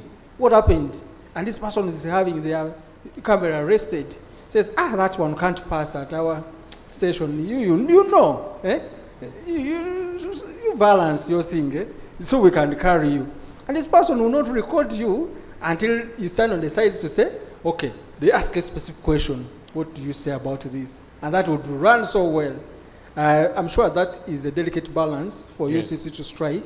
And there are times when we must not even bother them, especially given the pattern of ownership of media houses in Uganda.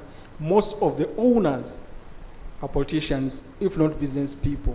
And those are already confessed to supporting the political activities of the day, of given camps. So UCC and WISU are here, must, even when it is embedded so well in the guidelines, they will not be evoked to say, please host Sempala on the days requesting for the show on Tuesday at 2 p.m. We want him in there. We requested one time for a show from one of the national broadcasters. And the person manning the broadcaster told me, no, Robert, wait, because we are going into elections. You might come and say things and things may not go well with my boss. He said, okay, I can wait. I waited 1 year, 2 years. We went into elections and finished. Now he said, I can come. Said, they have not sworn in the president. You wait a bit. So I was waiting. I waited forever, and she never got back. And then the next election started, so you ended up going. Yes. So I wouldn't report to Waiswa and UCC in particular because I knew it was too hard for them to enforce by appearance there. Yeah. Maybe they would have documented it as a case of selective application of a public broadcaster, but they would not have forced me into the studios. And where we've gotten most problems is when most of these public medias or private ones host politicians. Yeah. And then security overlaps the work of UCC. They come storm the media houses, throw out the person who was invited or was paid for space, and UCC goes mysteriously silent, as though that is right. So, but what are they supposed to do? This is what is telling us that everyone is entitled. Right, and they have made that very clear. So you want them to arrest the police because how? No, to come out and raise a red card. That's what the referee does. But how is that any of their business? Because they're no longer a referee in this particular case, right? We've done it. We've done it on a red card must come out. Right. Oh, a warning, yellow card. If you repeat the same, a red card you march off. So that is. But hold on, Robert. So the thing is this. I have a radio station. Yes. I've invited Jan to come, right? The police has come and said no. How does Abdul Salam then give me a warning for not hosting Jan when I was ready and she was stopped at the gate? Because his custodial authority is to ensure that the license is used appropriately as per the guidelines that host, irrespective of what the people think politically, economically, and everything. Which I'm trying to do. So if my guest is in the studios, you come and ransack my station and pull out a guest, I would expect flying headlines from UCC, trying to take action to call to order this person. And that will be different from how one does it. For instance, these guys called the foot soldiers. They normally are given assignments and they attack you right, left, and center. One time I was building their capacities in terms of observing the ethical requirements of communications. And one guy came and said, Mr. Sepala, thank you, you've been very elaborate and I've understood. But now, I came out to oppose the person in that White House. I want him out.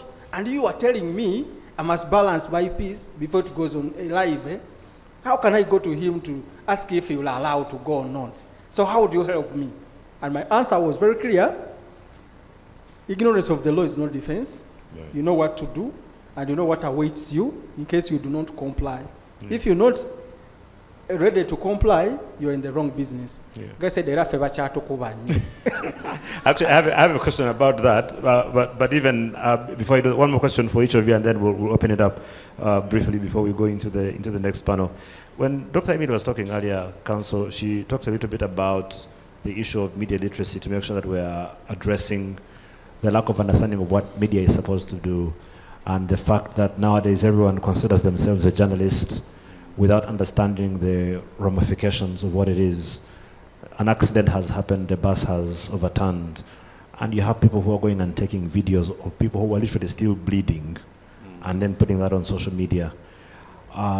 What do we do for things like that? Because, again, does that fall under your purview?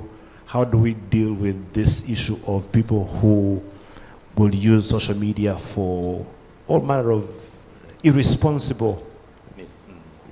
Thank you very much. Thank you very much. You know, the media landscape in Uganda is threatened by many factors.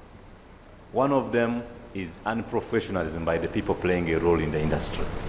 We've spoken here before that for me, in my assessment, and this is me, one of the biggest problems of delivering this sector is because as media players, we've agreed to onboard everybody to be part of us. And we defend them as part of us. So, for example, if UCC or government body takes action against somebody who pretends to be a journalist and does something that is totally out of order for any journalist. I've not seen any media rights association coming in to condemn the other person for trying to behave like a journalist when they are not. Many times when we sit and we say, okay, one of the ways through which we can improve professionalism is by requiring people to have some minimum qualifications before they can work as journalists. Most times that conversation ends up appearing like we are trying to restrict people from enjoying freedom of expression. But I tell you, there are so many studies that have been written by different experts from across the world that one of the practical steps through which you can improve the quality of media practice is by deliberately limiting and imposing some conditions before somebody can merit appearing as a journalist on radio or TV, or even some of these authorized platforms like the TVs. Because, ladies and gentlemen, there are certain people we watch on radio, on TV, or listen to on radio, and even yourself, you say, did this person step in any school to learn even the fundamentals of humanity? Now, that is a problem. Yeah. So for you, I know many of you are journalists in this room. If you love journalism and you recognize it as a profession, you must move away from shying from the reality that not everybody should be allowed to climb the badge of being a journalist. You should be proud to say that for you to be a journalist, you must have met certain minimum standards. If you made Dr. Garamba here a host of a show, there are certain things that by virtue of his training, he can never say. Because as a journalist, he knows I can't go beyond this. I gave an example outside to a group I can share with you. There was a complaint we were dealing with about one of the banks in this country. It had dismissed about 4 of its executives because of fraud. And those executives went and paid some group of online writers, and they began writing stories telling the world how this bank is going to close. People should go and withdraw all their money. The bank is fraudulent. The MD is a thief. They were targeting the bank's brand, but all the stories were totally unfounded. So when the bank complained, we invited all the online platforms that had published the stories. Now, one of them is a platform owned by a senior journalist. And I can mention his name, Andrew Mwenda, the Independent. He came in late after we had started the meeting. Before he came, the young journalists and players were arguing, this is true, we investigated the story, it was balanced, it was okay, but obviously the story was wrong. As a mature, trained journalist, when Andrew Mwenda came, he said, first stop. I've read this story. We are sorry. This was a mistake. My reporter got this story from this source. The source had not done a good job, and my editor didn't do a good job in quality assuring the story. We are very sorry. We are going to delete it, and we will never do this again, and we're even going to write this officially to apologize. That was the end of the conversation. Even the complainant abandoned their claim against the Independent. Why? There was professionalism. As a professional, you will know when you've done a mistake. Yeah. You had Serwanja here telling us how he acted when he recorded a Baby Wine video. Yeah. Now, how many people have that level of conscience? So what we should be the discussion we should be having now is how do we transform whoever we've allowed into our house of journalism to at least understand the fundamentals of our game and stop embarrassing us. Now, this can best be done by all of you. Because when people lose trust in journalism, they're losing trust in you, the professionals, because of the bad apples. For us, as lawyers, we know that we are highly regulated. And as a lawyer, my diary is in that bag. I usually keep my practicing certificate is always in my diary. Because I know that is my entry point whenever I go. Any judge, magistrate can ask me, can I look at your practicing certificate as a lawyer? I have it in my diary. I move with it everywhere. But 2, if I come here and I speak and you recognize me as Abdul Salam, a lawyer, there are certain things I cannot say because I know I'm an advocate of the High Court. And even law counsel can reprimand me for what I say here. I'm not in court. But as an advocate, I must behave in a particular way because I'm an advocate of the High Court. Now, if I make a mistake, the Law Council and the Uganda Law Society can even disown me and say, that was a mistake by Abdul Salam as a person, not Uganda Law Society.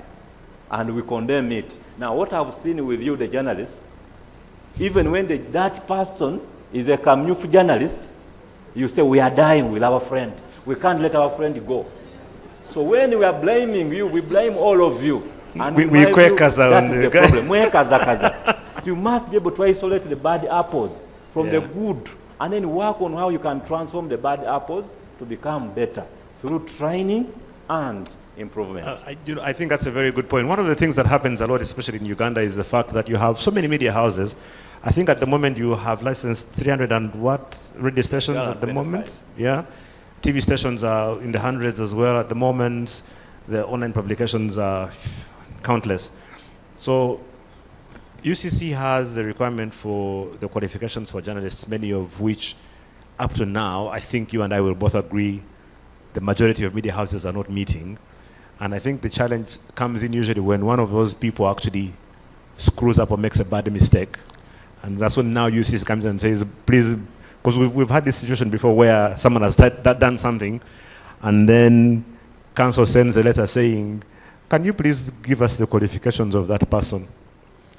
And that's where you realize quickly, oh, by the way, yeah. So one last question for you, Mr. Sempala, about same thing again. We are going into an election year.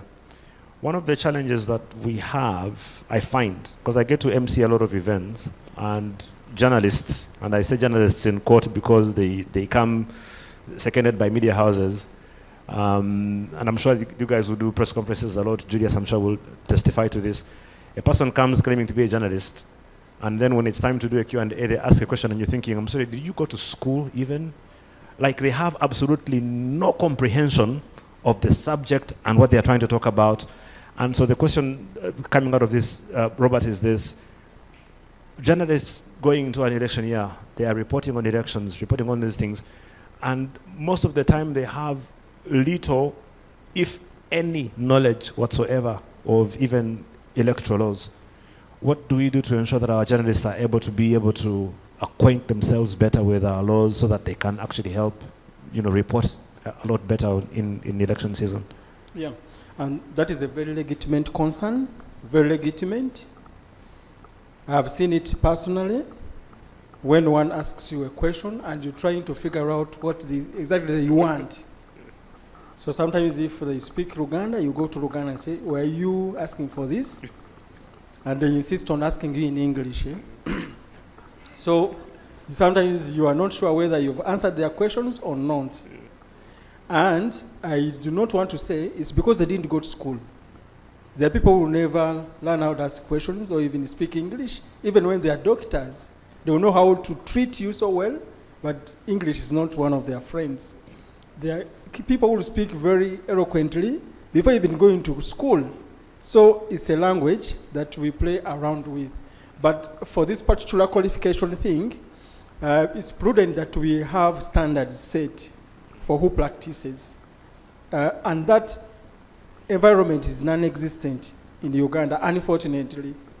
Because if you go to the Media Council to be accredited, certainly they will require you to be a degree holder according to the Press and Journalists Act. Or if you are from another discipline, you need to have at least a diploma in journalism. Yeah? And you're supposed to have been accredited by NIJU, the National Institute of Journalists in Uganda, which certainly is non-existent, though it has 2 representatives on the council of the media council. It has 2 friends of mine representing it, NIJU, and they sit there. So sometimes we joke around. So you've sat here. Who are you going to report to? Where are your constituents? But they keep sitting there and say, no, we are helping the media. When you're helping the media, you do not have to consider those things of technicalities. But in a nutshell, we were faced with a problem one time when 2 journalists were kicked away from covering Parliament by the speaker, the previous speaker, on grounds that they did not have, qualifications. So there was a case court And that case said, okay, if you need to empower journalists, give them ample time. Because there are many who graduate with diplomas and they have amassed a lot of skills. Yeah? They have a bottomless wall of experience in doing these things. How are you helping them not to be disenfranchised? Maybe create a span of 5 years. Say after 5 years, everyone in practice, without disqualification, will not be eligible to practice in this trade. But this one was an instant, it was an ad hoc one, because of personal vendetta. The speaker wanted to throw away some certain 2 people. Now one of them is a minister, they sit together in cabinet. Another reports her in the East African community because he reports there. They are now meeting. And now she realizes they are good journalists after throwing them away. Then when that front died, they said everyone that has amassed an experience of 5 years is not eligible to cover parliament. We said globally, people are looking for experienced practitioners, and you are throwing them away on political grounds. So that, for me, speaks to how hard it has been to professionalize this industry. Because what is the problem having NIJU in place? With all the skilled people in this room, my brother Senoga there, who is a trainer, can man it so well. Then you can man it, and then we have a chain of accrediting journalists complete. And so the Media Council will not be faced with legal hurdles like now it did. Because you remember during elections, there was that requirement that every journalist had to be accredited to cover government events or political campaigns. And there was a court battle, court ruled in our favor and said, in the absence of a key ingredient of that process, journalists cannot be accredited by, and the process was null and void. And I'm sure Council Waiswa here knows it. Our lessons would be, we go back, sit together as media development actors, as a community of practice, and say, how do we get NIJU back on board? What else is needed? And how do we make this a professional industry? Yeah? Because we will stand to benefit all of us if it became professional. Yeah. Maybe my last question to this is, who benefits from a disjointed, disorganized media industry? Does anyone benefit from it? If there is anyone who benefits from it, because if you're disjointed, if you're disorganized, you cannot jointly bargain for your space. Yeah? Because all of you will be pulling in different directions, not in a common direction. If there is any such a person that benefits from it, then it will be very hard to put in place processes that will see the media professionalize. But from the onset, I want to be understood as HRNJ, we want to defend professional journalists. However, we do not want to kill the spirit of citizen journalism. So it is the work of UCC to see how to strike a delicate balance between these two, that they all flourish for the benefit of expression, which is entitled to all humans. Yeah, you have a right because you're human. So how does UCC, how do the professional bodies strike that good balance that will see all of us flourish? Thank you very much, Robert. So I don't know if there are any questions or additions. Very briefly, we'll take those before we hear from Strong Minds briefly, and then do our last panel. We'll take a mic. Mr. Senoga, I think, has something to add. So okay, we'll just do those three, and then we'll wrap it up. We have do you have a mic? Was there a second? Okay, you can use mine for now.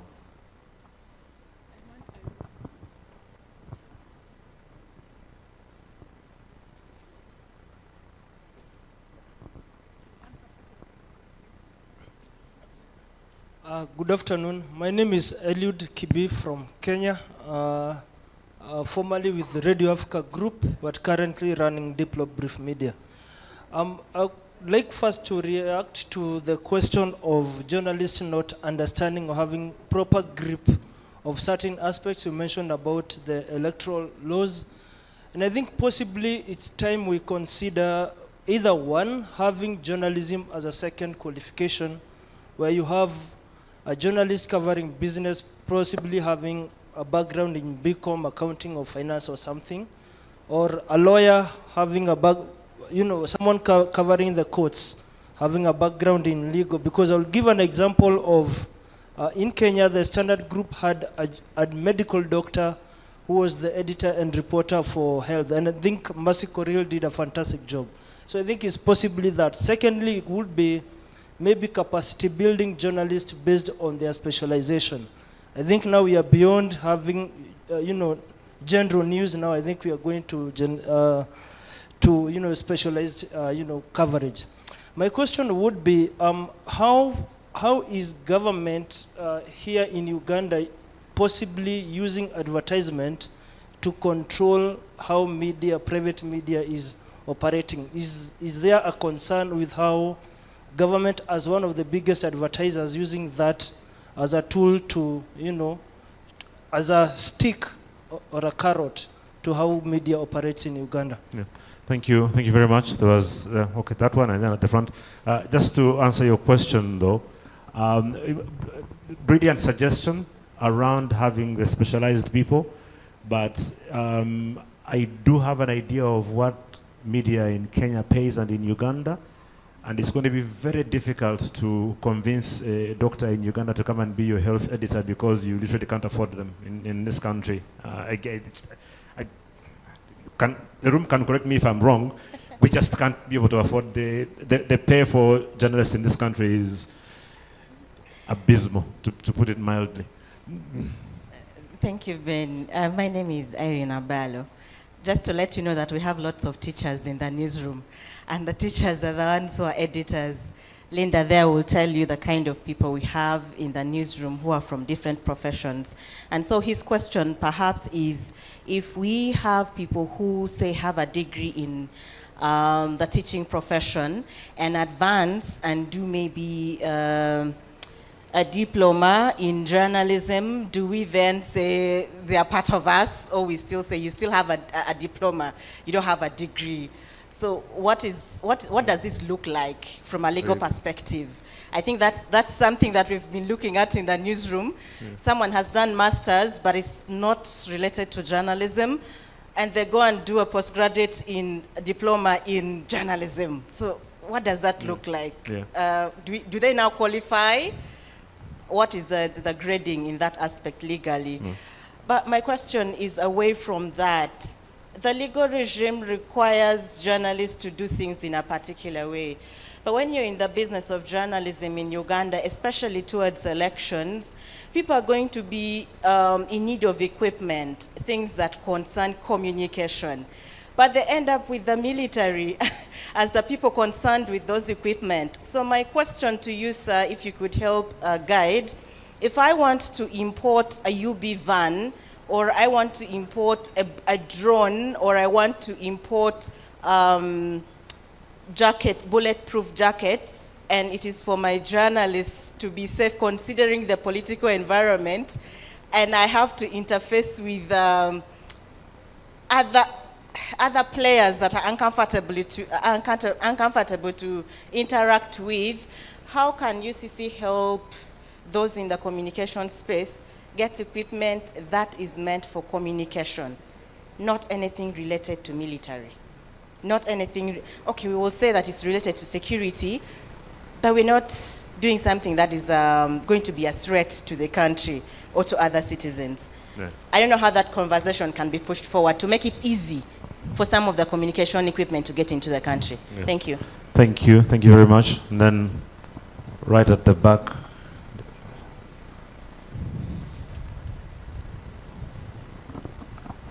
Thank you, Ben. Council Absalam. This year, government launched something, the AI task force, and you happen to be a member in it. Is there a package about controlling journalism, ethical conduct of journalism in the task force as well? Is this launched towards the 2026 general elections? There's something that I need to understand about it, and I haven't heard you talk about it anywhere. Thank you. Thank you very much. And then to the front, to Mr. Sonoga, and then we'll take some feedback and then wrap that up. Very interesting about the bulletproof jackets, though. How do I know that you're buying it as a journalist and not as a rebel? Thank you. I'm Jeffrey Senoga, Uganda Christian University. Mine is Mr. Waiswa and Mr. Sempala. I'm baffled by the interchangeable use of the word media and journalism. Isn't there a distinction between the two? Sometimes the bandwagon may be the problem, where I'm a musician and I'm taken as media, and I'm blamed for the sins of the journalists. And because you just said that we, the lay people, we think you are all lawyers, but then you've just said some are advocates, some are others, and there's a certain regulation for each category. What is it for our case then? Oh, wow. That's, Thank you, Ben. The council there said that when one journalist makes a mistake and the commission, UCC, asks that can you avail some papers, that there is a bandwagon defense of the culprit. And if there is any other group, which I believe we don't belong to, is the border people.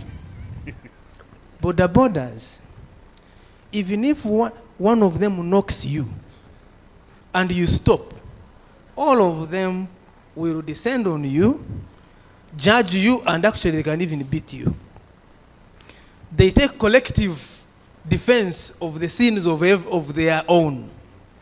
And I think that might be a problem. And it speaks to how do you then professionalize? Yeah. And what are the parameters that one has to observe to exclude? By professionalization, inevitably you must exclude. Yeah.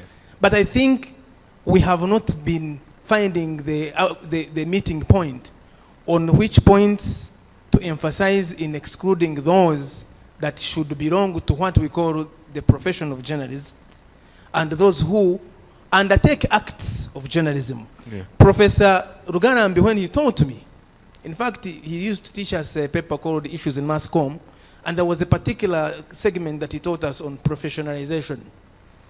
And they used to tell us that sleeping in a garage does not make you a car. And I think we have so many people sleeping in garages of newsrooms. And because they have the identity card of whichever media house, when they go out, they say we are journalists. But practicing acts of journalism does not mean that you are a journalist. Right. And many people are doing acts of journalism. Just like a number of you, you prescribe drugs from your homes. There are doctors, witch doctors, and all that. But you're not a doctor. And we must be able to painfully accept that to move towards professionalization, will inevitably have to exclude. And exclusion can be on the basis of qualifications. It can be on the basis of experience. It can be on the basis of literature. It can be the study, what you study in school, in class. Right.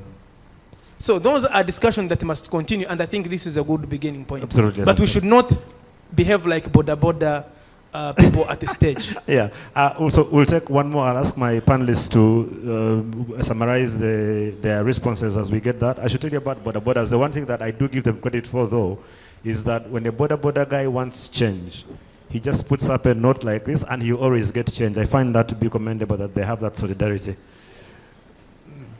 Thank you very much, and thank you, our panelists. As a human rights defender, the issue I'm raising in respect to the legal environment, I think I need to sit, otherwise I'm going to get an accident here. The issue of vulnerability. The vulnerabilities in our practice, in our industry, they are at different levels. You have vulnerabilities because of gender. I have told some people something that shocked me some time back, that editors and media owners send women journalists to sleep with potential advertisers to get advertisement, women journalists, okay? And that is on top of perhaps getting stories from sources in a similar manner. Now, the regulation is supposed to be for facilitating the enjoyment of media rights, for enjoyment of freedom of speech and expression.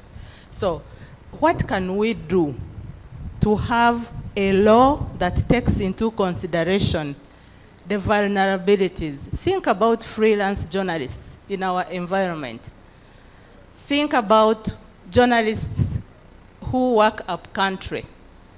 Think about journalists who work for partisan media owners and they have pressures.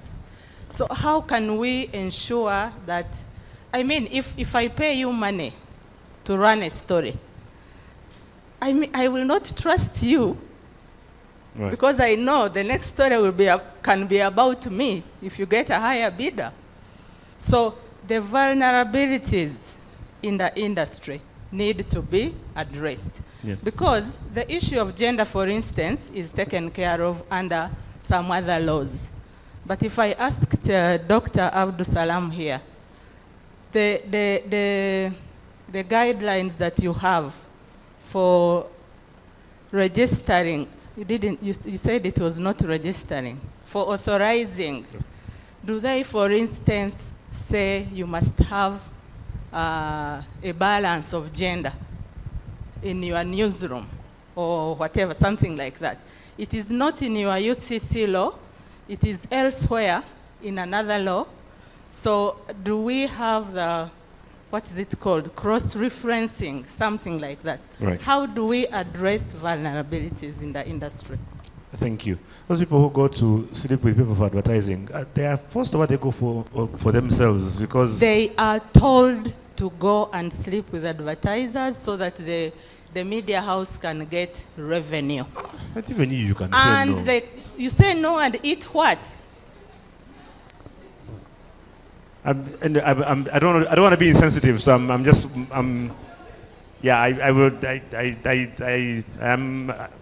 aware enough to be very careful about how to respond to those things these days, because I might not have enough understanding of this.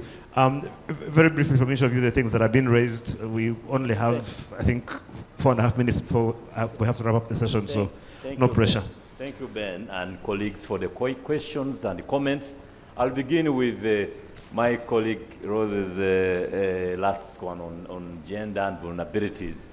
I would say I'm a father of, I have 2 daughters that I love. And of course, many times, and I have many sisters, but I also love women. Women are my friends. So many times, my yardstick for determining what I should tell a woman to do is whether I would be comfortable if the same is told of my daughter, my wife, my sister. So I would be very surprised that actually what you're telling us is true. That a boss of a media house would tell another person's daughter that go and sleep with that advertiser. Even this girl, woman that they are sending, I would think when you attain the age of 18 as a woman, you learn some fundamentals of survival. You have some red line that you can't cross. So my appeal to the female journalists in this room, there is no story, there is no job worth your name. If the boss, no, this one I must say. It comes back to the values that you also have as a person. If somebody, like the same way we know that some people ask women that for me to give you a job, I need first of all sleep with you. I keep telling women that unfortunately government may not be in every room where men are telling all those things. But as an adult, you have the right to say no to any man or to report rape if it is done onto you. If you can't protect yourself as a woman, it becomes very difficult for other people to protect you. And if there is any particular person, media house, that is doing this, I invite the women that have been subject of that kind of treatment, please come in confidence. I sit at UCC, 5th floor, tell me, I'm privileged to know most of the media owners in this country. I know them. Most of them are in my phone book. I call them. So to come, share with me in confidence. We'll see how we'll handle that. If it requires me handling it as a man to man, as a father of daughters, I will do it outside of even the formal structures, because that is not right and we must fight it. But my appeal to women, please also have ability to say no to certain things. Do not render yourself to become so vulnerable that everybody should come and say, for you to do this, or this and this will happen. For heaven's sake, it's your body, it's your life. You can say no. And you can report that person to some other authorities, or you can even walk away and go back to the village. May I come from the village, and people in the village are not dead. So many of you are scared of going back to the village. I'll go back to Mayuge and eat cassava, if that is what I have to do to survive. So please, have some benchmarks, ladies. This for yourselves. Now, what is UCC doing? Of course, as a regulator, there is a limit to what we can do. There was a report about 2 years ago. I engaged a team of female activists. They were saying, what has UCC done to ensure that media houses in Uganda are led and managed by women? And then I told, okay, it's a very important question. But when you give these people licenses, we don't prescribe for them who they should hire, how much they should pay them. At the end of the day, regulation, and we talked about regulation and control. Regulation doesn't involve us going overboard to tell people who they should hire, who they should promote. It's about your competence and your skills. If you can convince that person to promote you to become editor-in-chief, I mean, we are proud of people like Barbara Kaija that have risen all the way to the highest level at New Vision. They are women, professional ladies, very much respected. Now, if others, because of other reasons, they cannot rise through the ranks, then as a regulator, there is a limit to which we can actually push. This would leave it to the industry, for the industry to settle, because for sure, it's slightly outside our primary mandate as a regulator.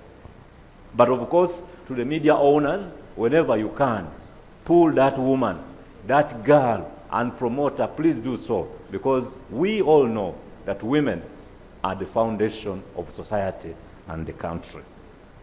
On the issue of bandwagon, on the issue of professionalism and bandwagon defense of all people playing as journalists, this, in my view, is a problem. And as an industry, you must have honest conversations about it. For as long as you continue defending whoever is playing a role in your field, and you call them journalists, and you don't want to isolate them for their wrongs, then they will get bolder and bolder, and they will continue exposing all of you to risk. And that relates also to the question that the brother from UCU mentioned. Are we confusing journalism, media practice? Unfortunately, for academic purposes, the terminologies are different. But in practice, they are one and the same. Academically, they are different. But in practice, whoever people see on TV or radio qualified becomes a journalist.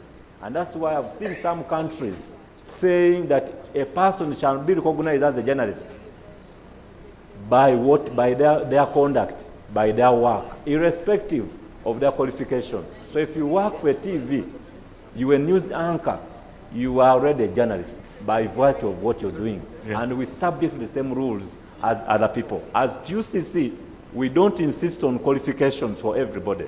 But the law requires that every media house must have a producer and a head of news. And this must be registered with the Media Council. Now, the Media Council follows the Press and Journalist Act, which says that you must either have a degree in journalism or a degree in another field and a diploma in journalism. That is the threshold they currently use, because that is what is anchored in the Press and Journalist Act of 1995. So to my sister who mentioned that there are people who have other degrees and have added on postgraduate diplomas, those are journalists, ideally. If what they do is journalistic in nature. But generally speaking, in Uganda at the moment, everybody, a comedian, a teacher, a doctor who works on radio is regarded as a journalist. Yeah. And that is where I want you to have conversations as an industry to change and redefine it, to exclude the bad apples and set minimums. You may not say a degree, but you might say, for example, that for you to be called a journalist and to be employed on air or as a reporter, you must have gone to a media training academy, a recognized one, and studied for at least maybe 2 months, 3 months, 6 months, so that you get the fundamentals of the field in which you are entering. In my view, that will be very helpful in professionalizing your industry. Yeah. I think I'll stop. Maybe yeah, because I wanted to add Robert to also just wrap up very briefly, and then yeah. Maybe let me just conclude with the one of importation of protective gear, bulletproofs, any other equipment that is military in nature. The law is that you must get clearance from Ministry of Security and Internal Affairs. So as a media entity, write requesting that you are importing bulletproof. They will require you to give justification. If you're importing a drone, the rules require you to get approval from Civil Aviation Authority, because as you know, drones can potentially disorganize aviation operations, so Civil Aviation Authority and security. As UCC, we are happy to recommend you and say, look, this entity is licensed by UCC to provide communication services, accord them any support. And if you can justify having those gears, I'm sure you will be supported to have them. Sounds good. Robert? Thank you very much. Thank you.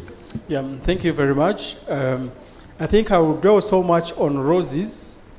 Sorry that UCC is running away from it, but I would think that as a licensing body for the practice of communication, media houses to be in particular, it should be a stringent condition, yeah, on renewal of a permit of every practitioner, every owner of a media house, to respect the rights of women.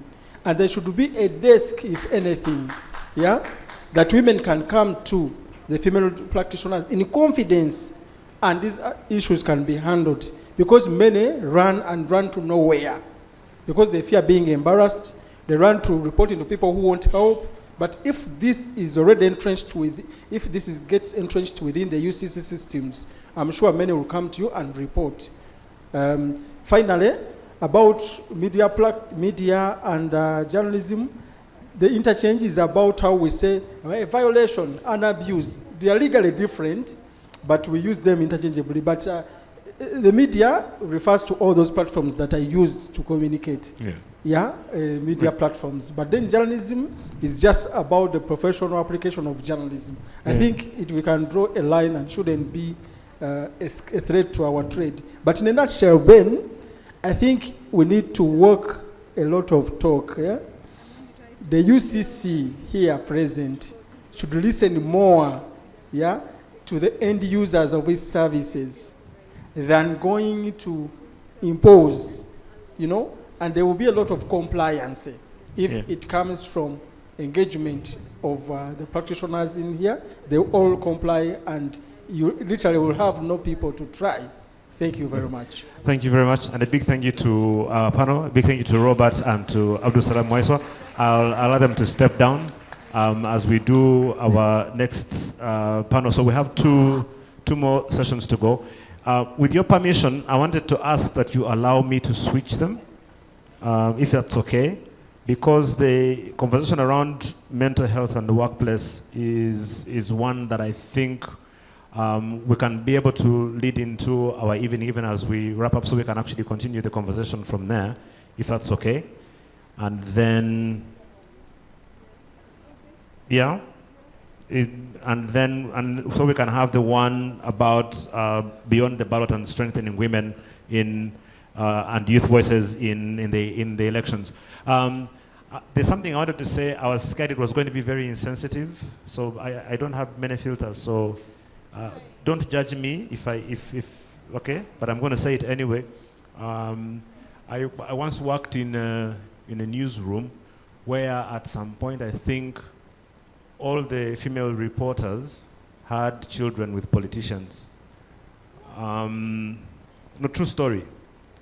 And so sometimes some of these things I think, I don't know, is it a thing of people taking advantage of others because they were maybe young and naive and saw an opportunity?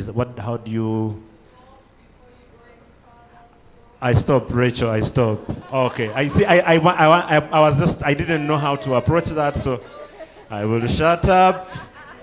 Please welcome with me Miriam Akera from Girl Up Initiative to come and join me on the platform. Rachel, you need to guide me on, I need to learn when, I will look for you after. Isaac Arenitwe, who is from Restless Development, is also joining us on this panel. And then we'll also have Joseph Akiso from Etop Radio. I have Betty Mujungu from Voice of Toro, and finally Julius Muchunguzi, of course, who's been with us the entire morning, and we are privileged that he's killed his day for us to come and shed some light on this. I would give you my chair. I'm going to move, so you guys can be able to have a wonderful conversation. They'll bring my podium back, and I can use that.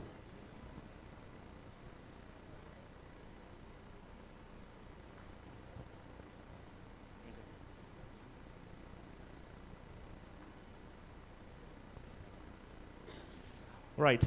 So the conversation we wanted to have here again, if you think about what's happening with women and youth voices in elections, we always see a challenge, especially when elections happen in Uganda, around women and youth and how they get marginalized. We know that there are systemic barriers to what happens. We want to now examine the role that the media can play in being able to ensure we can do something about this. And what strategies can we employ to be able to engage our youth and women in political discourse and do it meaningfully as well. And each of you, of course, very well placed to speak into this. So I think if I could maybe start the conversation by bringing Miriam into this. From your perspective, what would you say would be the biggest issue and concern, right, facing young people and women, especially around the elections? If you are asked to pick that one thing that you see is the biggest sore point, what would you say that would be? You can, whichever is comfortable for you. I think you want to use the handheld one. It's definitely clearer. Yeah. Okay. Thank you. Thank you very much. Good evening, ladies and gentlemen. My name is Miriam Akera, as has already been mentioned. I'm from Girl Up Initiative, Uganda. Pleasure being here. Pleasure having a panel that is discussing issues of women and youth. Very pertinent. Thank you so much for including us in the Media Week. We appreciate that. We need more of these discussions around youth and women issues. So to answer your question, very many issues. I don't know what to point out and what to leave out, but in the context of elections, in the context of our discussions, representation of women. Representation of women in the political space is an issue that has really come up. We know that currently 34% of women, women and youth, combined women and youth, is the representation we have in parliament. That is food for thought. Is that what we desire? Is that what we want for this country, given that 51% of this country consists of women, according to UBO's latest report? That means we are going into an election period with 51% of women as part of our population and 72% of the electorate being youth, young people below 30 years. Ideally, this country is a country of young people. It's a country of women. So there are still issues of representation, big issues of representation in the political spaces, and we need the media. We need a lot of support from the media to help us, dive. Yeah. I was going to ask you, have we made progress though? Because, statistics might be low, but has there been improvements so far? Are we going in the right direction?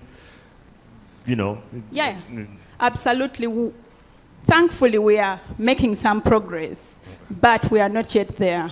At least we are. Yeah. We are not going backwards. Yeah. We are looking to add a little bit, so that's very important. Isaac, the issue around spaces for young people to be heard. One of the things that you hear quite a lot is how the country is run by grandfathers who call themselves as such and call us grandchildren and don't seem to be interested in hearing anything that young people like to say. I used to consider myself a young person. I'm now 45 and now I am considered to be a grandfather almost. I almost have, so, Julius is gray like me, and yet even he also will probably not have, maybe as much opportunity. What do we do to create a bit more space for the 72% that Miriam is talking about? Clearly we're a young country, and yet you get the feeling, maybe I'm wrong, that our young people are not being given an opportunity to be listened to, especially around issues to do with governance. I should be on. Yeah, thank you so much. I think when it comes to, one of the biggest challenges we are having for now is the aspect of meaningful youth engagement, Most times we see the leaders that are engaging young people are really engaging them in a tokenistic way.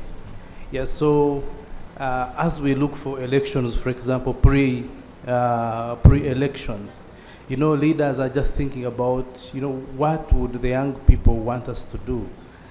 And they're trying to share ideas that they would want to do for the young people, but minus meaningfully engaging young people to know, what their aspirations are, and when we talk about meaningful engagement, we are talking about, engaging young people and appreciating them as equal members within the same space, And that's a gap that we still have, and we really need to act upon that gap, because when we actually do that, we'll be able to, together with them, identify the strategic spaces, what the young people actually think is a strategic space for them to engage, to engage with you. And then through that, you'll be able to realize better outcomes. But in terms of the spaces, I think beyond the elections, I think it is very important to ensure that the media that we have here thinks of creating spaces for young people. And in the interactions with the young people, because on a day-to-day basis we interact with the young people, one of the key ways, I was also looking at some of this report, we're seeing that the young people who are within the urban spaces easily access the media, social media. So social media is their space. But then what we need now is to ensure that in that space, the journalists that we have around here, help us create meaningful engagement with the young people in those spaces. And it is through those meaningful interactions that we are going to be able to provide an opportunity for them to directly engage with their leaders. Because as I talked earlier, the engagement between the elected leaders and the young people, in most cases, is in a tokenistic way. You just want to bring young people to this space and you can take photos and say, I met with a lot of young people. But in that space, what were the contributions of young people? And the ideas they shared with you, their aspirations, the challenges they face around unemployment and education. To what extent are you taking into those recommendations and implementing them the way the young people have given them to you? That is something that is missing. So with the media that we have around here, I think you can play a critical role in creating those special spaces for young people. The social media spaces are there. Young people are very passionate about them. Bring those leaders to those spaces and let them have an interaction with the young people. And then let's follow up on actions to ensure that the issues that they are presented are being addressed. Thank you. So now the question I have then for for Etop and for Betty and for Joe would be in terms of, because you guys have been in the field and you're active, what you've been doing to make sure that you're engaging with the young people in your different areas, because you have Teso and Toro and what you're doing there. But even as you mull over that question to give us some feedback and insights from your experiences in the field, let me bring Julius in for a moment, because again, we're talking about young people and women, two very special interest groups. We have, if I'm not mistaken, I think 1.2 million people that turn 18 every year in this country. And you'll notice that over the last maybe 15, 20 years, more and more young people don't have any interest whatsoever in our politics. They seem to be so far, apathetic towards what happens, because they seem to have been given the impression that they don't matter. What is the Electoral Commission doing to try and make sure that we have enough civic engagement, not only for young people, but also for women, again, who for the longest time have been marginalized and have been told that their opinion does not matter?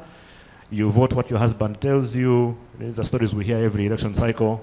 Mwami Chakova. I think that was the famous thing. That, if I'm not mistaken, that actually became popular because of an election at some point, right?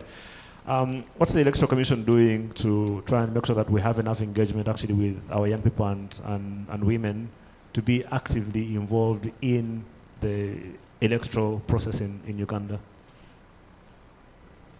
Yeah, I'm starting with you, and then we'll come to Joseph and Betty. Thank you very much.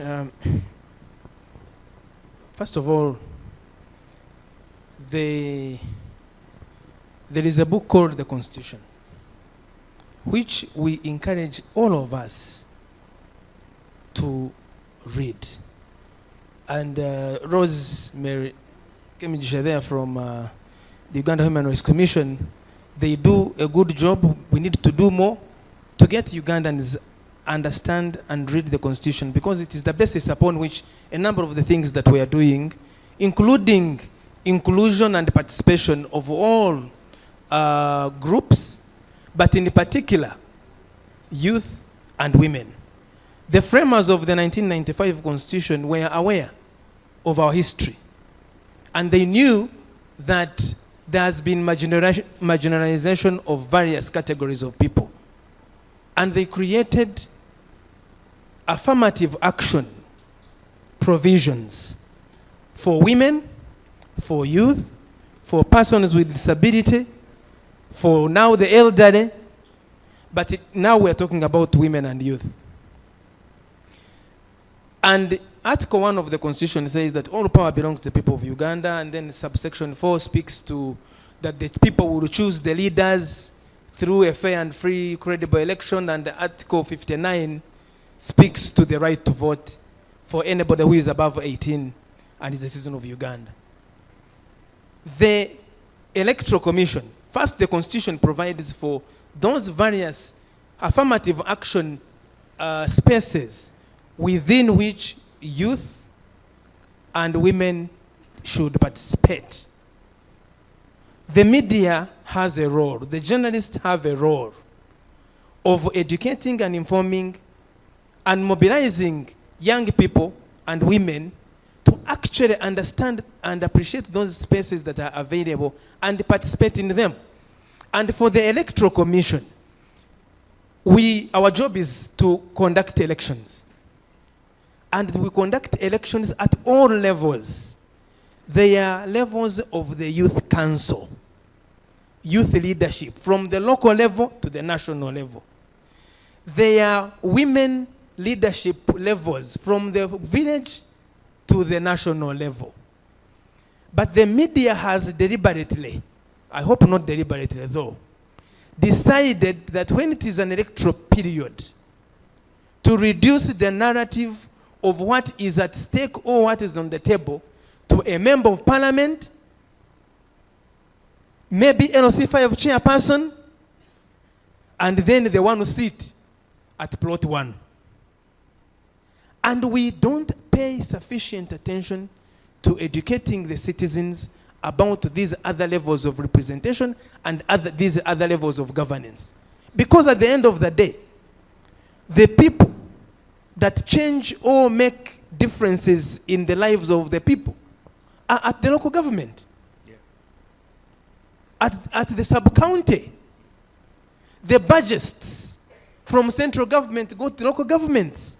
But to what extent is the media paying attention to issues at local government level and local government elections? So we hope we can work with the media to tell a holistic story, to tell a complete story that speaks to our governance and leadership levels, starting from the local government to the national level, but also highlighting those spaces where young people are expected and women are expected to participate. Yeah. So that's the first point. The second point is the nature of our politics and our elections. You know that our elections are very, very, very, very highly emotive, very expensive, and highly, you know, people sell their entire belongings, all their investments to contest even for LOC 5 or even for the local government level. But it is even worse when we talk about parliament and the presidency. Now, people who have sold all they saved to participate in an election, they are prepared to do anything and everything in order to participate and also to win. And that includes deploying violence, deploying disinformation, misinformation, and fake news. And there are categories of people who fear violence, women especially. They will say, we don't want violence scares voters. Violence scares participation. And that's why one of the things we have and we're grappling with and we're calling upon the media to speak against is violence in our elections. Because violence scares, reduces the level of participation, scares certain groups of people, especially women, and then the politicians mobilize young people because of the energy that they have to be the conveyors and cannon fodder for perpetuating violence, because they can abuse, they can use social media to spew hate crimes, and they can be used to beat physical beating, like the one of parliament, of the other candidates or the other supporters. But the media can and should play a role of saying, number one, that an election is not a war, that it should not be a do-or-die affair, and when you lose today, you may win tomorrow, but even if you lose, the end of the world does not come. Yeah. Thank you. Thank you very much, which is why I'm very excited that we have Joe and Betty here, because, again, from where they are, when you think about elections in Uganda, the gist of what Uganda is usually will be at the grassroots level, as you have mentioned, and I think the most vulnerable people as youth and women, again, especially in what you would say would be the rural area. So it would be good to hear from both of you, your perspective. You've been covering elections for a very long time. What has that been like for you, seeing the engagement for youth and women? Has it gotten better? Has it gotten worse? What are some of the things that you think can be done better? But also, especially from the context of what we're doing as the media, what do you think we can do differently to make sure that we are engaging our young people and our women better? So we'll start with you, Betty, and then we'll go to Joe. Thank you, Ben, and Media Focus on Africa and the other partners for always inviting us. For us, we always come with a local perspective, local content of what happens in the media usually. Thank you for inviting us all the time. It is true that as agenda setters, the media as agenda setters in our community, at the moment it's really work in progress in terms of engaging both youth and women in electoral processes.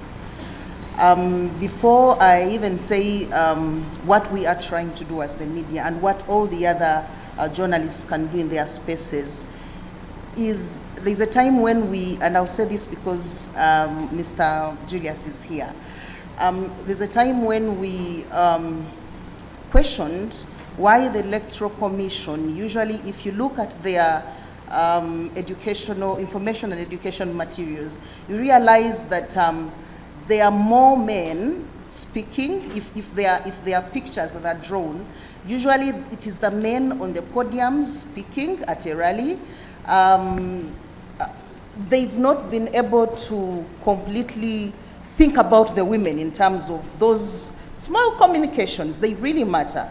Because if you walk to a community hall where information, or where people in that community specifically get information, and you find on the walls, it is Electoral Commission communicating through photos and these other illustrations, but it is only the men speaking, and they're not able to differentiate that these are youth, that they can also speak or participate. Today, actually yesterday when I was coming, we passed at, I don't know many of the streets or the names, but it is Ginger Road, yes?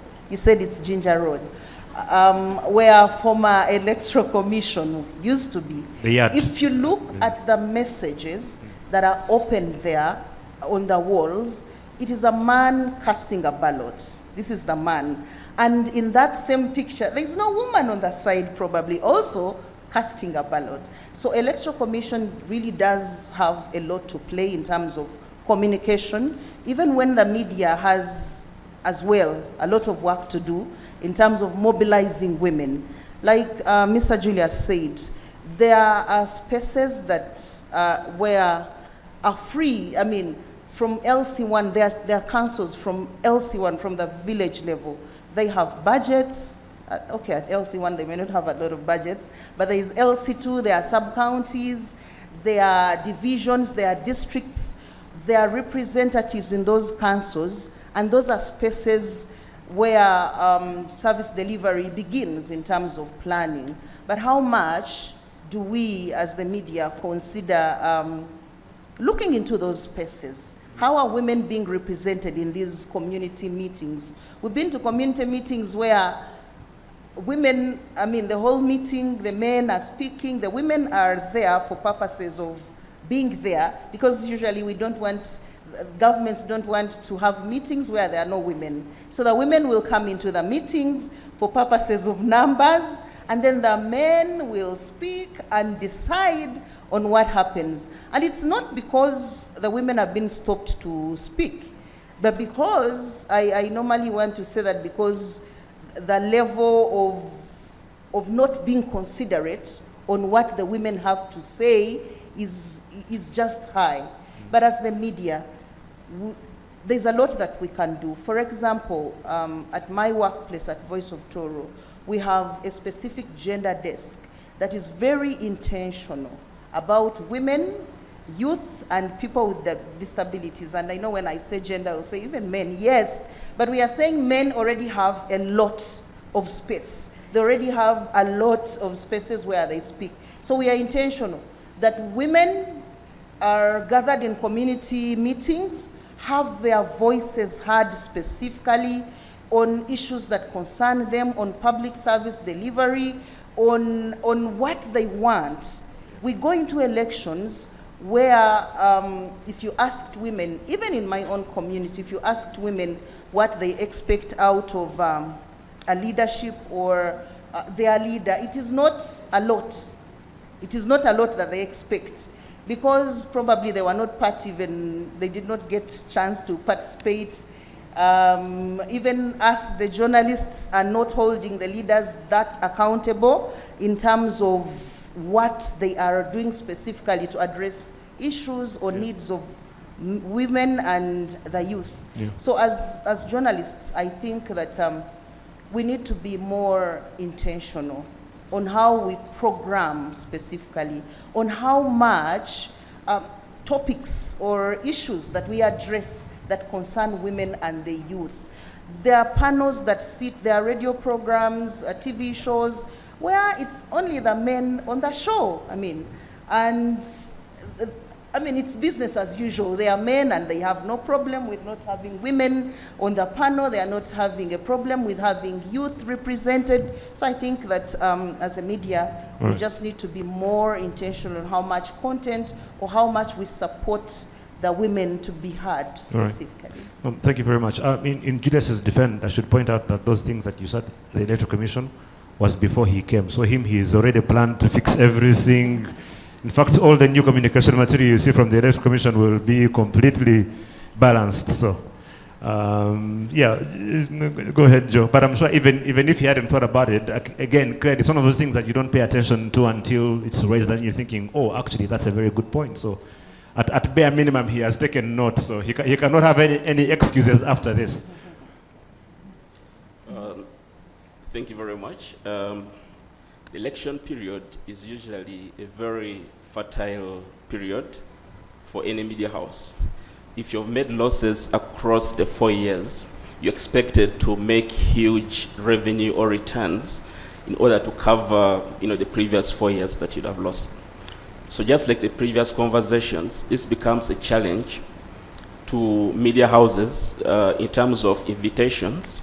You stop thinking about representation, but you look at every invitation vis-a-vis how much money is coming in. However, as institutions or as ETOP, which would be interested or being very deliberate in making sure that women's voices and men's voices or the youth are heard in their platforms, we normally try to play some balance. Our research indicates that there are very few youth voices on the radio or on the platforms, especially during the electoral period, because they have a very weak financial muscle. But media houses can be deliberate and take the conversations to the community, have the discussions with the youth right in their places, meet the women in their communities, have the conversations in the Lukiko halls, meet them at the areas of convenience like churches, and then when you have that conversation right at their areas of comfort, it becomes a bit very cheap, even in terms of the cost of reaching those voices onto the media platforms. The other thing which I believe which needs to be done is the media can try as much as possible to using the psychological seductive method to entice the women and the youth to come onto the platforms. Most times, talk shows happen at about 7 to 9 o'clock, and it's called peak time. That's a time when you're not able to have the women come onto the radio and engage in the conversations. But if you must be deliberate, it means that you must do a baseline survey, find out what time are women able to listen, what time are the youth available to have the engagement done, and then you can be able to, to structure your talk shows within that time. Now that means that you'll have the capacity and the opportunity to have more conversations in a very deliberate way for the women and the men. And then just to stop it there is normally women and the youth ask, what is there in the media for me? So the media institutions have to be very deliberate to provide the content, to provide the issues in line with elections, which can then be able to attract the youth and the women to take part in the conversations. But if a woman every day tunes onto your radio station, looks into your social media handles, checks onto your television and doesn't seem to see anything which speaks to them, which speaks to their issues, then I'm very sure they will lose interest. Women want to see women discussing women issues. The youth want to see fellow youth discussing their issues, because then they believe that they speak from the heart. So we must be very deliberate in making sure that there has to be a correlation on the issues that are being discussed on the media with those ones who are listening. And just like someone said, media should stop speaking to women, but bring women into a table of conversation. Bring the youth into the table of conversation. When they get into that space of conversation, like someone said in the morning, there are no titles. We are discussing issues with due respect, and I'm sure that will be able to encourage the participation of both the women and the youth during the electoral seasons. Thanks. Thank you very much. For Isaac and Miriam, again, so if you talk about the media, again, and amplifying voices for youth and women around election time.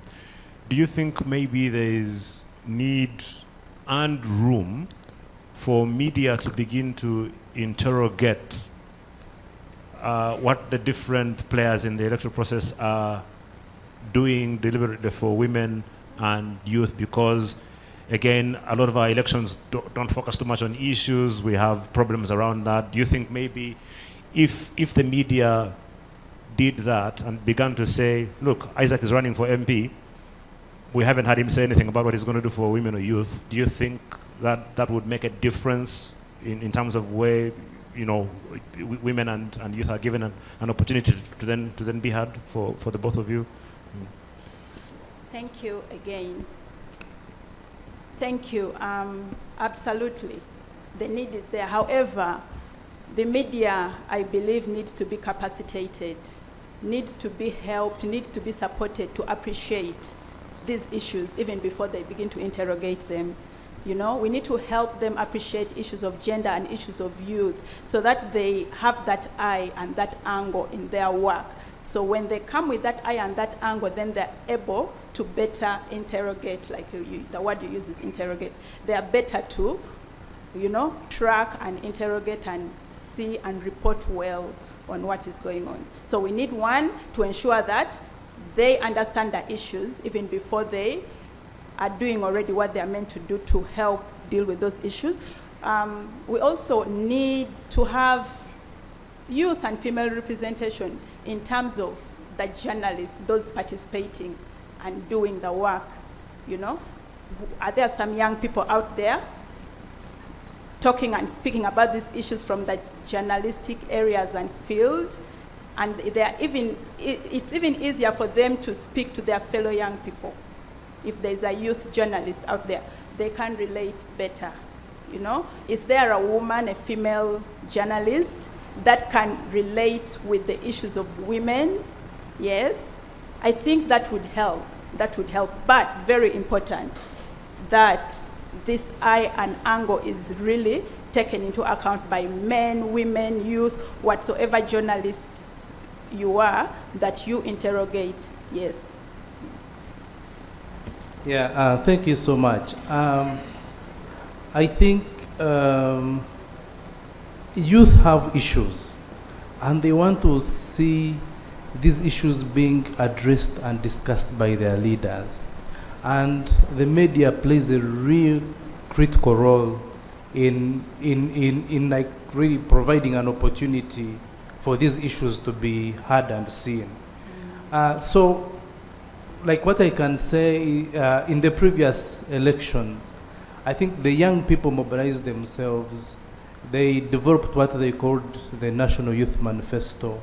So they had interacted with fellow young people, fellow youth from the grassroots. So the National Youth Manifesto had issues for the youth in the urban centers, for the youth in the rural communities.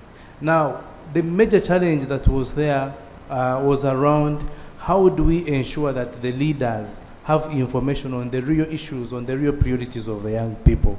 And I think this is where the media plays a critical role, because for you to be able to really enable young people strategically, meaningfully engage with their leaders, it's good that you have information on their issues. So one of the ways that the media can do this is by doing really sort of a research, you know, on what are the aspirations of the young people. And I see the media has this. You find the media has some like counterparts in the rural communities who really act as collaborators. So it becomes now a good opportunity. And I would want to urge the media to ensure that in this upcoming election, for example, liaise with civil society organizations that are working and supporting young people to come up with their national youth manifestos, have information about this youth manifesto, and then create spaces to ensure that this youth manifesto is discussed within your communities. So for those who have their correspondents in the rural communities, because as our colleague mentioned, earlier on had talked about social media as a key space that can provide engagements with young people.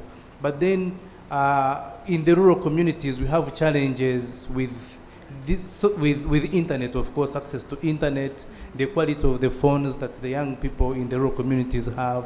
So the best channel for these young people to access information, and young people and women, by the way, is through the barazas, is through the community meetings, is through the town hall meetings at the sub-county levels. So the media personnel that we have in the room, the media now has really a critical role now to help in taking this information closer to be discussed with leaders that, for example, leaders that are standing for electoral processes, so that this information can reach them. And then I think the major challenge that usually comes is now after the elections, it becomes very difficult for young people to approach the leaders and hold them on their commitments, because during elections they are able to commit to addressing some of the concerns. So post the elections, we want to request the media, and I believe the media plays a critical role in doing that. They can bring this information, take information back at the grassroots, bring the leaders in the room together with the young people, and then provide an opportunity for the young people to hold them accountable, to have feedback on what is being done around addressing the issues that affect them. And I think that is one of the major challenges that we have, because we even have many programs that actually government has for the young people, the parish development model and so forth.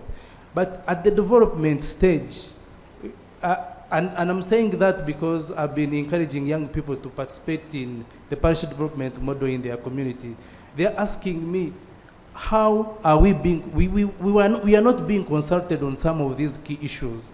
So, and I think the media now has a critical role to ensure that even within some of these programs that the government is bringing on board to address issues related to livelihoods, health of young people and so forth, you can also play a critical role in finding out to what extent are young people being consulted around those processes. And I think through holding each other accountable, we can be able to have a much more transparent, accountable government that really addresses the specific needs of our young women, our young people, our women, and I think we can be able to have like much better development. Yeah. Thank you very much, Isaac. So just one last question for John and Betty, and we'll hear some concluding remarks from Julius, and we'll open it up for a few minutes. If we're talking about voices of women and youth, I guess the easiest way is to make sure that they are represented themselves. If you're above 18, you can be able to run for parliament, and we have seen some very young people in isolated pockets of Uganda actually being able to win elections as very young and women as well. So for Joe and for Betty, who are in the media, do you think or feel that the media is, from your perspective, from where you are, is balanced when it comes to candidates? Because normally what happens, and I've had this I think once, it's the reason why I'm asking this question, where someone is running, they are 21 or 22 years old, and then you hear someone on the radio saying, it's this kid, let him first wait, right? Do you think or feel that the media does enough to be able to support even young people and women, for example, who will be contesting even for elective offices? And is there anything in particular that maybe you're doing or think we can do to help support? If someone says, I'm 19, I want to run, I think I'm capable. I mean, in some places, the old people have clearly failed to do anything. So why not, For starters, we are all aware that how expensive elections are in this country specifically.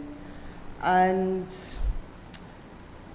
even the media, even the journalists themselves, during elections, at a period like this, and all those other past elections, you realize that journalists come out as campaign managers for specific candidates. And that, for me, makes it very hard to hold someone accountable, especially if you were not objective at that point.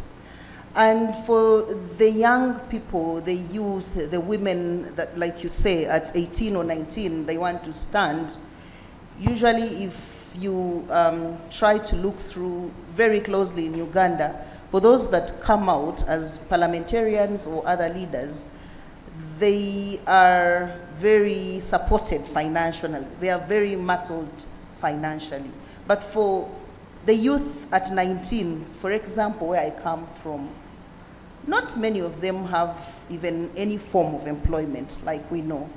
So it's going to be very hard for them to come through an election where the media, the journalists themselves want the money, and this young candidate has no money at all. So usually during elections, it's a game of money. The one that has money has the journalists covering their rallies, because after the rally, the journalists want transport back. We all know this happens, really. It's not something new. And if a candidate is struggling at 19 and 20 or even 30, even 40, they are good candidates with very good ideas, youth, women, but because they don't have the money, usually, they don't come through. And this is why I think that if we want to have more young people participate, rather than participating as campaign agents, in my place during elections, it is the youth that are violent, it is the youth that are, if the youth support you, you go through. Yeah. And for them, they say, give me what, I mean, if I can, okay, I won't put it in my local language, but they'll be asking like, let me have mine now, because they already know that whoever goes does not even remember. So as journalists, the media has a critical role to play in terms of empowering, in terms of creating space and platforms where people can learn why they are even voting in the first place, or where manifestos can be even questioned or interrogated. Like if you have a radio program or TV program where you're looking at an MP's manifesto, where is the youth? Where are the women in your manifesto? If we were doing that, it would make the process easier, or even service delivery easier. Yeah. Joe, briefly from you. Thank you so much. Already they talked about the influence of the financial muscle in case a media house is to invite you or not, or if your stories have to be covered. So you realize that because the youth don't have the money to purchase airtime or just to facilitate their media team, then they are likely not to be included. But just one aspect that I want to add is media houses are also driven with the interest of numbers. If a specific youth, whether female or male, is a celebrity, then likely media houses will pick interest in having them covered. Because if they lose in the aspects of the money, at least they're very sure that they will benefit from the aspect of numbers, which will be brought in after the conversations that you're involved in. So if as a youth, you are much more interested and you can pick the interest of the media houses, a little bit of controversy becomes a secret. Otherwise, if you're not as controversial and you don't have the financial muscle, likely you'll be excluded from the platforms. Yeah. Very interesting. So again, just for a concluding remark from you, Julius, in terms of, based on what you have had, because we're going into the election cycle now, any commitments you want to make to the people in your panel and the people in the room, as you think about that, and I'll be opening it up for discussion. Quick on-the-spot quiz. How many people in the room know Uganda's youngest ever MP? Uganda's youngest ever MP. See, this is exactly what we're talking about. You're all journalists. Sorry? Uganda's youngest. You can try. You see, here's my problem. The fact that you're even saying she's a lady, that already suggests that we have a big problem. Yeah, you're not sure. Linda Chibombo, you've been a news editor your entire life. These are things that should be on the tips of your fingers.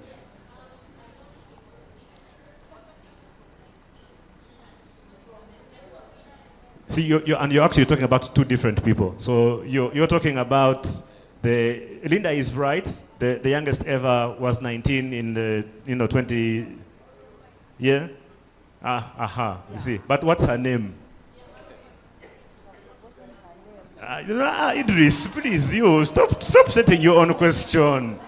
The question wasn't when her father died. The question was what was her name, right? See, Jan, do you know Professor Lugalambi? I'm putting you on the spot. I'm sorry, but do you know? You don't know. See, Google is your friend. Thank you very much. Patricia Msogang. Alma Helen Wandera, that's the current one. Mama Busia, she's 23 years old. The current youngest MP in the current parliament.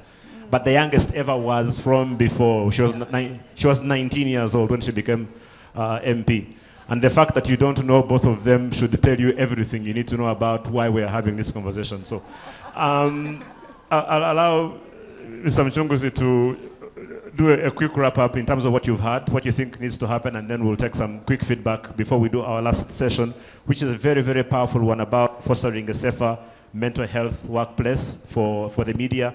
And it's going to be our last session for today. And also, I know we're a bit tired, but it's a very powerful session for us to do so. We'll do that in a few minutes. Julius. Thank you very much. I've taken all of the comments, especially Haz, on the content of the messaging for voter education that the Electoral Commission has out there, to make sure that it is as inclusive and as representative of the various categories of people that are on our voters register. And I mean, the categories are so many. There are young people, there are women. The other day, people with disabilities came and they said your content does not reflect us well. Then after that, the elderly came and they said, you are. So, but we have to continue to strive, because today, in the media space and the communication space, you can no longer say that you are targeting people massively. We have to continue. You're lucky, Julius, that the transgenders haven't come to complain yet. I am hoping they won't, now that we have. Say. Yes. But we have to continue, and the commitment from the Commission is that we will continue to refine our messaging to make sure that it is relevant to the groups that are different, that have different consumption mechanisms. We have improved. We are improving, and we improved our digital presence, because we are aware that a number of the voters and the people that we reach out to are young people. Young people and technology are like Siamese twins, so we have to make sure that our messaging is consistent with those platforms. But I want to say that in an election period, the media itself is a target, and it has been mentioned. It's a target for misinformation. It's a target for disinformation. The journalists are targets for feeding with fake news. And it means, therefore, that our antennas must be very alert as journalists and as editors, to know that no information that comes to you, especially in a political system and a political environment like ours, is innocent. That there is an ulterior agenda to reach people, because they know you have what it takes to reach the people that they want. And therefore, every story that you are working on needs another lens, another look, and another questioning. And so our skills in questioning and interviewing, asking the right questions of the people that want to lead our people, to lead us, ensuring that we interrogate the manifestos, to ask the questions about the interests of young people, so that their content is mainstreamed in how we report. So one of the things that we want to do, we have planned to do, is training, and in partnership with a number of institutions and associations, to make sure that we provide the skills to understand the electoral process, that the electoral process is not an event, that the elections of 2026 are not in 2026. They have actually already begun.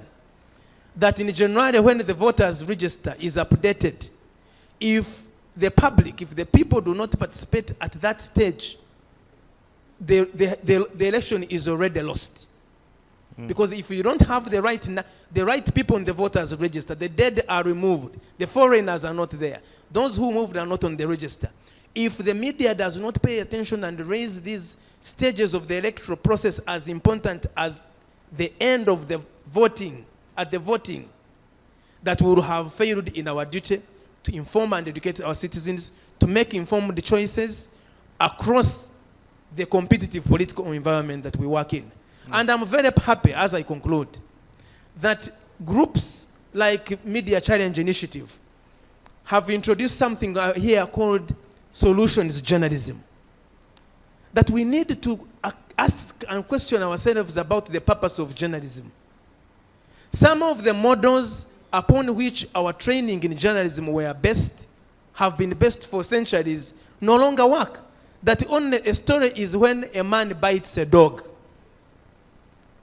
That it is only a story when it bleeds, that when it bleeds, it leads. But the people who are looking for solutions, our young people who want jobs, our women who want a space, are not going to depend on what it bleeds, leading in the newspapers. That the format, the framing, the choice of headlines, the choice of what we consider to be the story, will have to inevitably move away from the inverted pyramid, where you just say the first two sentences and that is it. That we must be prepared to report on processes. We don't want to report on processes because they are complex. We don't want to report on policies because they are complex. We just want to report on the result because people are saying, who has won? But won what? Won on what basis? What was their agenda? What was their manifesto? What were the issues they stood for? And you're just saying, what is the number? What is the number? What are the totals? We must interrogate the numbers. We must interrogate the figures. We must, as journalists, we must ask questions that don't have a yes or no response. And that is the challenge that is before us. Because the issues that affect young people and women will not be answered with a yes or no. It will require the people who want to lead us, the manifestos of political candidates and the political parties must reflect on what it is they have put in their manifestos that presents the interests of women and young people. Yeah. So the journey has just begun, and let us also know that the overall purpose of the elections and whatever we do is for the country called Uganda. And that this country called Uganda will be there after 2026. We will be there with the leaders that we have and the leaders that will come. And that our allegiance should be to building a stable, peaceful, and prosperous country where all of us are able to derive livelihoods and live. And not be held hostage to just a year. And that way we'll begin perhaps to think about solutions and not simply headlines. I don't think you could have wrapped it up in a better way. Julius, thank you so much. So I'll take just these 3 submissions and then we are done, because I really want us to have that conversation around mental health because it's extremely, extremely important. So if I can, do I have a mic that we can use? Jan, if you'd please be so kind. We'll start with Linda and then we'll go. Guys, in the interest of time, we shall continue the conversation. Just allow me to take these 3. We'll keep them very brief, and then we'll do our final conversation. Okay, thank you very much for this opportunity, and I will just veer this conversation away from, I mean back into the newsroom, where I worked for 24 years before I decided to take an early retirement. One, I was alone.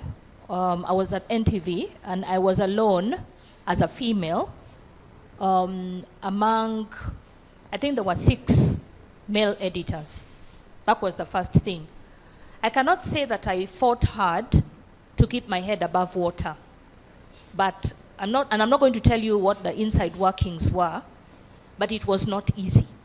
You understand? Because there are very many women issues that need to be addressed. But because you're working with all these men here, I mean, their issues take first priority. That is one of them. Number two, we are going into a campaign period.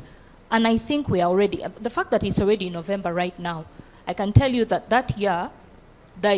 this is going to be a very difficult year for newsrooms. And we are going into a campaign period.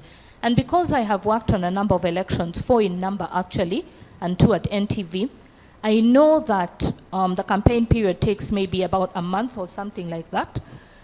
Tell me which female journalist you're going to send out. She's got a family, she's got children, she's a nurturer, and you're going to send her out for a whole month.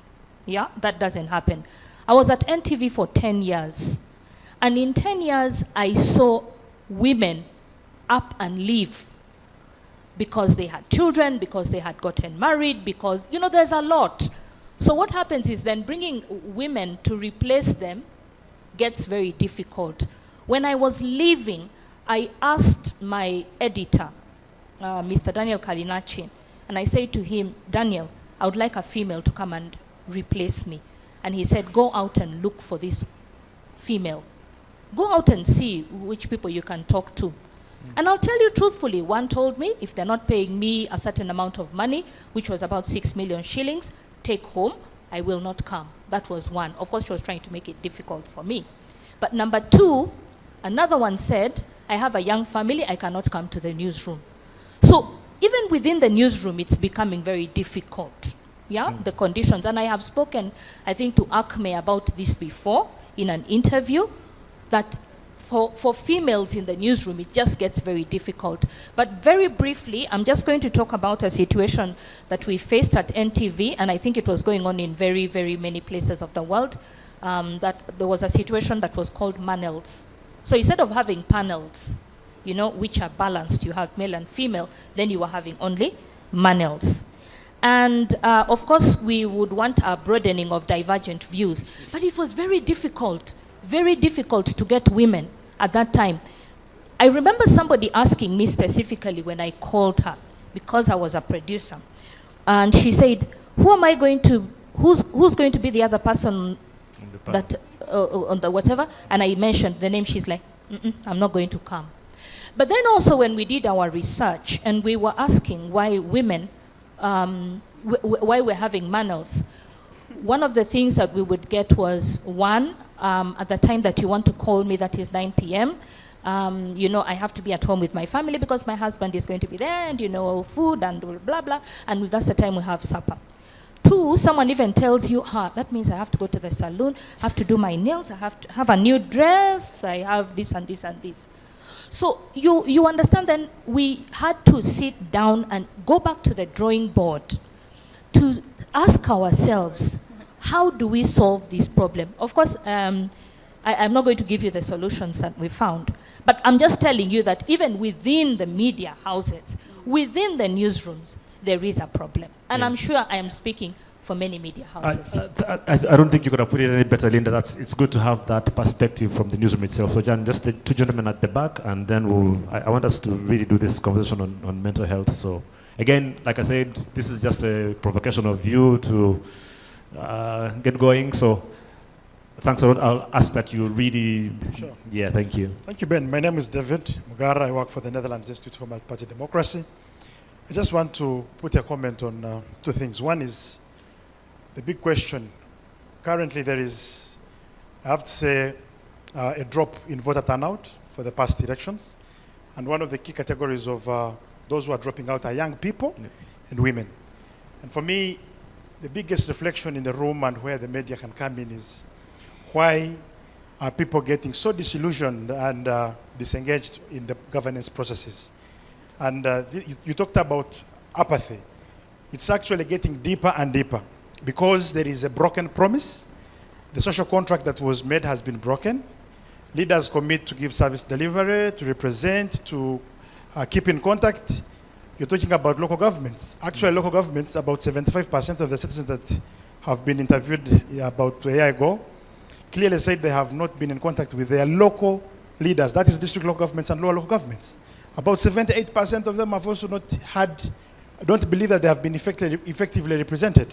So for me, I think the problem is not only at Parliament, but it's quite countrywide in terms of representation, and that for me is the broken promise. So for me, the media has a role to keep reminding these leaders, the spaces that you have are not common to everyone, so there is need to keep reminding these leaders about this broken promise, about this promise, so that it keeps in the minds of the citizens, and that is the civic education that we're talking about. Secondly is on the preparation. We're talking about young people's voice in the electoral process.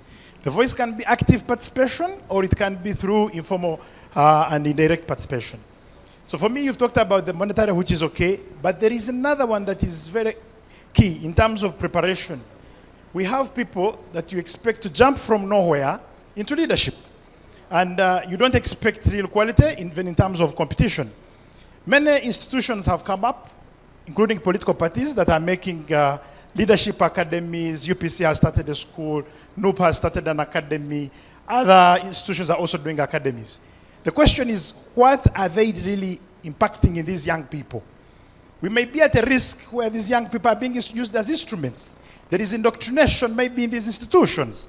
So for me, the media has a big role to go down to also do an accountability search in terms of what kind of message are they giving. If we have had a graduation of people from a leadership academy in an institution, people are coming out of Changwanzi, can we have a track? Can the media bring this out? Because at the end of the day, we need to evaluate. Because these are the people that are going to come and join this leadership. Thank you very much. Thank you very much. Which is, I think, what Julius was talking about. And don't just report who has won. I think there are so many deeper stories that you could get into. Yes, thank you very much. Otima Ivan is my name. I work for the African Youth Development Link. Very good discussions coming in.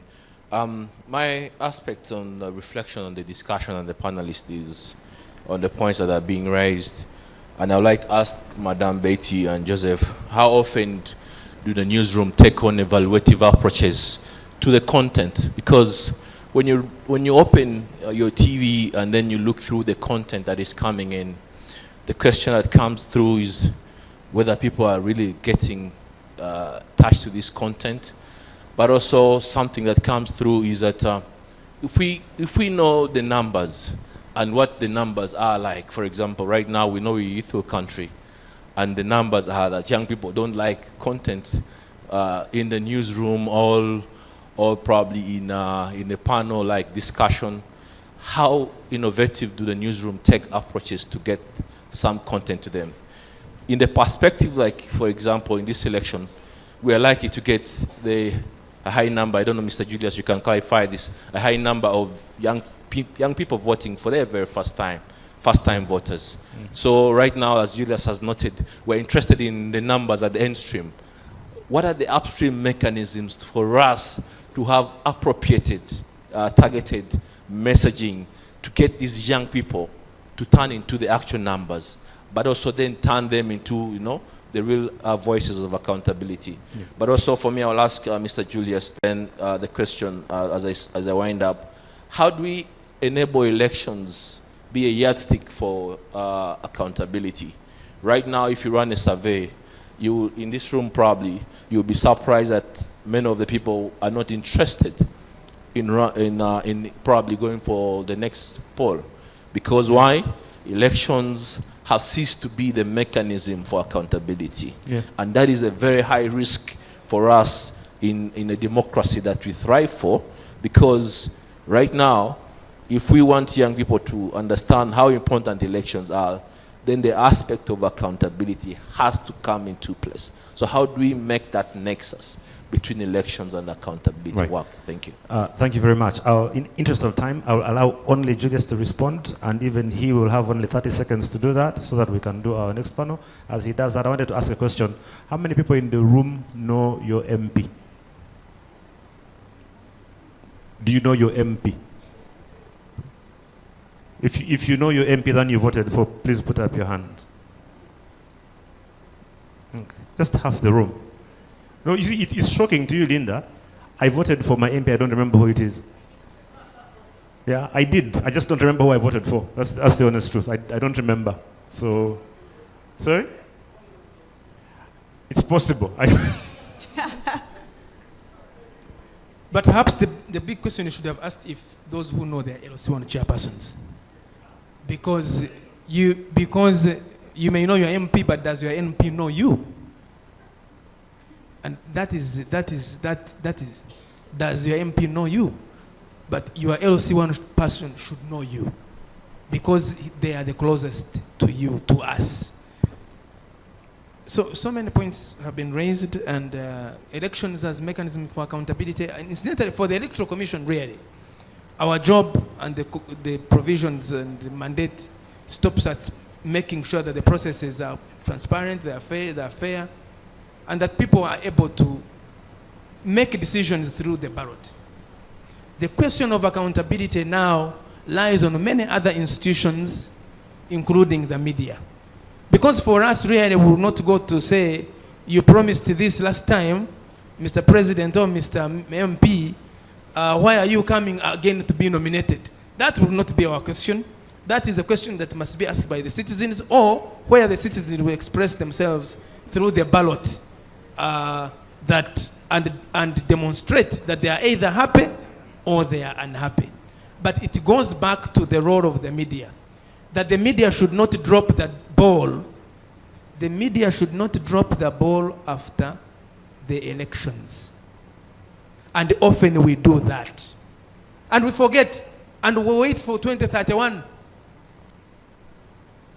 We must plead guilty and apologize to Ugandans for letting them down and waiting for the electoral cycle only when the nominations and campaigns have started. Because that is, by that time, all things have gone wrong. We must avoid a situation where we have to do postmortems and have active and follow-up tracking with solutions journalism, with the questions, with midterm reviews of performance at all levels, so that our elections do not become a simple exercise in routine.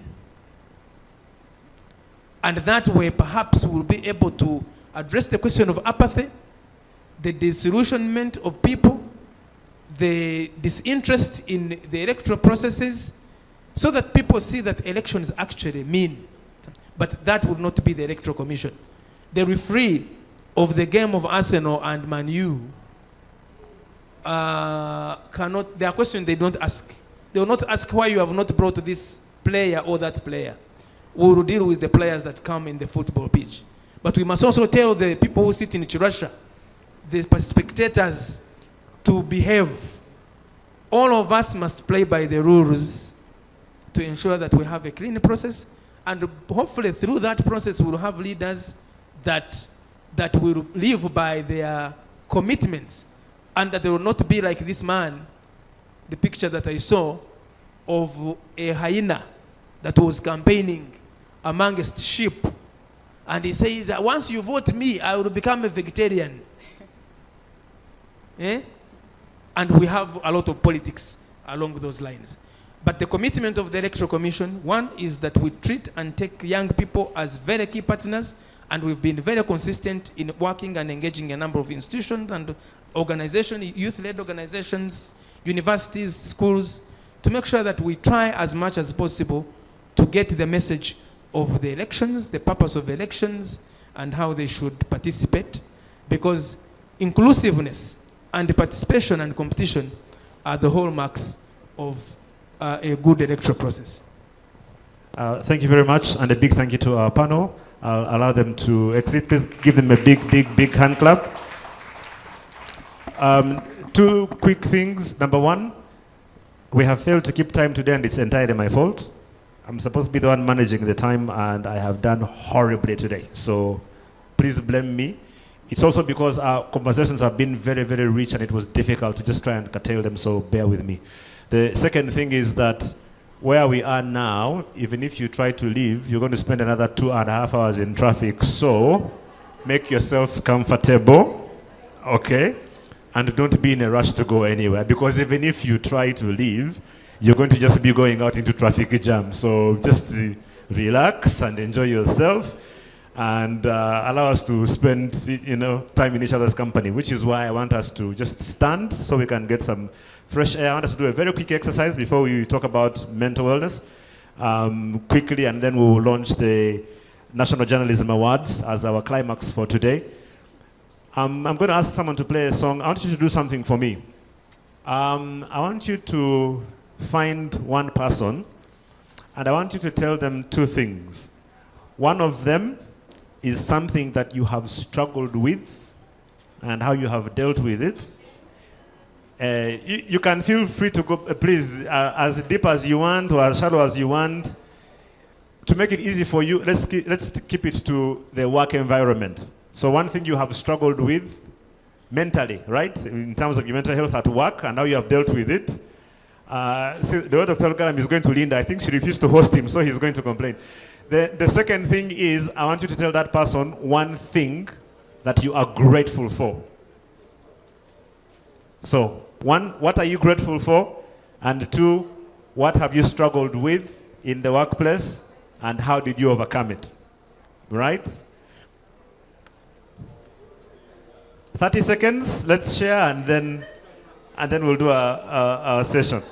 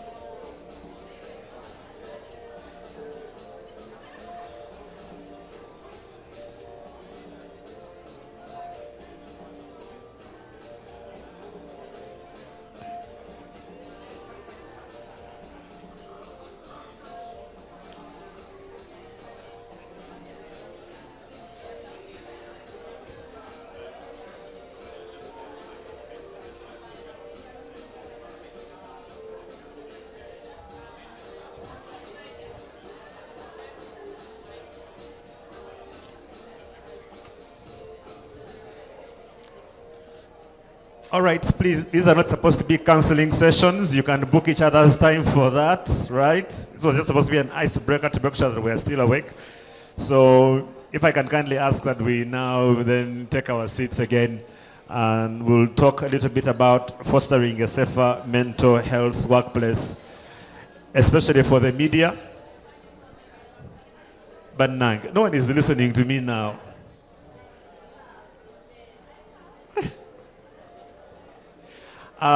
So as you sit, can I ask that we come closer and just sort of form a bit of a huddle? Let's just make sure that we are in a tight circle, not circle, in a tight, Is anyone listening to anything I'm saying? Because it looks like Yvonne, no one is listening to me.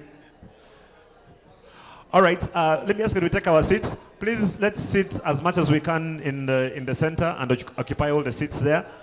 I'll give us 10 seconds to do that, and then we can start. Ziada, you want me to come and now just to grab your hand?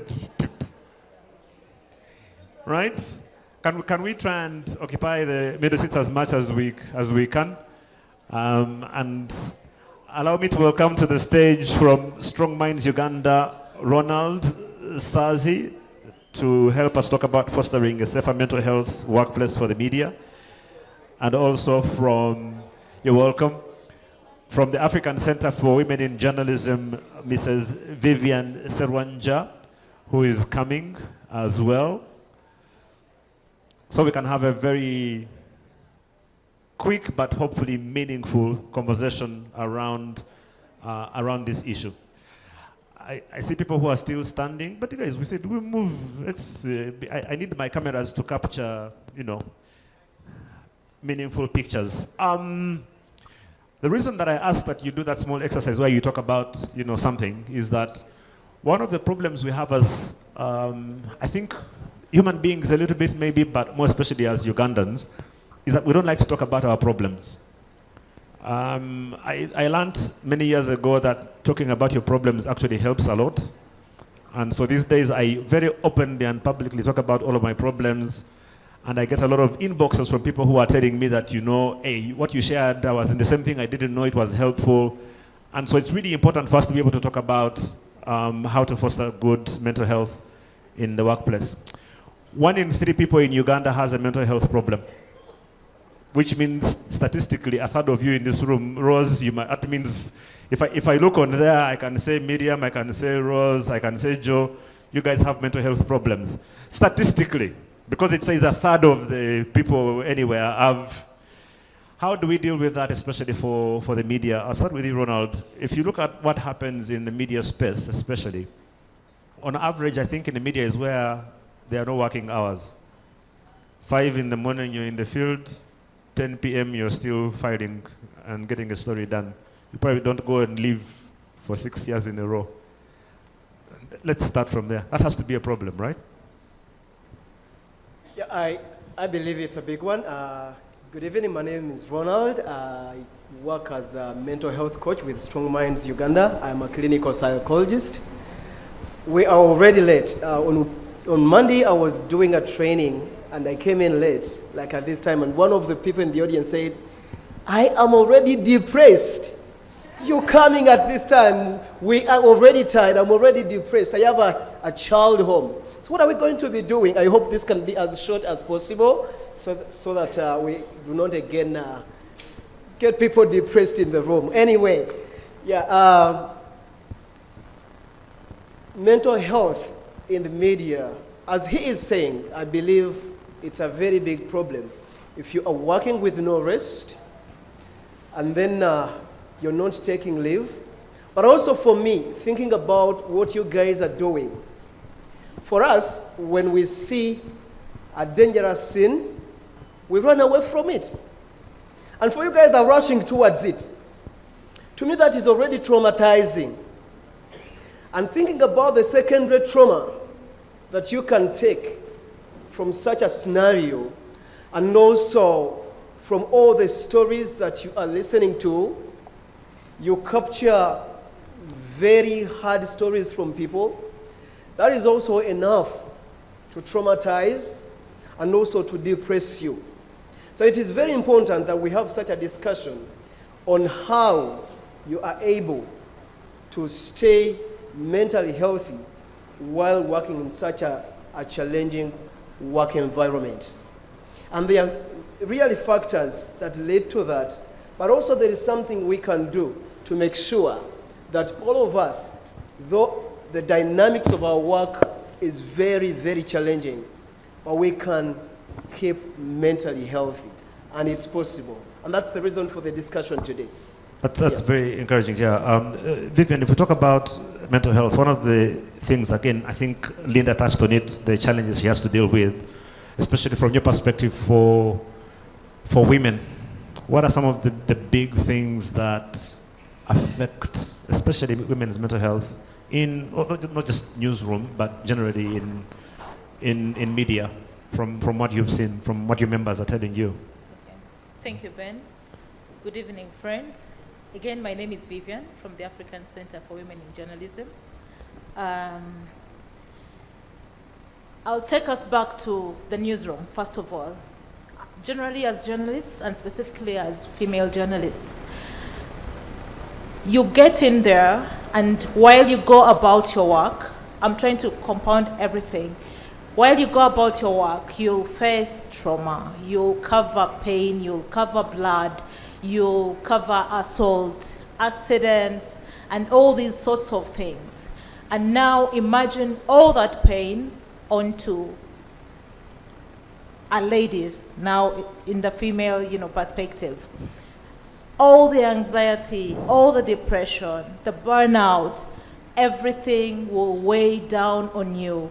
Whereas as journalists, many a time we want to present ourselves as superhuman, as detached from the story. I mean, you have to remain strong and brave and everything else. But think about this journalist that's going to cover all this pain, the live shootings.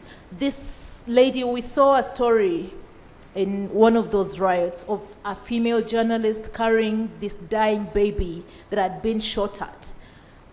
What do you tell this journalist if she heard the next day that this baby whose life she was fighting so much for is dead, is gone? This journalist that goes out to investigate a story and the next day their source is dead, is no more. You know, all these experiences, the scenes of accidents, bodies being cut out of wreckage, and all these things. So many a time, these things weigh down on us, much as we want to detach or to be out of this story. We want to watch the story from a distance and just cover it as objectively as possible. But hey, we remain human. We remain, we still, in some way or the other, whether we accept or not, we in some way will succumb to this kind of, torture and all these experiences. Now imagine this is a lady with all those pressures. You come back to the newsroom. What does your editor want? First thing, what is your story? If it's an accident, and there are no fatalities or not big enough numbers, it will not be such a big story. Remember, you've already been, subjected to all these, but you still have to come and sell your story to your editor. For them, all they're waiting for is, what is your story? You tell, okay, and in many cases, if for example, in a set of an accident, if the numbers are small, you went thinking you went running, you did the story, you've been tortured, all the blood and everything, all the scenes at the accident scene. You go to your editor, and because the deaths are not as high as, enough to make that big headline, your story can as well pass for a scroll. In my days, we used to call them fillers, but it does not take away the fact that you've gone through all this pain. At the end of the day, you must give that story. And you cannot add soup to what does not exist in this story. So at the end of the day, we live with all this, and it weighs down on us. Specifically for female journalists, I'll speak a little bit about females. Away from all these pressures, the pressure to deliver, to beat deadlines, to give that big story that, that will make the big headline in the papers or in the news, on TV or radio. These are the pressures. Take, for example, there's this, I'll call them unrealistic standards. I mean, you're supposed to appear a certain way. You're supposed to change your hair. Someone was mentioning of buying a new dress, buying a new shoe, doing nails and all those things. Not to mention the mega pay and all those financial challenges that we face as women. But you're supposed, there is this box that you must fit into. These challenges we're talking about are special to women journalists. And this is a topic that's so dear to us as the African Center for Women in Journalism. You talk about gender-based discrimination. There are stories where an editor will ask, which woman would do this story? That is one. That is in the newsroom. Other times, you go to a source and someone will be like, sorry, I'll mention Williams. Ono Williams muntu kigwampereza, because Williams has sent that source a female. And probably they expected some male or some giant, some established person in that sense of a man. But because they've sent them a girl, they'll look at them like they cannot report well enough. I mean, we have to go the extra distance. We do not just present ourselves as female journalists, and that should be enough. We'll have to fit into so many boxes before we actually come off as journalists enough. And all this, at the end of the day, speaks to our mental health. It affects us terribly. We've been talking about people running spaces as though they are journalists, posing as journalists, the space being full of masqueraders and mediocre practitioners, but that is because there is a great trick. They would be authentic, are moving out. Yeah. All the journalists that grow in the trade, at the end of the day, look beyond the newsroom. There is so many reasons to this, but one key reason to this is their mental health. Yeah. The burnout in the newsroom is real, particularly for female journalists. So there is a whole lot of... Yeah, no, I mean, look, I can tell you, I've dealt with this in my own house. My wife used to be one of the lead anchors at NTV for a very long time. And I just saw her struggling for a very long time. You know, she's coming back home at 11. Yeah. For many, if you're not sensitive enough, you're expecting her to come back home, serve you food, and then serve you food. And, sorry? Tea in my case, yeah? Yeah, you guys are switched on, you know. And I think eventually, the one day, Rachel comes up to me and says, you know what, babe? I think I'm done. She's like, I'm done. I told her, that's fine. And the following week, she tendered her resignation, and you know, she's still active in the media and all of that, but that whole working, doing, you know, NTV Tonight. And then I think at the time the challenge was that, and Linda again has lived through this a lot, you have one car that is dropping off everyone, so depending on where you live, they're going to drop people in Masulita. By the time Tina has been through this as well, I'm sure, you get home at 1. You're supposed to be, and then you're supposed to be back at 7 in the morning, you have to be in the newsroom. It can be a lot. So I have just one question for Ronald, and then we'll get some quick feedback again before we hear from Professor Lugarambi as we launch the Journalism Awards, which is a very important thing, by the way. What do we do? You're the psychologists here, so these people you see in this room here, many of like Linda can tell you, she's pretending she's retired, but the mental health things probably are still lingering in her mind. So what does she do? If you are in this position where you have been struggling with all of these things for a very long time, how do you deal with it? Or you're in the newsroom at the moment, Okay, thank you. That's a beautiful question. But before maybe we cross to that, a little going back to her and what she's been talking about, there are so many social pressures that maybe lean towards the women, which we think in so many times that are the contribution to their mentally being ill. But also research shows that women who are also in environments which are equal with the men tend to be more mentally ill than the men. And so there are biological factors to that. And it's important that if you are a supervisor, if you are an employer, that you get to understand that we cannot handle women the same way we handle the men. Women, for example, will go through prenatal depression. Men do not.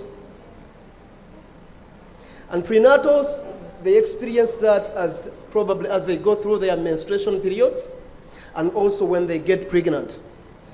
They experience postnatal psychosis, postnatal depression, which do not happen to men. Exactly when they go through menopause, towards that time, they tend to get mental illnesses. And it's important for every employer, for every supervisor to understand and know how to handle them. Then you can handle men. I was hearing my mama here talking about all those issues. Yes, we can try to encourage them to build their esteem and what, but there are so many challenges that really face them that don't face the men. And it's important that we really come to understand that. But also for the women to know how to deal with these issues and the stresses of life and be able to keep mentally healthy. And that's why we are here. And I will speak first to the employment, the workplace. How do you develop an environment that fosters mental health where you are working or where you are leading. My slogan as a leader is compassion before commands. And I want to encourage everybody, compassion before commands.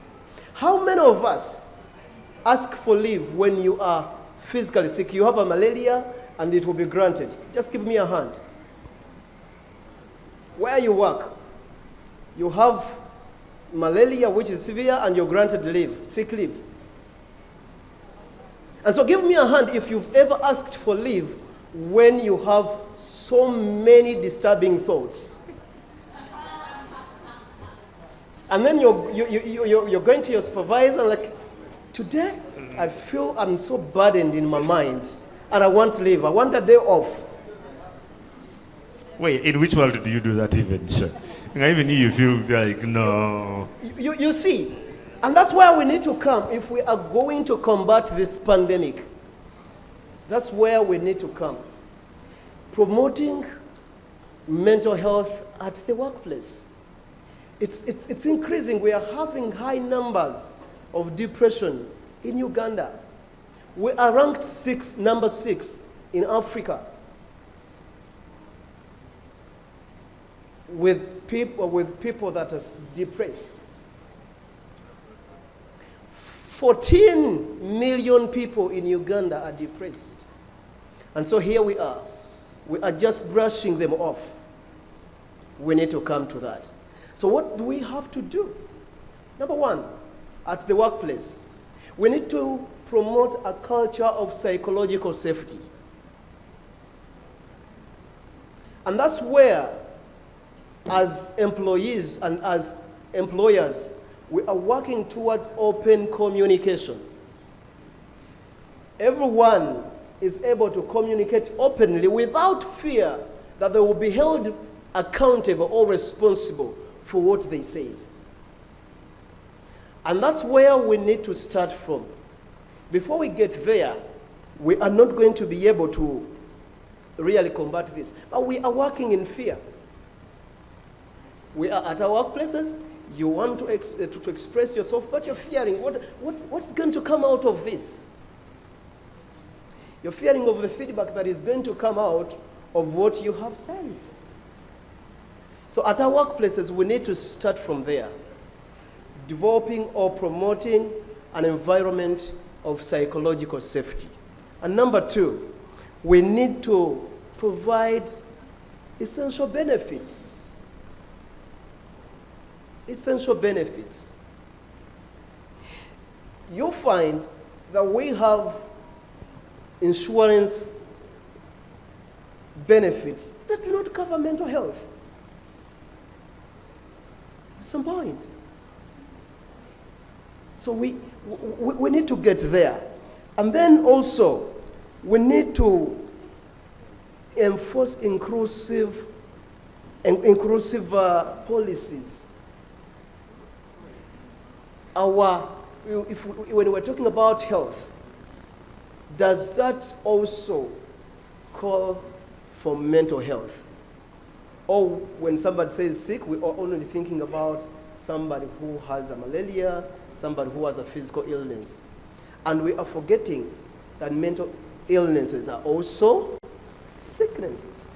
And we need to come to that. For your information, you have heard it said that all of us are what? Are mentally sick. And that's what people know, and that's what people think. That everyone is mentally ill. It's the degree that what? That differs. Probably that's not true, but mental illnesses are measured on a continuum. And you are at a certain stage of that continuum. You either lie on the illness side or on the healthy side. And we are all candidates. There is a possibility of us traveling this continuum to the side of illness. We need always make sure we are getting to where we can support ourselves and keep mental healthy.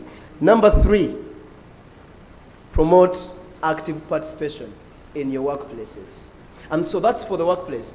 What to take for you as an individual? What are you going to do?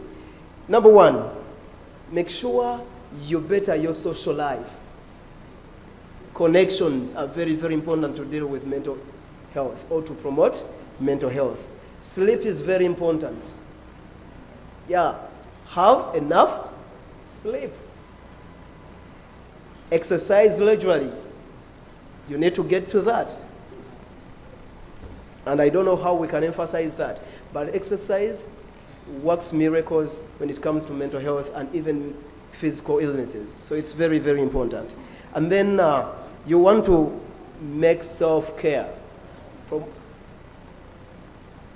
Craft your self-care structure. Any compassion you are having which excludes you is not enough.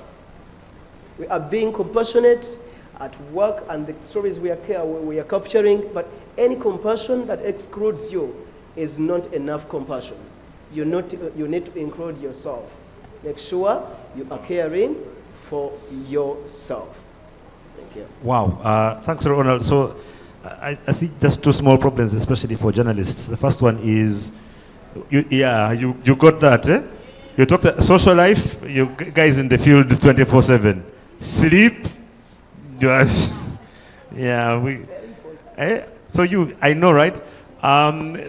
The one last thing that I just want to add to this, and then we'll take just two people to respond, and then we'll hand over to Professor Lugalambe, is this.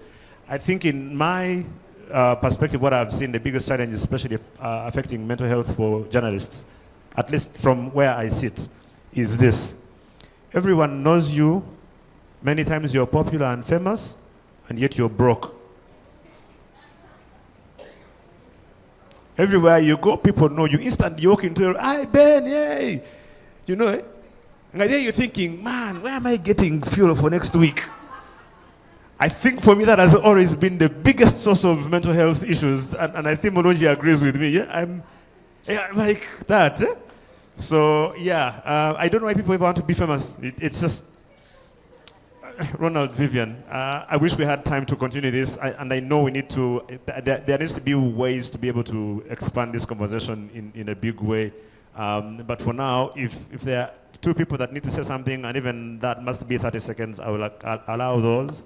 And then we'll do the launch of the Uganda Journalism Awards. Anyone has anything to say? Vivian, you want to say something? You want to say something quickly before we wrap up? Thank you. Yeah. I just wanted to speak to the need for organizational policies. Yeah. All the things Ronald is talking about are actually possible, but not in our current state. Yeah. The way we work today, sleep, what is that? Yeah. We do not do those things in the newsroom. Because people are scared of losing their jobs, right? So, yeah. You just can't keep both. You're either sleeping or doing your job. But for as long as there is some enabling environment legally, and I think we can all be advocates of this. We can go back and try to push for this. I think it's possible. Slowly, step by step. We may not achieve in a day, but I think if there is a clear policy, I think it will give room to such luxuries. Yeah. But for now, where we stand as journalists, it's just not possible. And we're going to keep lamenting and talking about these things. But most importantly, we must mind our mental health. Yes, it is big, and it is taking a toll on the newsroom. It is. Again, I don't hide from talking about this stuff. I have dealt with depression in my life before, so I know what it can be like. And I'm always telling people, it's okay not to be okay. You hear all that stuff, and then, but you'll be fine. What doesn't kill you can only make sure that it gives you trauma. No, it makes you stronger. It's a big thank you to Vivian and to Ronald. And then allow me to welcome Professor Lugalambe to quickly give us an overview of what we're doing. Again, we've ended late. It's my fault. Please blame me. Don't blame anyone else. We'll do better tomorrow, I promise, as we get ready to launch the Uganda Journalism Awards. Right. Thank you, Ben. You give us an incentive to hang around instead of getting stuck in traffic. So thank you. True story, you know. So thank you, ladies and gentlemen, for hanging around. I really like the conversation we've just had, because one of the things we introduced in the Uganda National Journalism Awards for the first time last year was what we call the institutional category. And now that institutional category is looking for things that a media house does in terms of institutional development. So this is not just about good stories. This is about a media house that actually creates either an environment, it either innovates with AI, whatever, or creates a working environment that supports the employees, specifically the editorial staff, to grow, to thrive, to prosper. And I'm thinking about if there is a media house over 2024 that as an institution you have done something, probably in mental health, editorial staff welfare, please, we are going to give you an opportunity to enter this competition, and you will receive an award, an institutional award, for doing something to improve the conditions in which your editorial staff work. So it could be an innovation, it could be a product, but it doesn't have to be an editorial product. It can actually be something, you know, that either in the area of safeguarding your female staff, introducing a gender policy, introducing, you know, health insurance, anything that you have done, protecting your staff, you know, in any particular way. So as we shall introduce the categories of these awards, that is something that we thought was very important, because we appreciate that good journalism, quality journalism, thrives in a context, right? It thrives in an ecosystem, in an institutional setting that actually supports journalists professionally in terms of their welfare and all these other things that actually take that what it takes for people to do good journalism. So this is why we are really excited about the evolution of these awards. And the 2025 Uganda National Journalism Awards will recognize excellent journalism in 2024. So from January 1st to December 31st, 2024, we'll be looking to find excellent journalism, you know, over that period. And around May, June next year, we shall be having a big ceremony. And I think those of you who have participated in these awards, you've really seen how glamorous they are and how inspiring they are. So we've been talking a lot today, you know, about the challenges of journalism, the challenges of the media. And the thing now is, can we talk about a solution? And as the African Center for Media Excellence, we think that inspiring, rewarding, and celebrating good journalism, outstanding journalism, is part of the solution. Because journalists work extremely hard, isn't it? Journalists don't get enough sleep. As Vivian said, you ask a journalist, what is sleep? Did you have enough sleep? What is sleep? Can't even define sleep anymore, you know? They work extremely hard. They go, you know, it's very stressful. You know, as Linda said, you've been in this career. So how can we as an industry recognize and reward? Because I think it's very important in terms of, you know, people culture, rewarding and celebrating success is very important. And that is what we have been doing as the African Center for Media Excellence through the Uganda National Journalism Awards for 10 years. And next year, the 2025 awards are going to be the 11th edition of these awards. And we've been working with you know, our corporate partners, you know, over the years to support these awards. And many of you here, you know, have either won some of these awards or you have participated. And the reason we find this particular audience very important, because one of the things we have seen is that sometimes either journalists are so humble, or they are shy, or they don't have the confidence to enter their work in the competition. So when the competition is done, people come up to you and say, but you know what? I saw a good story by Ben last year, and how come this story is not in this competition. So if you think that Ben or Linda did a good story, approach them and say that, please, this is a good story. I believe you should enter this story in the competition, so that it is subjected to this process and get recognized. And we've, over the 10 years, we've collected a huge database of these stories. And these stories have been the basis of the training programs that we do, because we evaluate them. We have an independent panel, and the current chair of the panel is Ben Oluka, as you know, very renowned investigative journalist. He himself has participated in this competition. He's won these awards, so he really, really knows what it takes. So this is the Uganda, the 11th edition of the Uganda National Journalism Awards. We call UNJA 2025. So we shall take you through a brief presentation and probably video, just to give you an overview of what these awards look like. I need also to emphasize that over the years, the awards have evolved as well. For instance, we've moved away from format.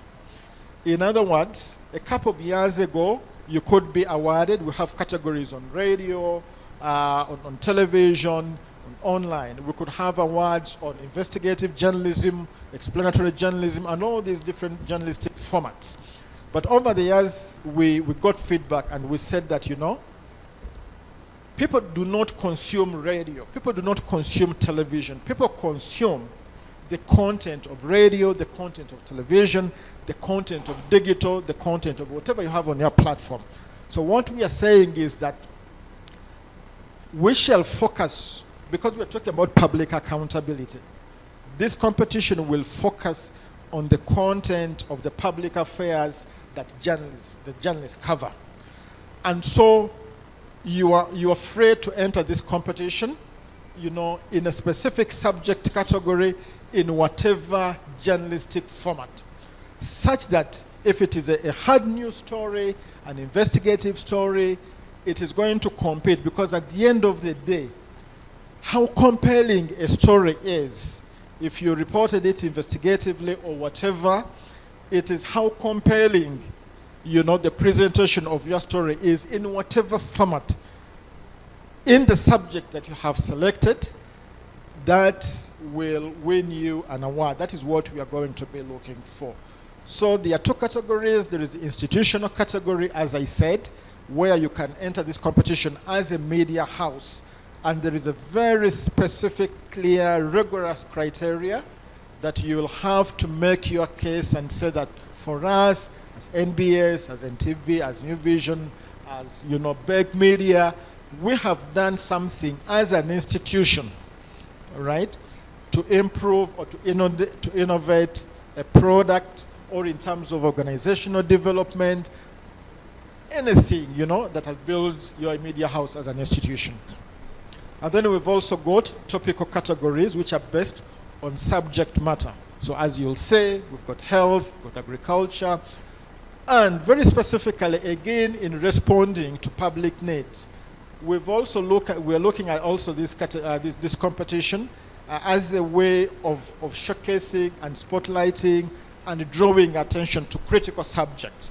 So there are some very specific categories that we've worked with partners. For instance, we've worked with a company or an organization called Palladium that is supported by the British, and we have partners from the British High Commission, right? They work with Palladium, and they have said, and we reached out and we said, climate change is a very, very big issue, and this story is either not getting the attention it deserves, and how can we use this competition to put a spotlight on subject like climate change. We are having discussions with our partners at DWA, again, to pay particular attention to areas like public accountability, public service journalism. And so over the years, we've had partners who have been coming on board and saying that, how can we use this competition to incentivize and motivate interest among journalists, among the media, on some of these very specific subjects that at the moment appear to be niche areas of coverage, but we are hoping that as we work with our partners, and we hope that other partners will come on board, Twaweza, for instance, over many years we worked with Twaweza, and Twaweza said that, we're doing a lot of work, investing a lot, in public service and especially in education. And they said, can we support a category on education? And sorry. And Deutsche Welle Academy, of course, TWA in public service. And so the idea then was we embraced that category, and even when the funding stopped at that time, as ACME, we took it on, we embraced it, and we incorporated it in the category, in the competition. And so we are continuing with the Deutsche Welle Academy, again, as I said, in the area of public accountability, in the area of public service journalism, and we are hoping that other partners will be coming on board in their areas of specific interest. So my colleague Flora Duke is now going to take us through the categories, and then so she'll take us through the categories and the structure of the competition. Thank you. Thank you very much. Good afternoon. Oh, good evening.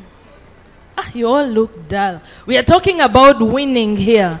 My name is Flora Duke, Senior Program Officer at ACME, and I'm here to tell you about the UNJA Awards. Like George has spoken, awards are really how we are going to celebrate the media, because our media is doing a fantastic job, okay? So we as ACME are coming before them and saying, we see you, we hear you, and we are partnering with you to change the society. So right now you can see those are the categories. I beg your pardon. The person doing the slides, please start from the first slide.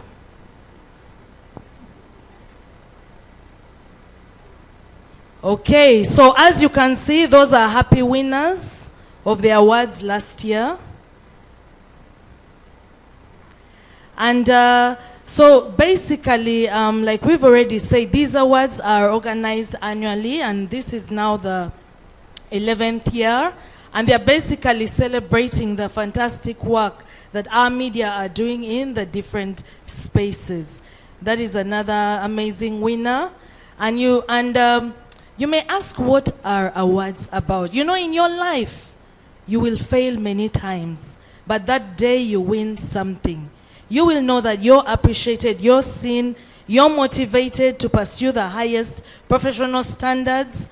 And we also want to spotlight journalism in Uganda. Uganda is not only about the good food and the weather, Well, and also we want to improve the quality of journalism. So just a couple of numbers. So far since 2014, there have been 2,500 journalists who have participated in this. And we have also had an average of 60 media houses participating in these awards. And then also 200 awards have been given out for outstanding journalism. And just looking at also those who attend the galas, 300 in person and 200 online. And this year we are looking forward to a lot more attending this. So I'll just let you watch a short video just to take you back in time.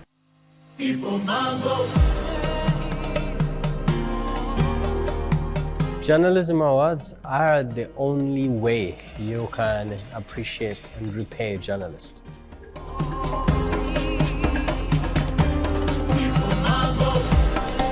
Everyone who does well deserves to be appreciated.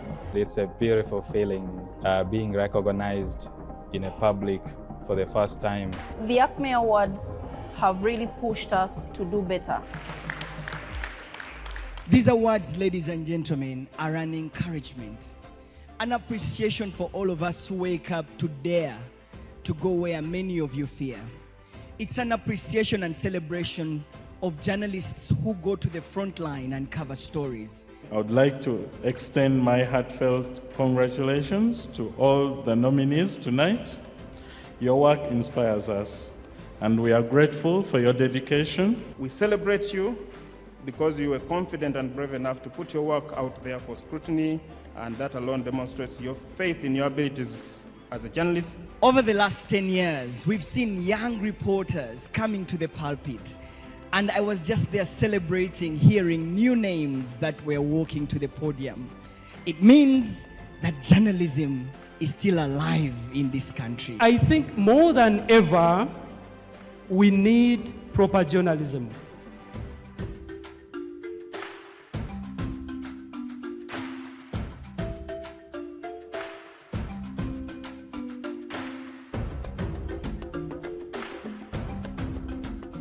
As we go through all these changes, we need a shield that will keep the entire talent crew that we are rewarding tonight to stay in their jobs. At ACMED, our goal is really simple, to try and ensure that journalism itself is thriving in spite of the environmental challenges that we may be having with it. The African Center for Media Excellence, we celebrate you.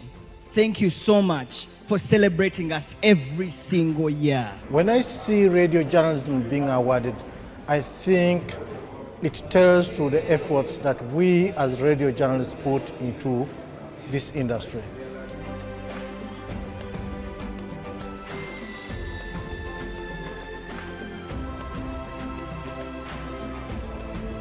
You're all winners in your different capacities, and we thank you for being part of this competition. Thank you.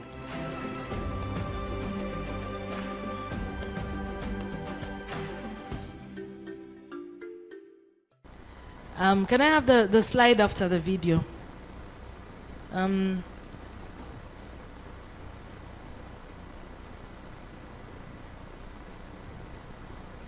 Okay. So specifically, I'll just highlight the new categories that are in this competition. That's the climate change reporting. Now, this climate change reporting is really our way of elevating journalism on climate, because this is a really critical area, and we are proud to have partners with the Climate Smart Job Initiative that is funded by the UK government's International Climate Fund. So we know that we are going to do amazing things and make an impact on the climate. And another category as well that I will mention is the Public Accountability Reporting Award. And this we are doing in partnership with DW Academy. And it is really significant because for us, this is a way that we can support accountability in journalism, and also it will show our commitment with our partners and it will show the commitment with our partners to promote transparency and governance through the media. Then there is the institutional award, again, a really big one that George spoke about, that is going to recognize media institutions that are exemplifying the highest standards of journalism. This will be in their practice in terms of fairness principles, humanity, and accuracy in their reporting. And a lot of the things we've mentioned here will really be covered in what that media house does. And these are our partners over the years. We just want to thank them very much. As you can see, Stanbic, CNOC, NSSF, CIPESA, Total, ERA, Uganda Drug Authority, Traweza, UCC, Uganda Bankers Association, DTB, Centenary Bank, among others. So we are really grateful for them bringing us through this journey. And also, just to make a call out there, you can join this, let's change the face of journalism in Uganda together. So partners out there, we are waiting for you. So these are the timelines. So today we are launching the awards, and so the portals will be open for submissions. And then between March and May 2025, entries will be sorted and assessed by our expert panel of judges that is chaired by Benon Oluka, a very experienced journalist. And then in June 2025, a shortlist will be announced, and then we will have the UNJA 2025 Gala Night. I hope some of you in this room will be smiling on the podium with your awards, okay? So you may ask yourself, why should you even participate? You have a chance to compete with your peers and to celebrate journalism excellence. You can assess your work as well. You know what they say, we all think our mom's cooking is the best, but I mean, try the neighbors. You'll be surprised. And you can also boost your career and personal profile, and because these awards open doors to so many opportunities. So don't miss out on that. And then, of course, public recognition for your exceptional and impactful journalism. Yeah, so there we are. The portal is open on the ACME website, www.acme.ug.org. Please log in there and find out how you can enter into whichever category. Okay, and right now I'd just love to call on our partners so we can officially launch through a gesture. Please, you can, MFA and MCI, you can join George and Benon, please.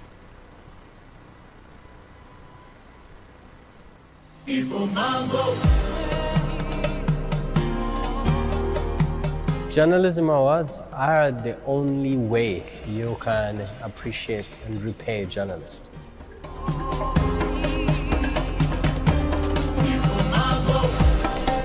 Everyone who does well deserves to be appreciated. It's a beautiful feeling being recognized in a public for the first time. The ACME Awards have really pushed us to do better. These awards, ladies and gentlemen, are an encouragement, an appreciation for all of us who wake up to dare to go where many of you fear. It's an appreciation and celebration of journalists who go to the front line and cover stories. I would like to extend my heartfelt congratulations to all the nominees tonight. Your work inspires us, and we are grateful for your dedication. We celebrate you because you were confident and brave enough to put your work out there for scrutiny, and that alone demonstrates your faith in your abilities as a journalist. Over the last 10 years, we've seen young reporters coming to the pulpit, and I was just there celebrating, hearing new names that were walking to the podium. It means that journalism is still alive in this country. I think more than ever, we need proper journalism.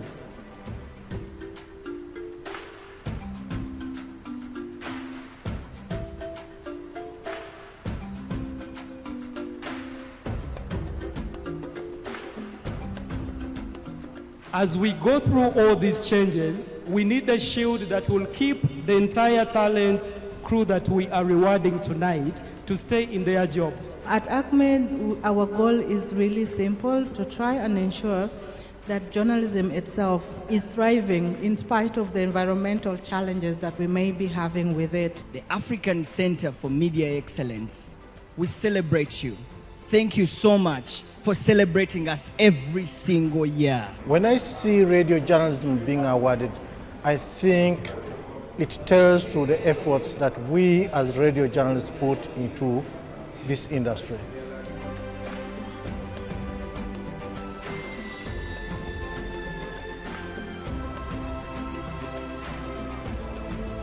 You're all winners in your different capacities, and we thank you for being part of this competition. Thank you.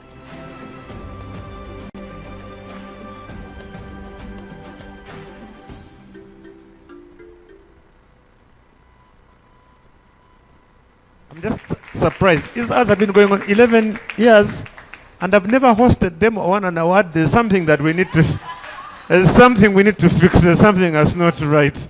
Okay, the moment has come. So what we'll do is, I think we'll have photographers ready, and then we'll do the unveiling. You just pull the cloth, and then we'll do a group picture. I hope there's some nice funky music. We forgot to put confetti though, but it's okay. That's for the award night, not for today. So we'll count down together from 3, 2, 1, and we unveil the 2025 Uganda National Journalism Awards. And a big thank you to, of course, all the partners, to Tina and Ra from the British High Commission, of course, ACME, and the rest of the team, to MCI, and our lead adjudicator, Mr. Oluka. So we'll just make sure you're looking at the camera, please. Benson, they will take a picture of Yunga. You're showing teeth in a bad way. You don't want to do that. Always be scared when you see a camera near you. Let's make sure we get a good picture, because this is what goes out. We need this for social media. We need to make sure that we put this out and make sure it goes out well. And as we take the pictures, allow me to say thank you so much for being with us till now. Hopefully we'll see you again tomorrow. Big thank you to Julius for spending your day with us, to the entire team here at MCI, behind the scenes, the media crew.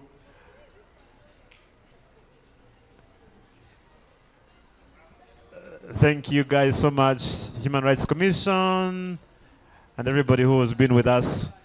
We'll try and make sure we start on time tomorrow. I promise I will do better with timekeeping. I promise. Otherwise, we are done for the day.